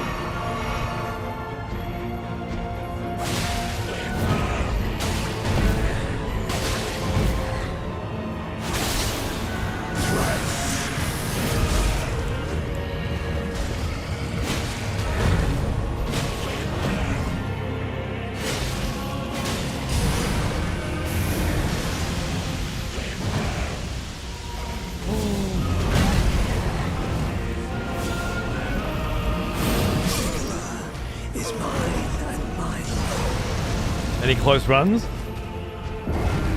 Not really. I did have one that was very close, but he was going to heal on it anyway, so... Until I can figure out if there is a way to prevent Nihil from sucking my fucking health out, I thought I could dash through it for some reason. It doesn't seem like it's going to happen. I can keep trying though. I've still got to learn phase 2, so it's fine. We've got plenty of time to experiment.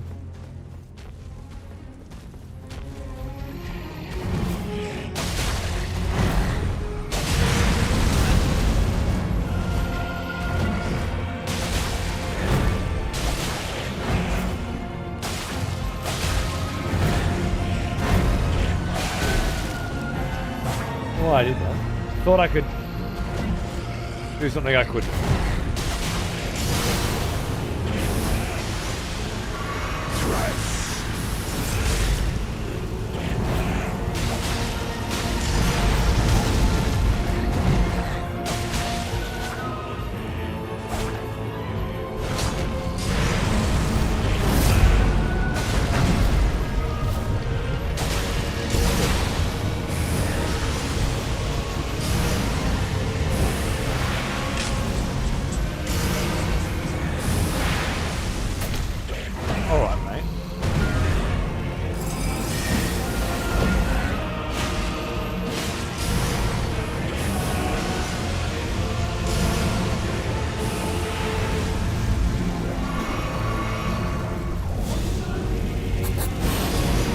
Thanks for the sub, guys.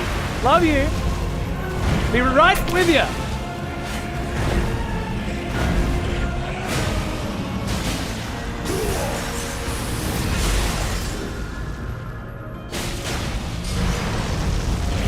Ah.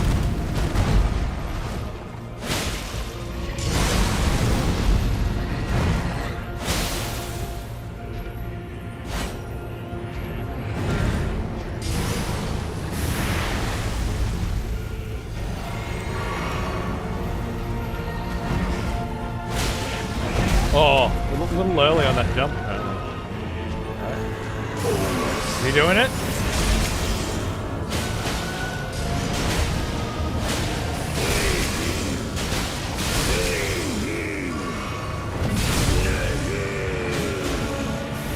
Oh yeah, it's a swing. Grick, thanks for giving one to Raid, you sick cunt. And Atomic Tick, thanks for the primer, bro. What's going on, dudes? Hope you're enjoying the show. Thanks for hanging out with me while I fucking drench myself in the blood of this cocksucker. We're getting there. We're getting there. I can feel it. Feel it. It's happening. Don't menacingly walk around me, bro. We're past that now, Moog. We've been doing this dance for some hours. Just come at me, cunt. With everything you've got. Is mine and You chill out a little bit. Hey, Misty, yes. Yeah. Been a good few years since I've streamed in this time slot. Since Xander started school, but there's a new Bubs on the way. And I'm getting familiar with a new baby schedule again. It's also school holidays, so it works out really nice. But yeah, this will be the new time slot for a bit, I think.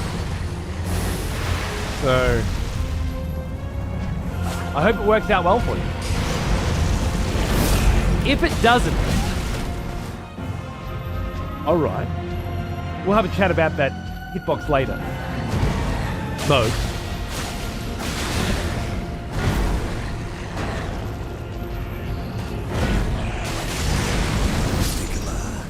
is mine and mine alone. Missed this time slot so much. I'm glad.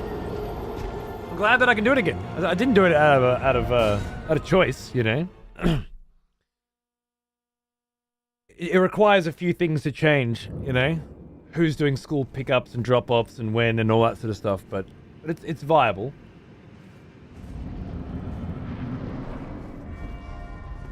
And then yeah, maybe we'll see what happens after the new baby's born.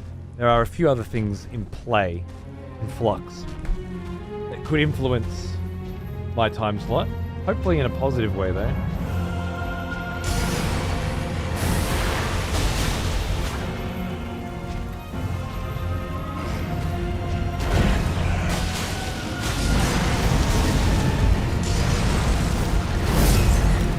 New baby indeed. Coming July. To a hospital near me.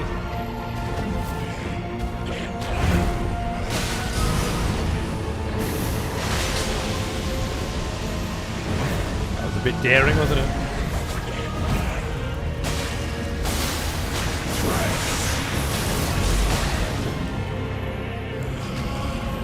Oh, fuck. Is mine and mine alone.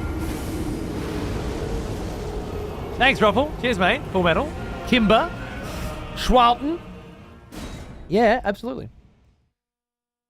Life happens. I'm a 7 to 3 worker on the other side of the hemisphere, so life is... Exactly. Hopefully the VOD channel will help other people that are in a similar situation now, where you can watch today's show with other people, or old shows, with other people, and still have a bit of a, you know...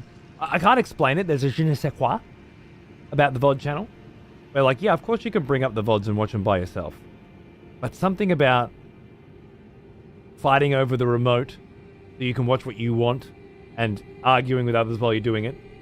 Or just sitting there watching the conversation, you know, that you know is happening right now as opposed to was happening then. There's something different about it.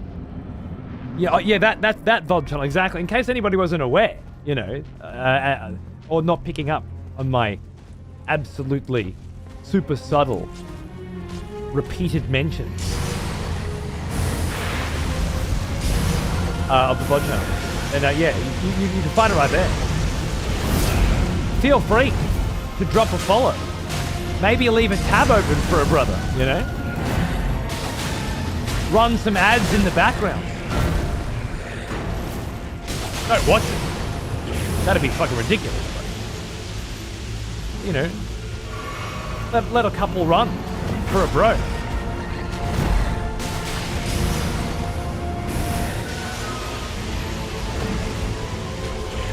Change the channel right at the good bit.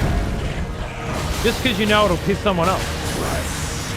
All sorts of wonderful options await you.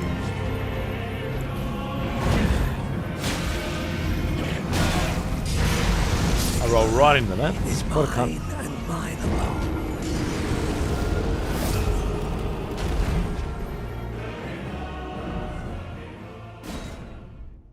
Thanks, El Macho, baby. Glad you can watch again as well. Cheers, mate. I hope your family's doing good. Thanks, brother.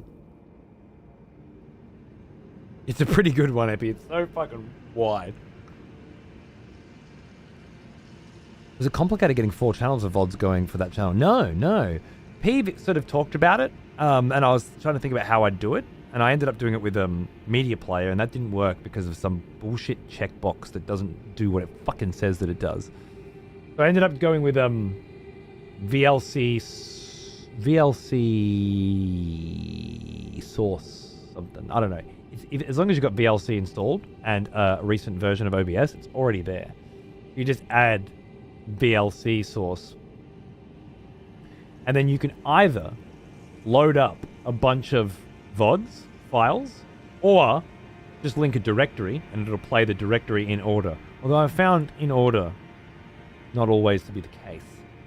That one, I'm not sure. I'm still experimenting.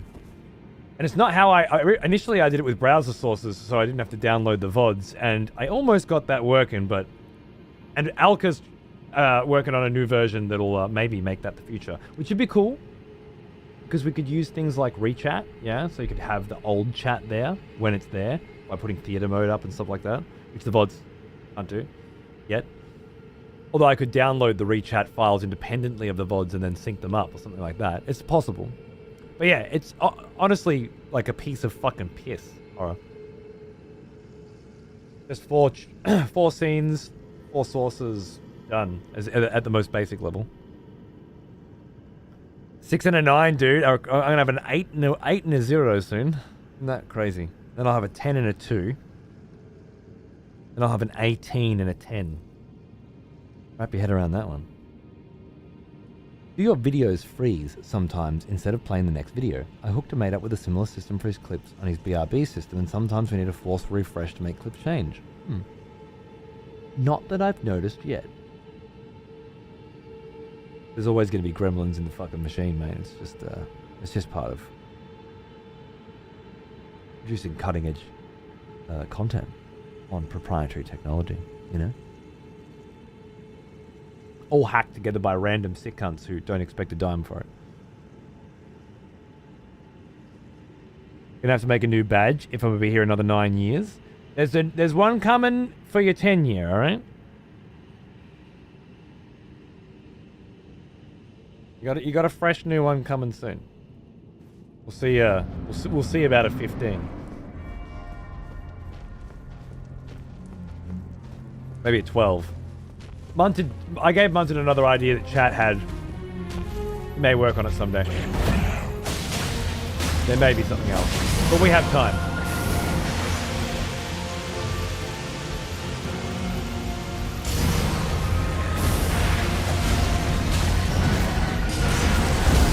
Gold.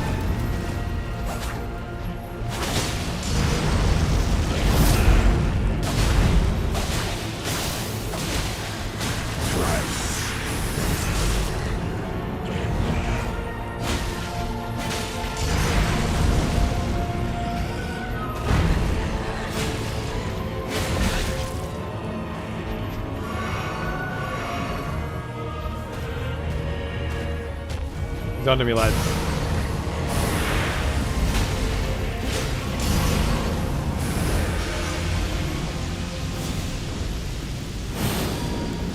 Let's go.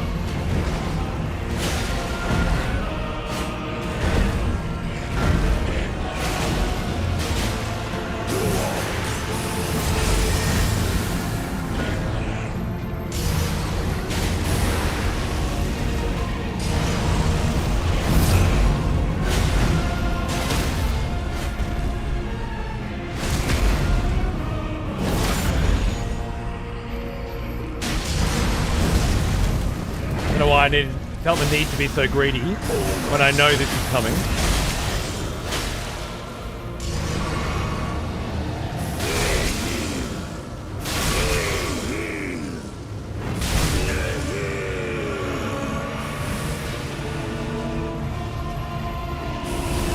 Oh shit! Alright. We got quite a few new moves to fuck around with, huh? Yeah, and delays. Oh. So hard to get enough time in this space to actually start learning something.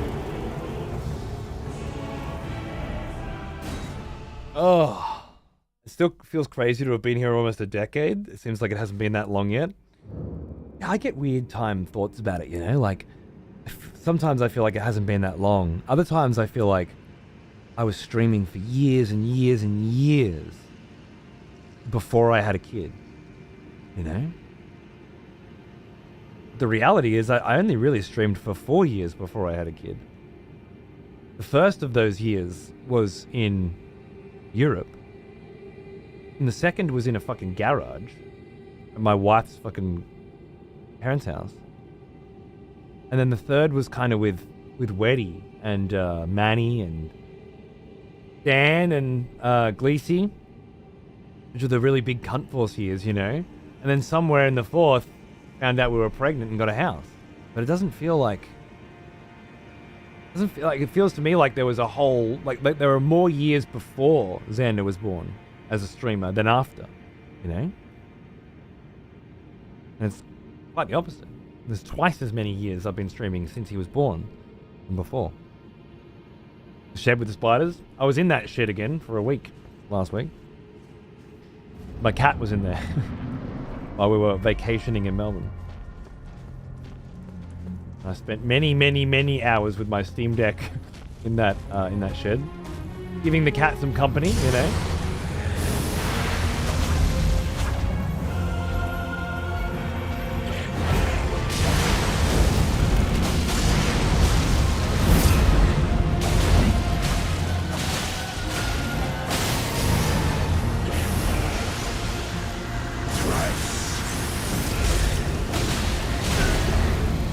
Sure why I did that.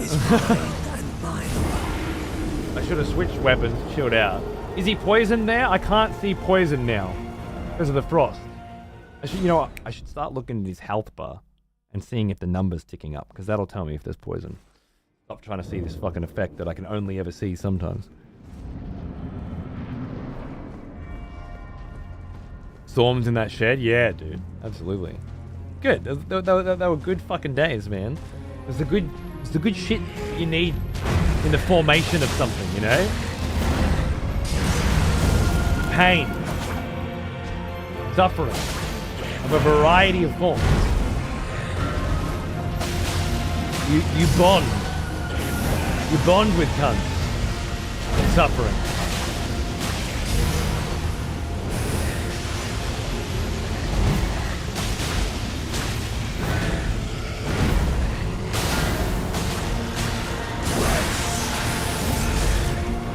Poison is definitely applied.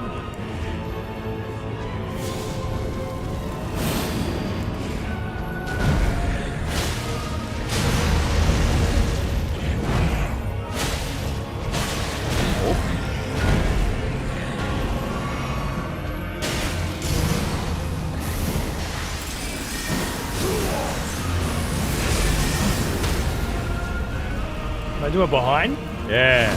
Oh, from behind mode! Yeah, let's go, mate. Fancy meeting you here, darling. Let's nip off to the fucking dunnies.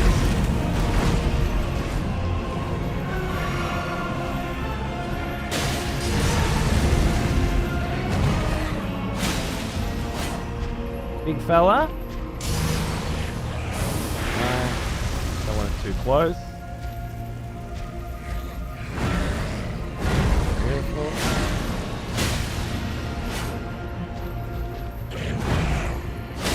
Should be switching back now.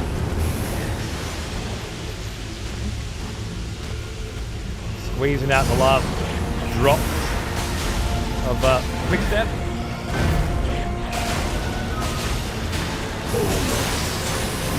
Here it comes, eh?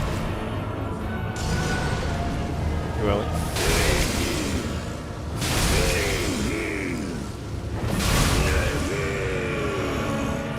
Alright, let's dodge some shit.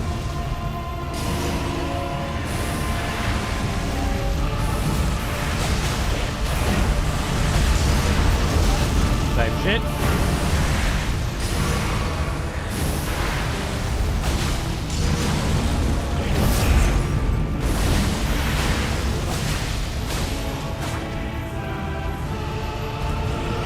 Whoa.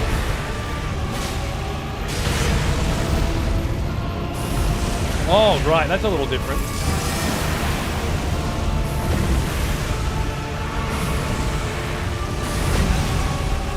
That's just straight up new. Oh my god. Push blood everywhere. Okay. Started happening then. The poison got back on again. It's ticking him down at a reasonable fucking rate. Yeah. And we switch over so we've got some ranged ice spears we can fang out.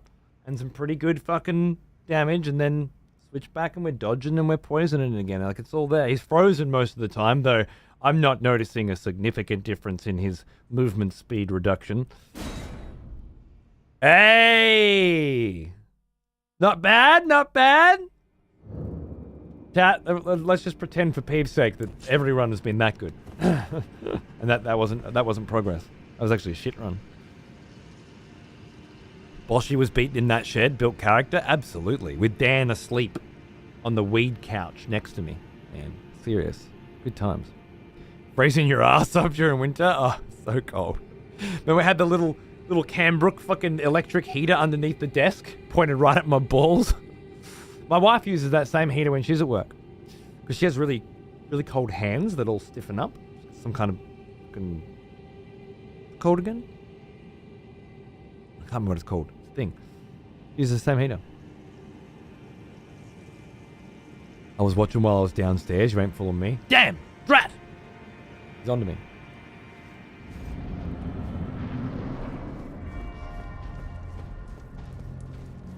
Crazy how you did that well on your second attempt. I know, right? It's just because, like, half of it's because I remember bits, and then the other half is just because I'm naturally a god gamer. So, you know, don't try this at home. You're watching royalty. Well, that's bad. Is mine I was just trying to show you what it looked like if you tried, you know? Bad circulation. Yeah, it's got a chilbane. I think it's chilbane. Sounds like a Dark Souls status effect, doesn't it? But that's what it's called apparently. Once it gets to a certain level of shit, it does sound cool. Exactly, yeah. Incidentally, also possibly the name of my new son.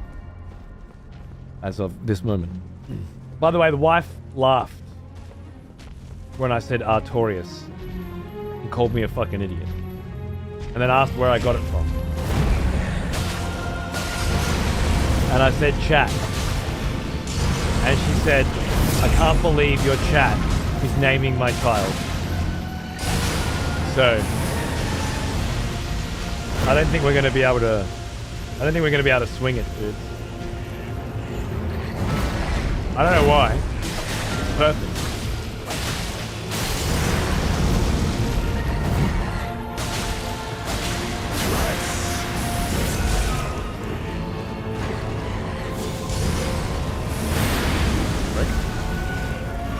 Brick!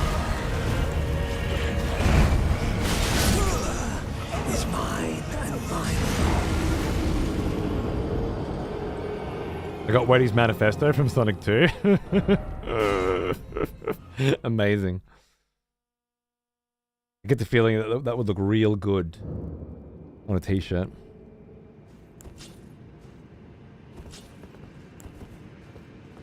You got another shot with a DLC NPC, but if you pitch that one, don't say it was from Twitch chat. True, yeah. Okay, cool. Good idea.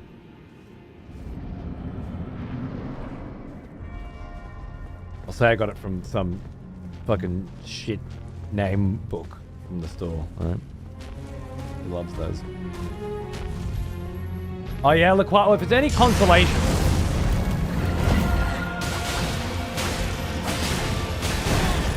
I don't think it's happening today. I mean, it could. But if I had to guess, I'd say we're still quite a ways off. That's my gut feeling. I didn't get the poison on me.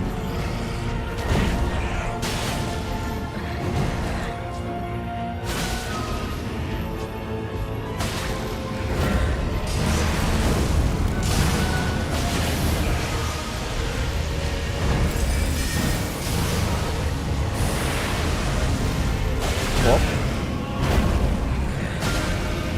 got the poison on then.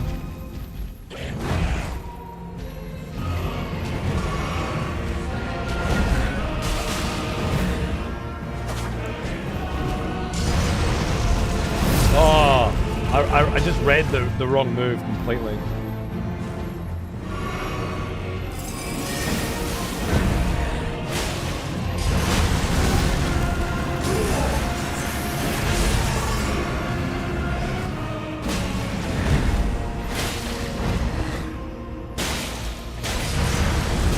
I don't think I had the stamina for the roll. My bad.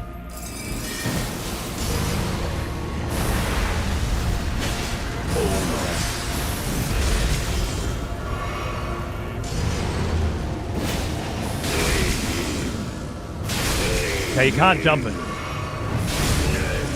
Because that was a pretty well-timed jump, I think.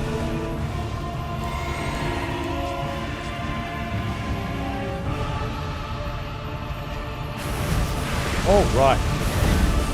Forgot about that. That's unfortunate. Never get hit by that. Except when I do. Which never. Just the fucking extra fire on the ground in this phase is brutal, isn't it? My goodness. What a spectacular piece of gaming. The Dome game is pure gold. I'm not sure you'll play it again, but what a great game. It looked amazing. Wonder what's worse, from chat or from this really cool video game about death and fire and eternal and stuff. Yeah, no, probably chat, yeah. Cassius is cool, but Artorias is lame. I know. She was trying to go with a girl, and it was going to be Alira Corazon, which she was going to call Ace. AC. So then Cassius, in her mind, can also be Ace. And that's the only reason she likes it. I'm sure of it.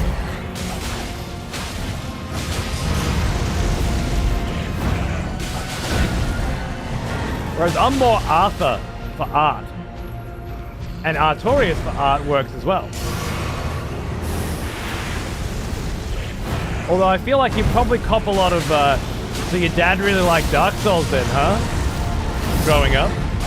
Maybe. It could be a good thing.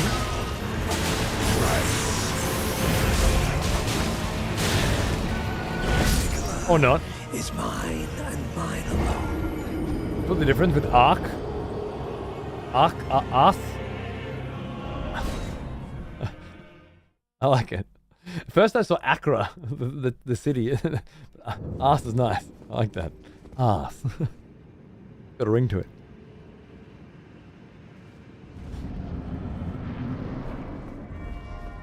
No, I think it's because she's Filipino and Corazon means heart. Tough, but sure, One Piece. Yeah. Animanda? Oh yeah, true. I didn't think about Animanda Ray. Oh.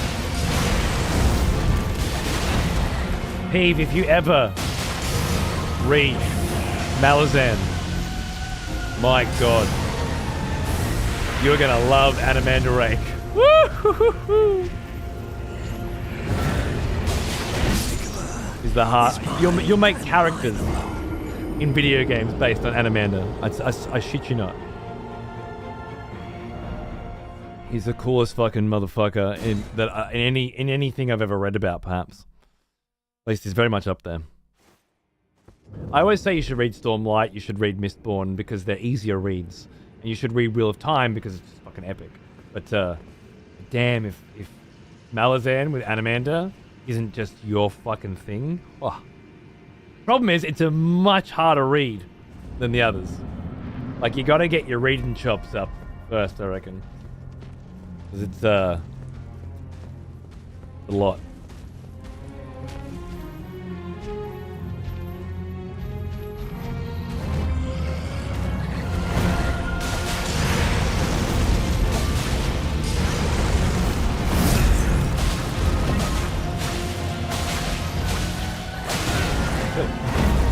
Silly boy. Ooh, I let that one get me.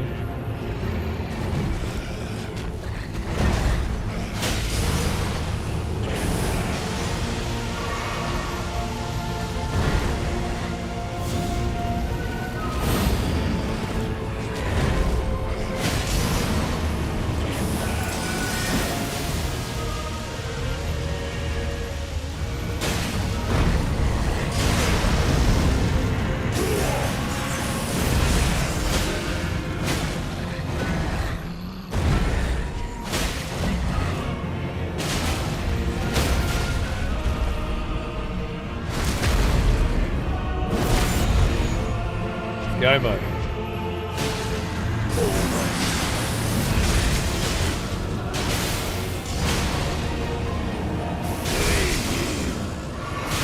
I don't feel like it.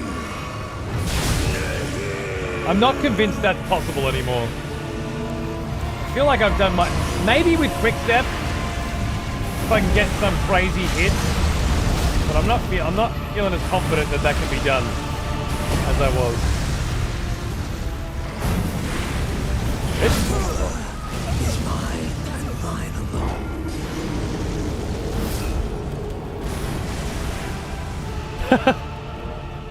alone. Just a dictionary, yeah.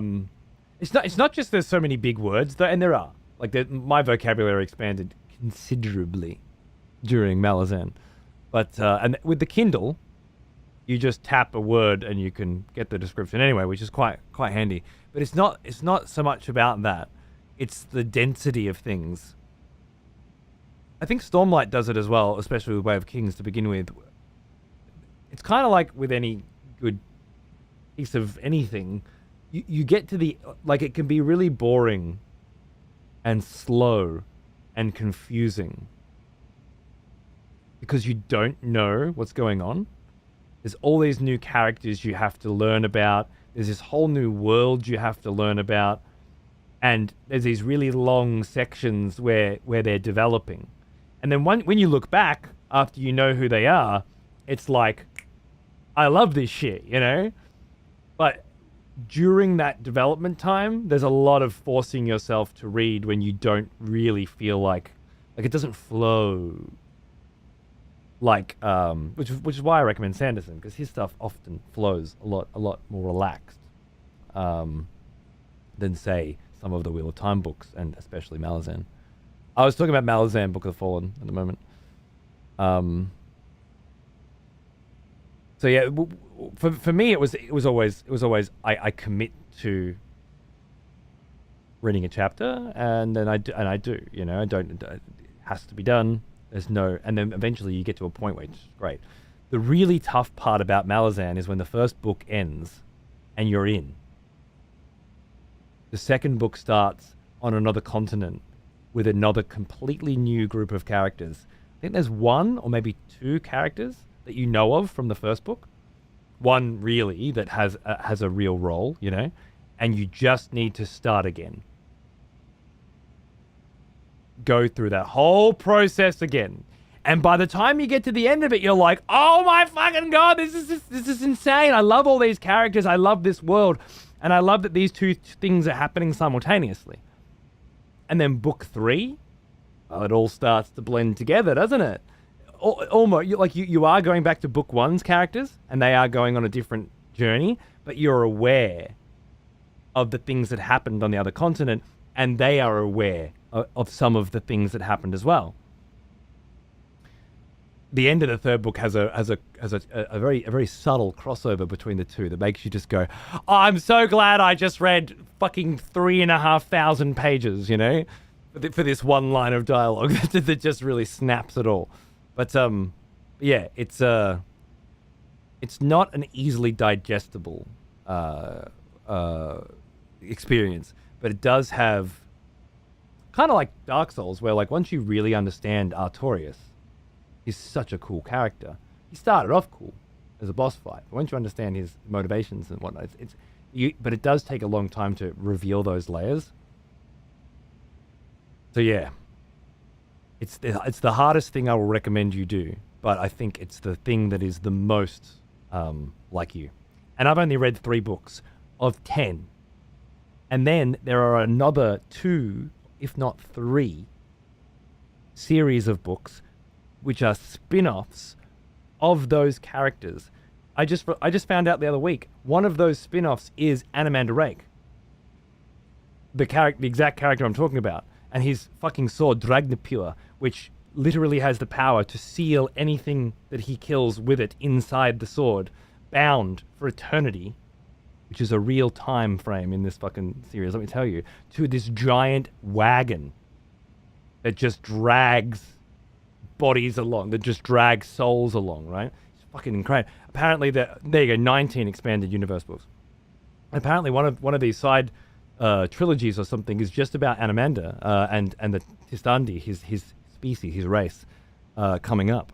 And then there's another one which is based on 2 necromancers, Borshelin, I can't remember the other one's name, who I love. They're my favorite characters, and they only appeared in book 3, and I fucking love them.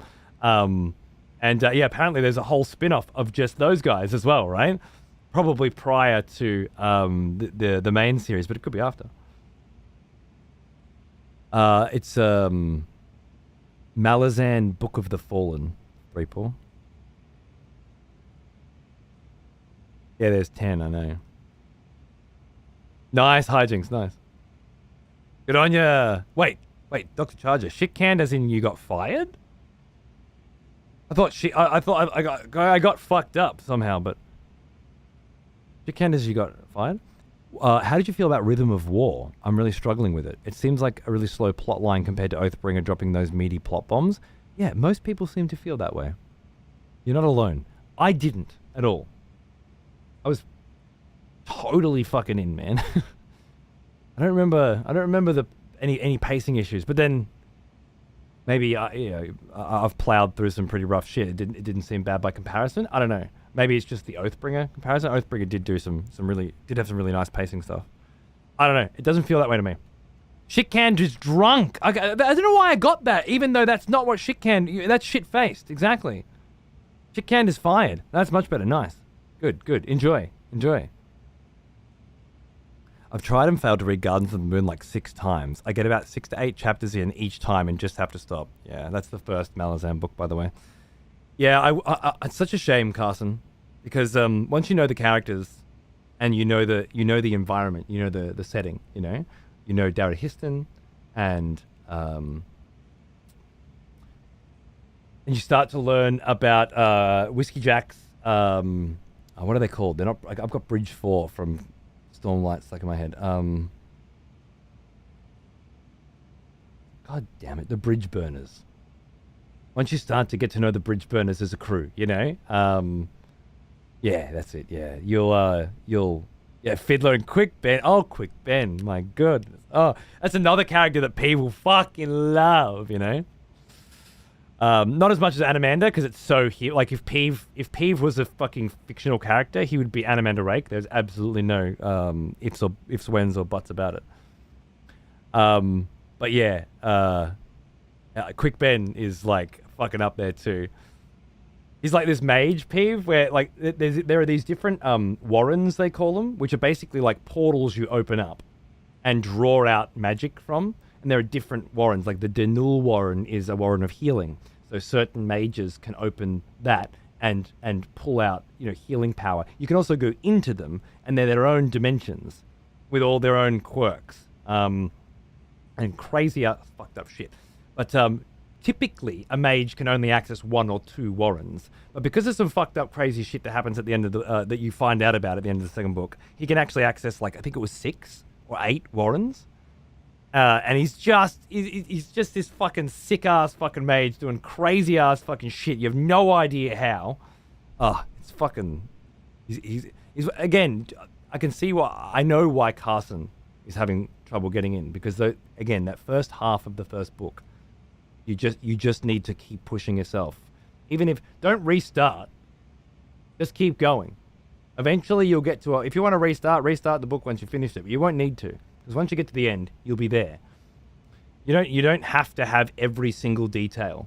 That can come later, and it's fine. It can come on a second and a third read through. You don't have to have it all. But it's absolutely worth pushing through. It's fucking awesome. You just have to trudge your way through the first 2 books, and then it's good. And that just feels bad to me. I don't want to read over 1,600 pages for things to get good or click. I know that sentiment. And why would you, yeah? If something's not clicking immediately, what's the point? But what you will find is, first of all, it's not bad. It feels bad to you. That's a you thing. You can correct that by being a less shit human. And that'll come. It just takes time. And it's time spent reading.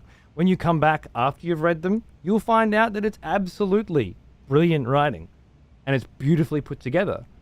The problem was, you're a product of instant gratification, which our society has been pushing on you for many years, and we're all subject to, and you're not willing to be patient and wait. You were never supposed to enjoy things immediately. Nobody in history ever got to. It's a very new thing for humans to immediately begin enjoying things, and then to have people out there that are just creating things that are supposed to keep you engaged and stop you from losing focus. But you'll absolutely find that the stuff you have to work for is always better in ways that you can't possibly imagine. So, be a little bitch if you want and say, I don't want to wait for things to get good. It's cool. But just remember that you're speaking at about the intellect level of a 12-year-old Zoomer. That's their perspective on this kind of literature. If you can make your peace with that, fuck yeah. Make peace with it. But it would offend me greatly.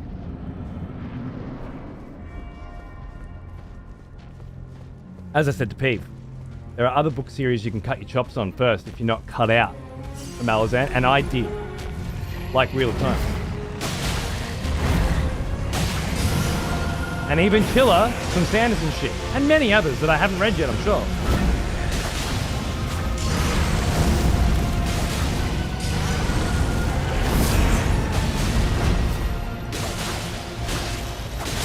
But you gotta work for the good stuff, man.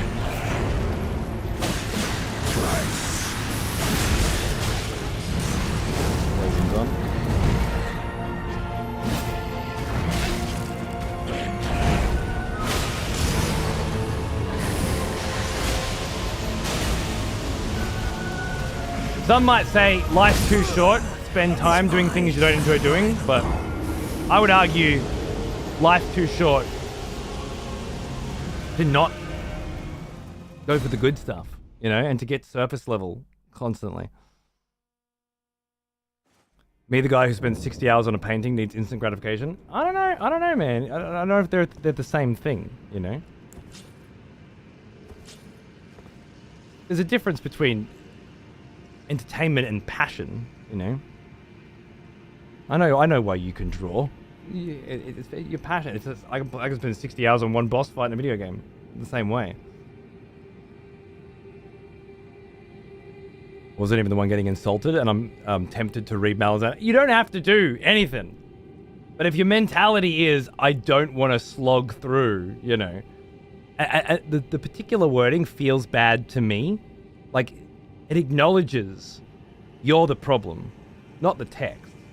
It's not that it was poorly written. This motherfucker's a master of his craft, and even though it's his first book in the beginning,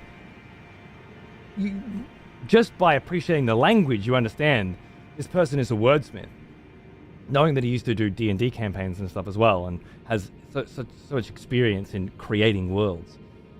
It's not supposed to be interesting immediately. It never was. You have to get to know the characters. You have to put in the effort to get the return, which is stuff we just know. But you're not willing to. You won't get it. All I can say, as a like-minded individual, is it's the wrong path.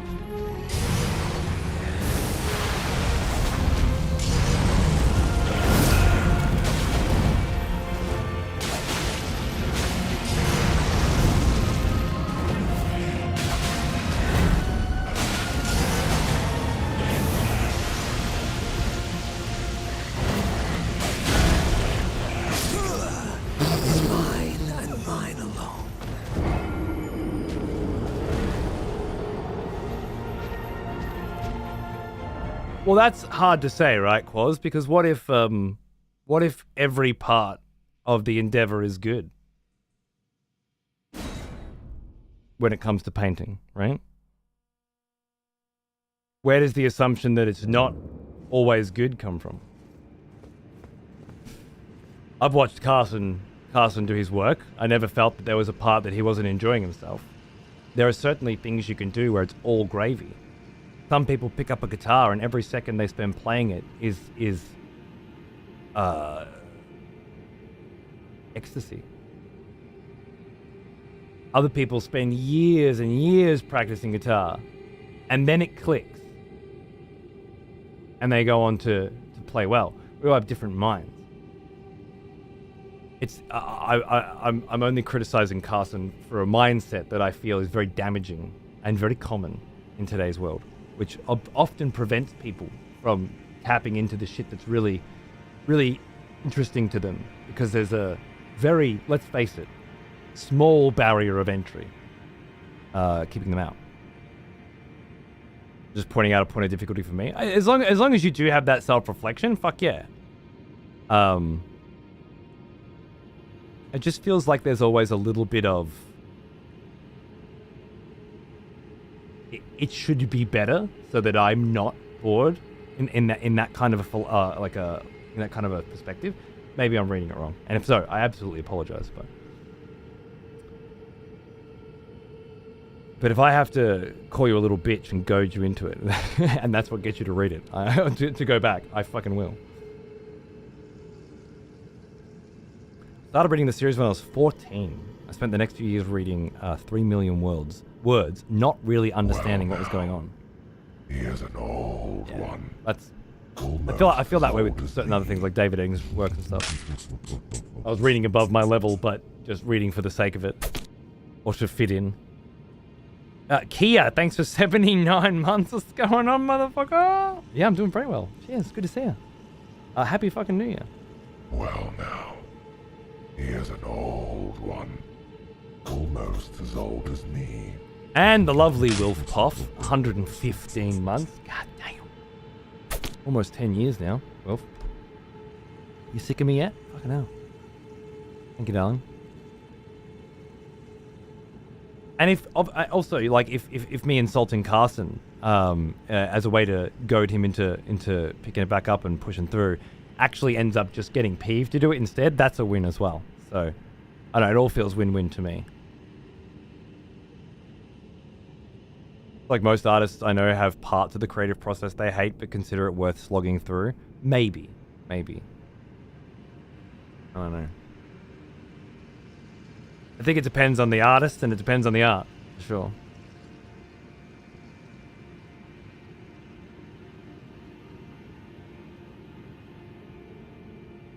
Whinging about an exceptionally long road, I get that a journey requires momentum, but it seems to me from my attempts, which you've stopped and restarted as well, which might be like a process that you have with these sorts of things. As well as what sounds like a consensus even amongst fans that the start of the journey is particularly uphill. It is. I just don't think that fans perhaps are conveying the worthwhileness or the worthiness of it. It couldn't not be uphill, you know? It's the uphill that allows for the downhill. That's the way it has to be. The steeper the uphill, the bigger the drop.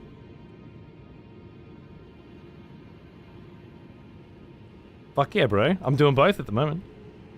That's why those suggestions come to me. My favorite quote from Shogun: "We live, we die, fuck it." Nice.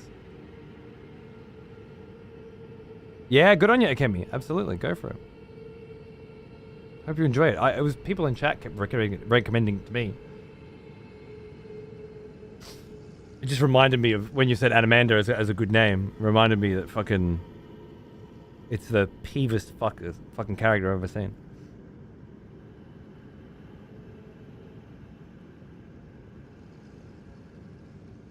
Yeah, sure, horror. I didn't have any pacing issues with House of the Dragon at all. G'day, Max. How are you, mate? What's going on, dude? All right, I've got like half an hour left until I got to wrap up for today. It's 4:30. And get dinner cracking and whatnot. So I think it's half an hour of fanging attempts, right?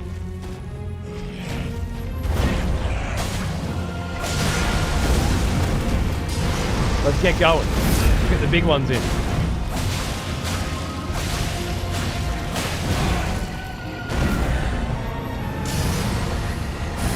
That was a long range when he did close range. What a dickhead. That really fucked me up. You should do that more often. It's great.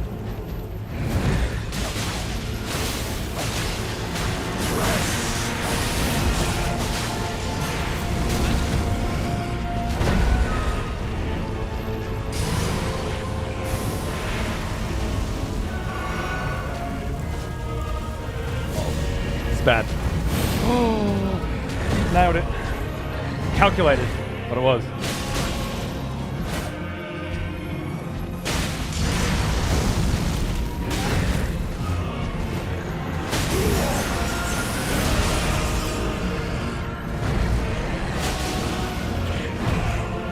Upon reflection too, Carson, and it's all I'll say, right? But whoever told you the first two books and then it gets good was giving you an opinion. Alright? I've heard people say that everything after the second book is garbage. And Chain of Dogs was where it peaked, right? I don't agree. I love the third book. But I'm not saying you need... I should have clarified. I'm certainly not saying you need to read 2 books. Half of the first one. Perhaps a quarter of the second. It's just that you had to do it twice. As I was saying to Pete, that made it challenging. You usually only have to do it in the first book. Having to do it twice is what made it challenging. But if you're not completely enthralled by the first book, I wouldn't even bother with the second. Because trust me, the first book fucking comes together. In some very fucking crazy, rad, awesome ways. Some conventionally and then some unconventionally as well. But yeah. I don't know who the fuck told you you have to get through the first 2 books, 1,600 fucking pages before it gets good. But they are full of shit. They need a fucking big fat dildo shoved down their fucking throat. Hey, Fluffy. Yeah.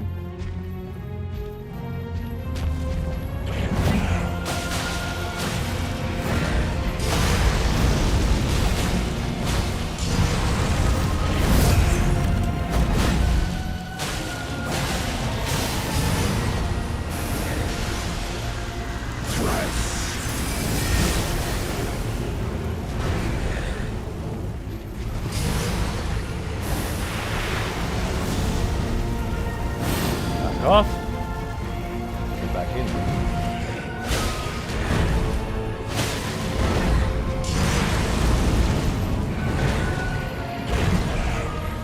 I don't know why I went for that then. It was all gravy. And I just felt like it had been so long since I had a chance to attack.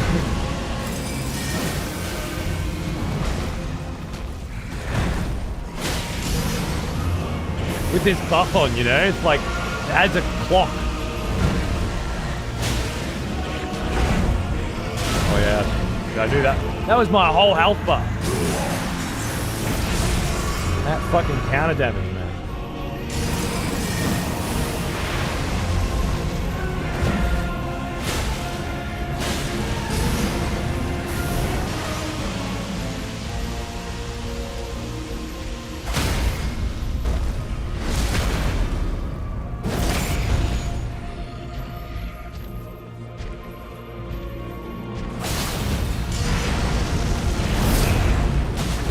$666 seems light to me.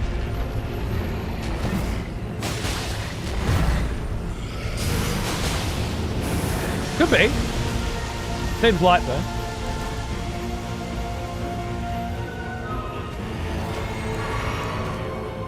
Oh. Right. Incidentally, that's also the first thing a 12-year-old Zoomer would notice. Nice. Just a thought. Unless it was 69. And then it'd be an 11-year-old Zoomer. Is mine and mine alone.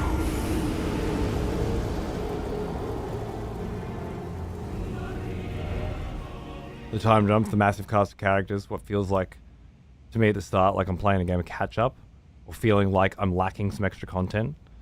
The main hurdle for me is accepting that feeling rather than looking for solid footing. Yeah, fair enough. I get you. It's again, it felt that way in The Way of Kings for me with Brandon Sanderson. It's just his pacing is much tighter and his focus is much more on keeping you engaged. Whereas Erickson feels more like a David Lynch. Couldn't give a fuck if you're engaged. Just, you, this is good. Stop being a bitch and just get through it, right? But yeah, you come into a world at a certain point in the story, And in this case, there are hundreds of thousands of years of story before it. Literally. And you know it's going to continue moving forward. And that way, it feels very Soulsian. I had less of that problem. Yeah, but you do go through all of Way of Kings not understanding what Spren are, why High Storms exist, what Shadowsmar is. You know, there's all this stuff there that you don't understand. You don't know. You don't know who the Collins are. You don't know anything about Dalinar's past or Gavilar's past or any of that shit. But you don't so much doesn't feel like you need to, because the current pacing of the plot and the character that you're following, Kaladin, is engaging enough. Whereas this doesn't. Yeah, there's too much going on without What the fuck is a Shazma? A Galinar? Is it Galinar or Gavilar? Gavilar. I can't remember now. It doesn't last long in the story. So. Heath TV Book Club channel on the way. Fuck, I've heard this fucking before, alright? I'm not gonna get excited. You couldn't make it through fucking Way of Shadows. I'm not sure you'll be able to survive long in the world of fucking Malazan, but if you make it through the first book and you're not impressed, I'd be very fucking surprised.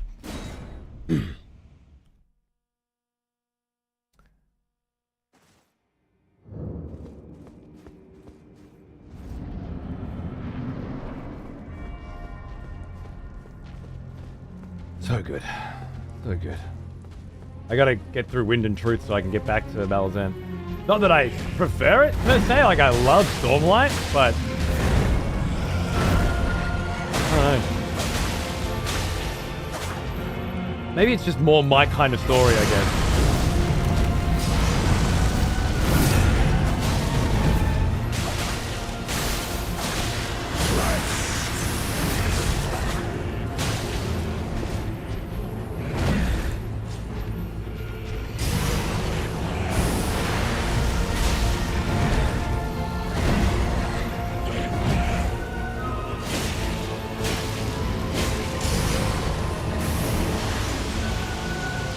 Oh no. Fucking chase.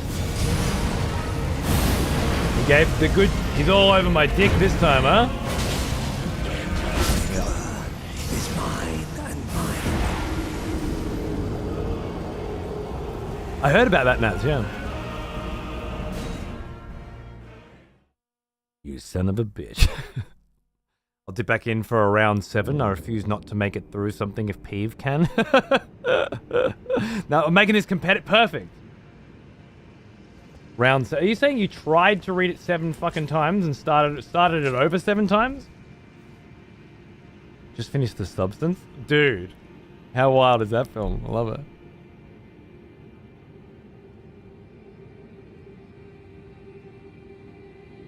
Just fucking show a modicum of fucking self-control, right? And just fucking read the book. It's the most basic thing in the. Just fucking read it until it's done. That's all. Just don't change the channel until the movie ends. That's it. And then you can go, fuck, man. This is something I want to get into.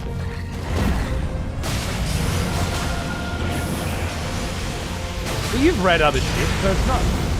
It is harder. It is harder. I'm not gonna lie. It's hard to remember when you're on the other side. And I've only done 3 books, for fuck's sake. I'm not even on the other side. Who knows how crazy this fucking series gets, right?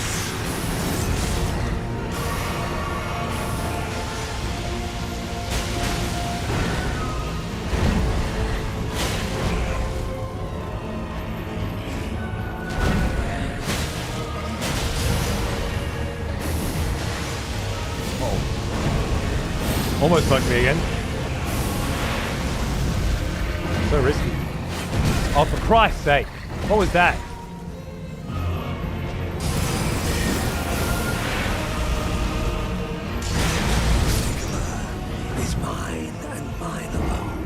Yeah, film of the year? Nice, nice.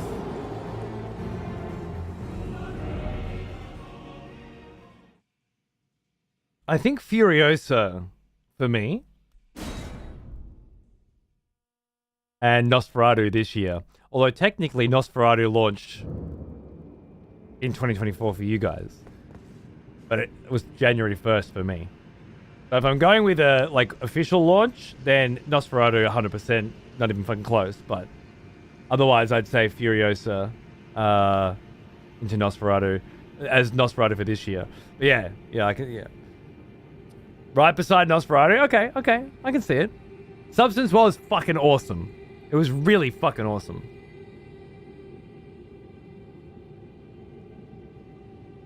If we're comparing it to Nosferatu, Nosferatu's a 10 and Substance is a 3 and everything else is a 1. That's my fucking ratio. But it's not even fucking close, but it was really fucking good. Need to see it in theaters? Sure.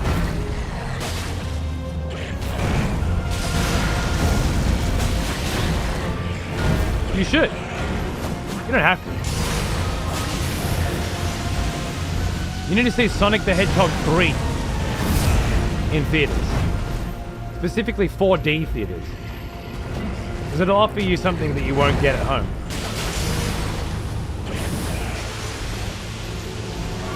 In so much as you need to see Sonic the Hedgehog 3.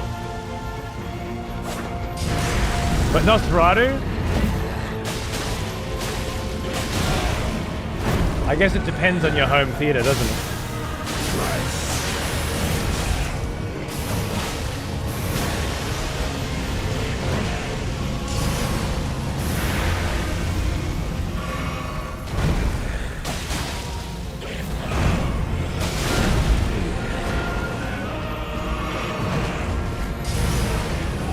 Entirely different issues for sure, bro. No, but I respect Substance as a top film of the year, absolutely.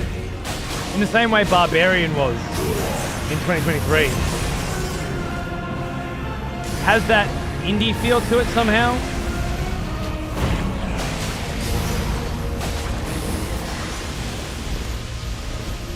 Really fucking good. Can't change my weapon. It won't give me a break.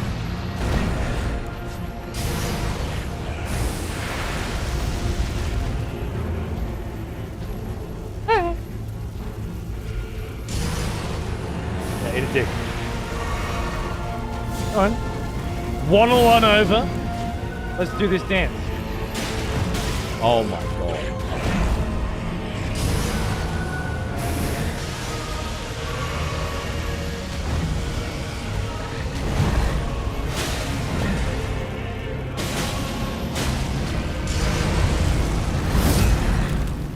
Oh, I can't believe I jumped that. It's the only way you can fuck that up.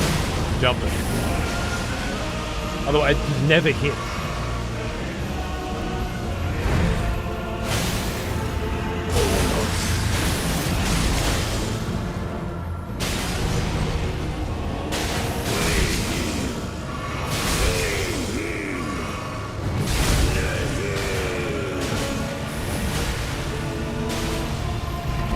Fuck you. Oh shit!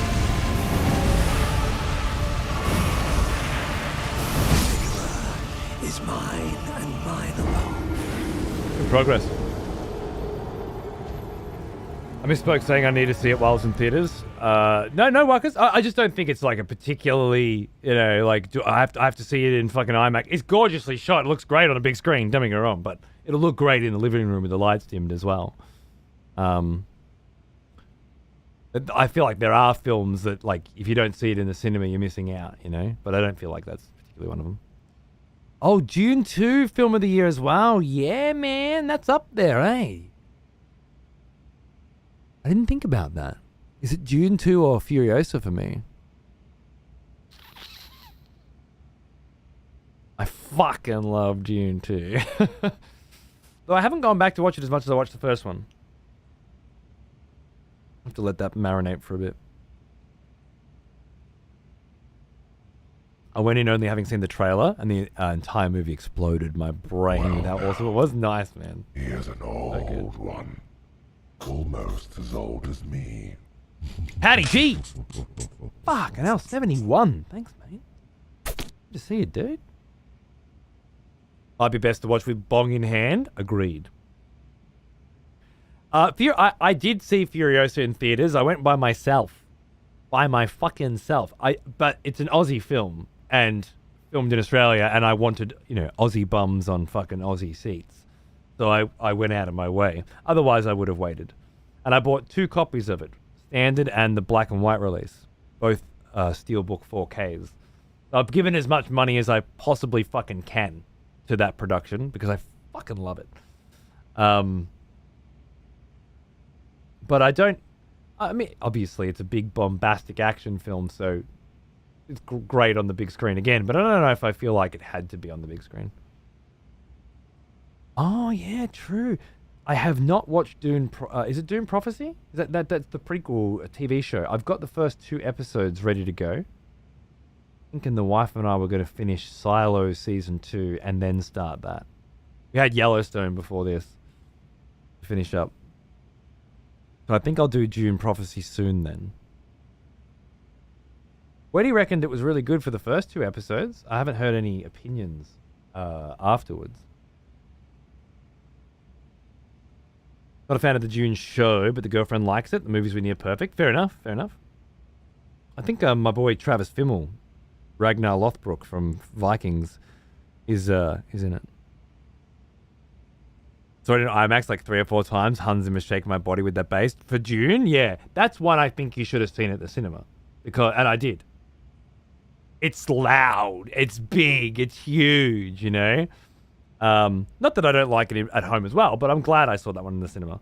And there are other films that any of Nolan's stuff, great in the theater, preferably IMAX, of course.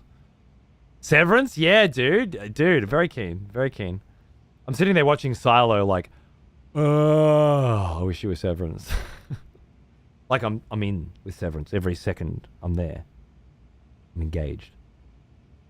Silo, I'm like bored until something interesting happens, and I'm like, yeah, okay, that was cool, I guess. And then just fucking dial tone for the rest of the episode again. I'm not saying it's bad per se, and I love the main actress, but yeah. They did a black and white Furiosa as well. Yep, I loved the Fury Road black and white too, but they didn't include them in the same one. So I bought the original, and then I had to buy the next one. The good thing is, though,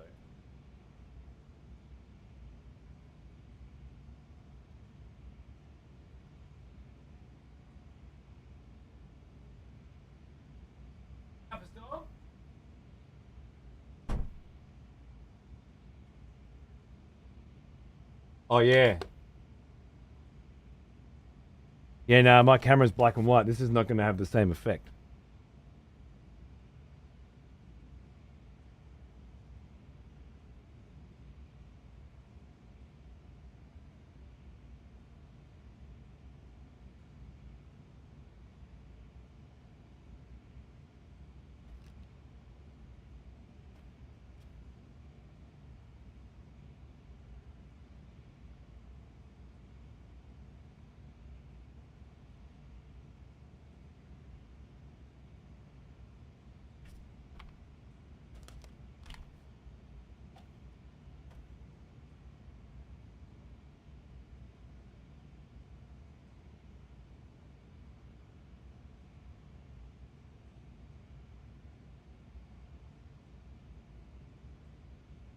So completely 1-to-1, right? Which was cool enough for me to want to buy it again. Alongside, obviously, wanting to watch the gorgeous fucking black and white print. Just kind of a fucking vibe. There's only one line of dialogue difference between the two that I could find. And obviously, or for whatever reason, it's only 4K for black and white. They didn't include a Blu-ray. But there's one piece of the special features that aren't included on the original, but are in here, which is the black and chrome edition George Miller introduction. So they've added that to the back. But other than that, they are fucking absolutely 1-to-1. Except one's all in black and white. So I thought that was a really nice fucking touch, and I'm super into it.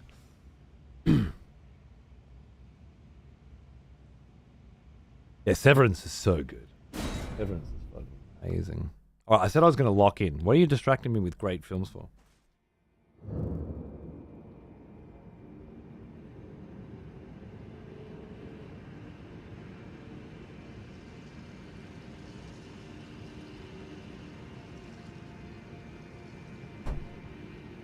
Your fault we're not at the DLC yet. You realize that? Nothing to do with me. Have you ever seen Fury Road in color? Of course. I saw it in color multiple. I actually didn't like it when I first saw it, believe it or not. One of my favorite come around films. It became one of my faves after hating it for so long. But yeah, I saw it in color many times. The black and chrome edition of Fury Road comes with the color version as well. So I alternate between the two usually. Or I do black and white and then color with commentary.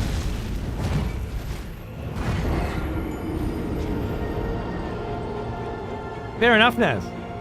Fair enough. For me, it was a good turning point in looking at film different. I had gone back to just looking at plot, really. And if you just look at... Yeah, dude, I can't wait to see it on an OLED sword. I haven't done that yet. If you just look at the plot of Fury Road, it's just such a simple fucking thing. You know, there's really nothing going on. One tries to escape, and then they get where they're going, and there's nothing there, so they turn around, they come back and overcome evil. Yeah, I always used to say back then, it's a story about a fucking truck that does a U-turn, you know?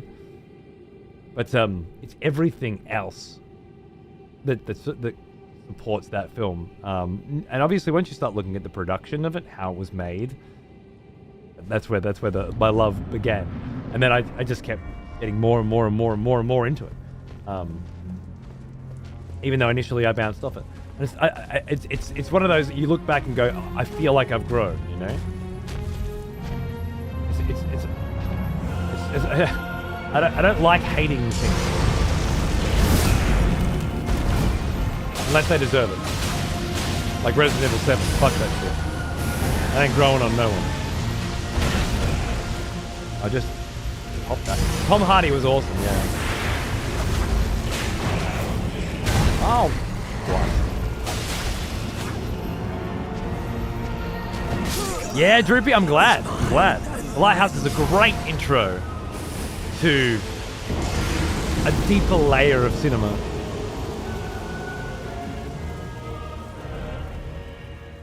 Yeah, exactly, Naz, exactly.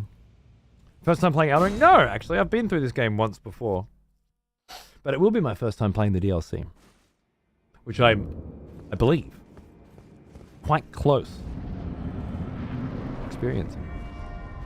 Yeah, Il threw out a massive fucking 10-pack before Jam. I'm glad you got one, man. Cheers. Good to see you, dude. Yeah, Naz. Thanks. Didn't like the Northman, really? Okay, fair enough. I hope someday you realize that you suck and become a better person who is worthy of the Northman. In the same way that I did with Fury Road. I hope you get that growth, person. I believe in you.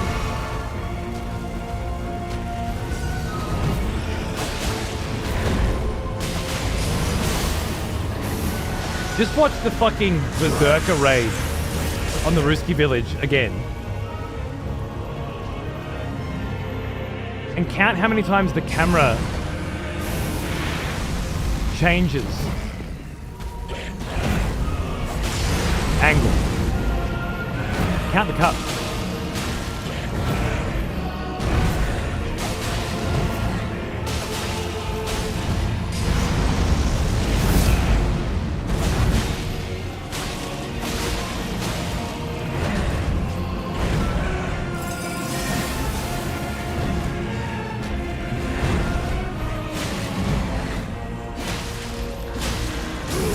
That'll get you in there.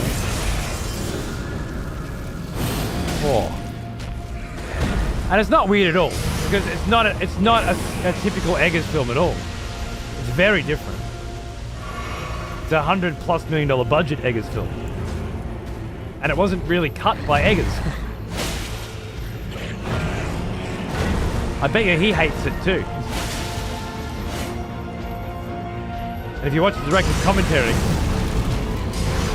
I feel like you can feel that. He didn't have final cut. As far as I know, the studio had final cut. It was their money. If I remember from the director's cut, director's commentary,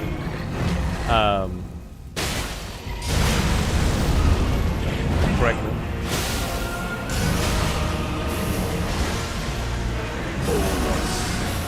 Here we go.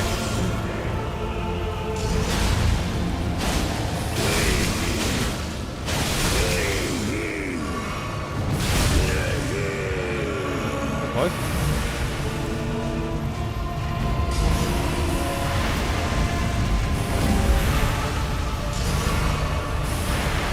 Straight one. I know what's up here. I know what's up.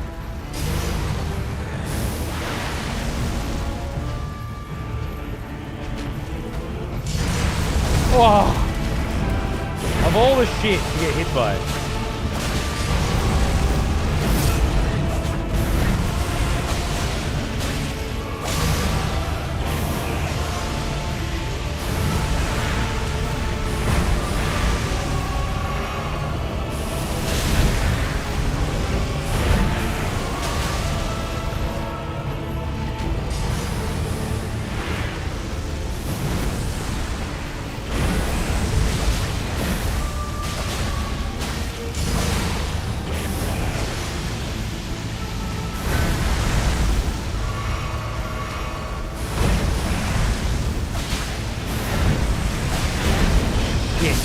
Oh my god. Is mine. That hits harder. What an absolute fucking maggot. That was a good phase 2 though, right? It's getting there. It's coming together. Witch is such a great film. Oh, I fucking love it. Nosferatu reminds me a lot of Witch. I like Northman, but I think the marketing led me to expect the wrong thing. And I want to watch it again knowing what to expect sometime. I think you should. I was reading things like, it's this generation's Gladiator and shit. It was just ridiculous. But that's what happens when you have over $100 million budget and a publisher just steps in and does their normal thing, right? Their normal spiel. Eggers seems dissatisfied with every film he makes. He's an on to the next one guy. Okay, look, he did say he was dissatisfied with The Witch and doesn't understand the hype that it got. Do you feel like he felt that way with The Lighthouse? I didn't get that. Northman, it was more, he put a lot of time and attention and detail into certain areas. Like, there's one scene at the beginning in the first castle where there's a lot of these wood carvings in the room, but the shots that they chose in the final edit were too dark to really see any of the work that was put in there, things like that. I'd love to hear what he has to say about Nosferatu. I would hope, given that he was remaking somebody else's film that he loved, that he would be happy with the job that he did. I think it 100% set out to achieve what it set out to achieve.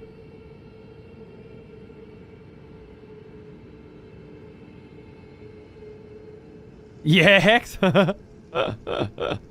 was only one way they could go down, mate. I'm sorry, it had to be.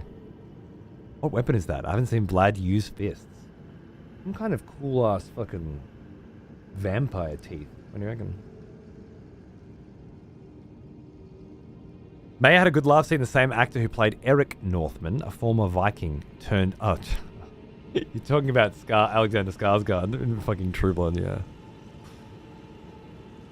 My wife had a similar moment.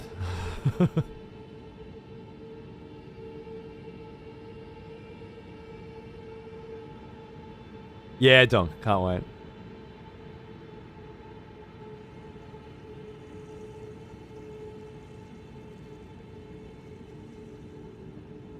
I listened to an interview post Nosferatu where he said that The Northman is a movie that really taught him how to make a film. Interesting.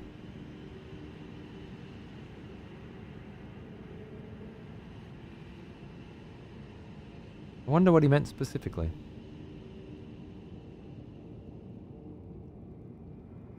Definitely want to hear more about that. Nosferatu's getting a longer cut on physical. I heard that. I hadn't heard confirmation, but I did hear it. That's fucking cool. That's really fucking cool. Can't wait for that. Alright, lads. Vlad versus Moog, day 1, round 1. Moog wins. As I always knew he would. You know? It's a fight that needs to be prepped for. And I have apparently come to it quite a bit earlier than you ought. It's going to take a bit more learning. Honestly, it doesn't feel any harder than the first time I fought him, though. At this point, it's just a matter of learning that second phase, not being able to deal with the 3 rings of Nihil. Can't think of a way. I tried jumping, I tried rolling, and I tried dodging, and unless I'm just really missing the timings, I don't know, maybe you can use a shield to block it, maybe...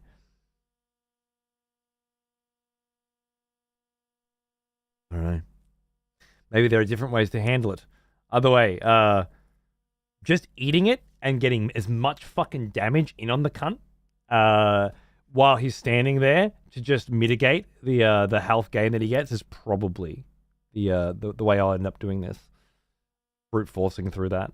And yeah, I'm pretty confident that if we don't get him tomorrow, we definitely will next weekend, after we've been fighting him for 5 days and the energy's really there.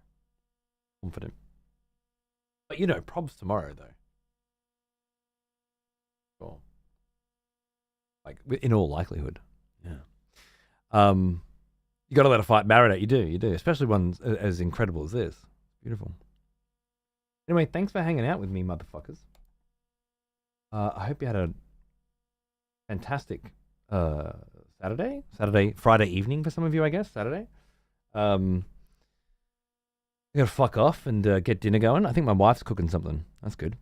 And I will be back again tomorrow. Oh yeah, tomorrow, same fucking time, same fucking place. We do it all again. Maybe we get into the DLC tomorrow and really begin this adventure. If not, soon. Yeah, for sure.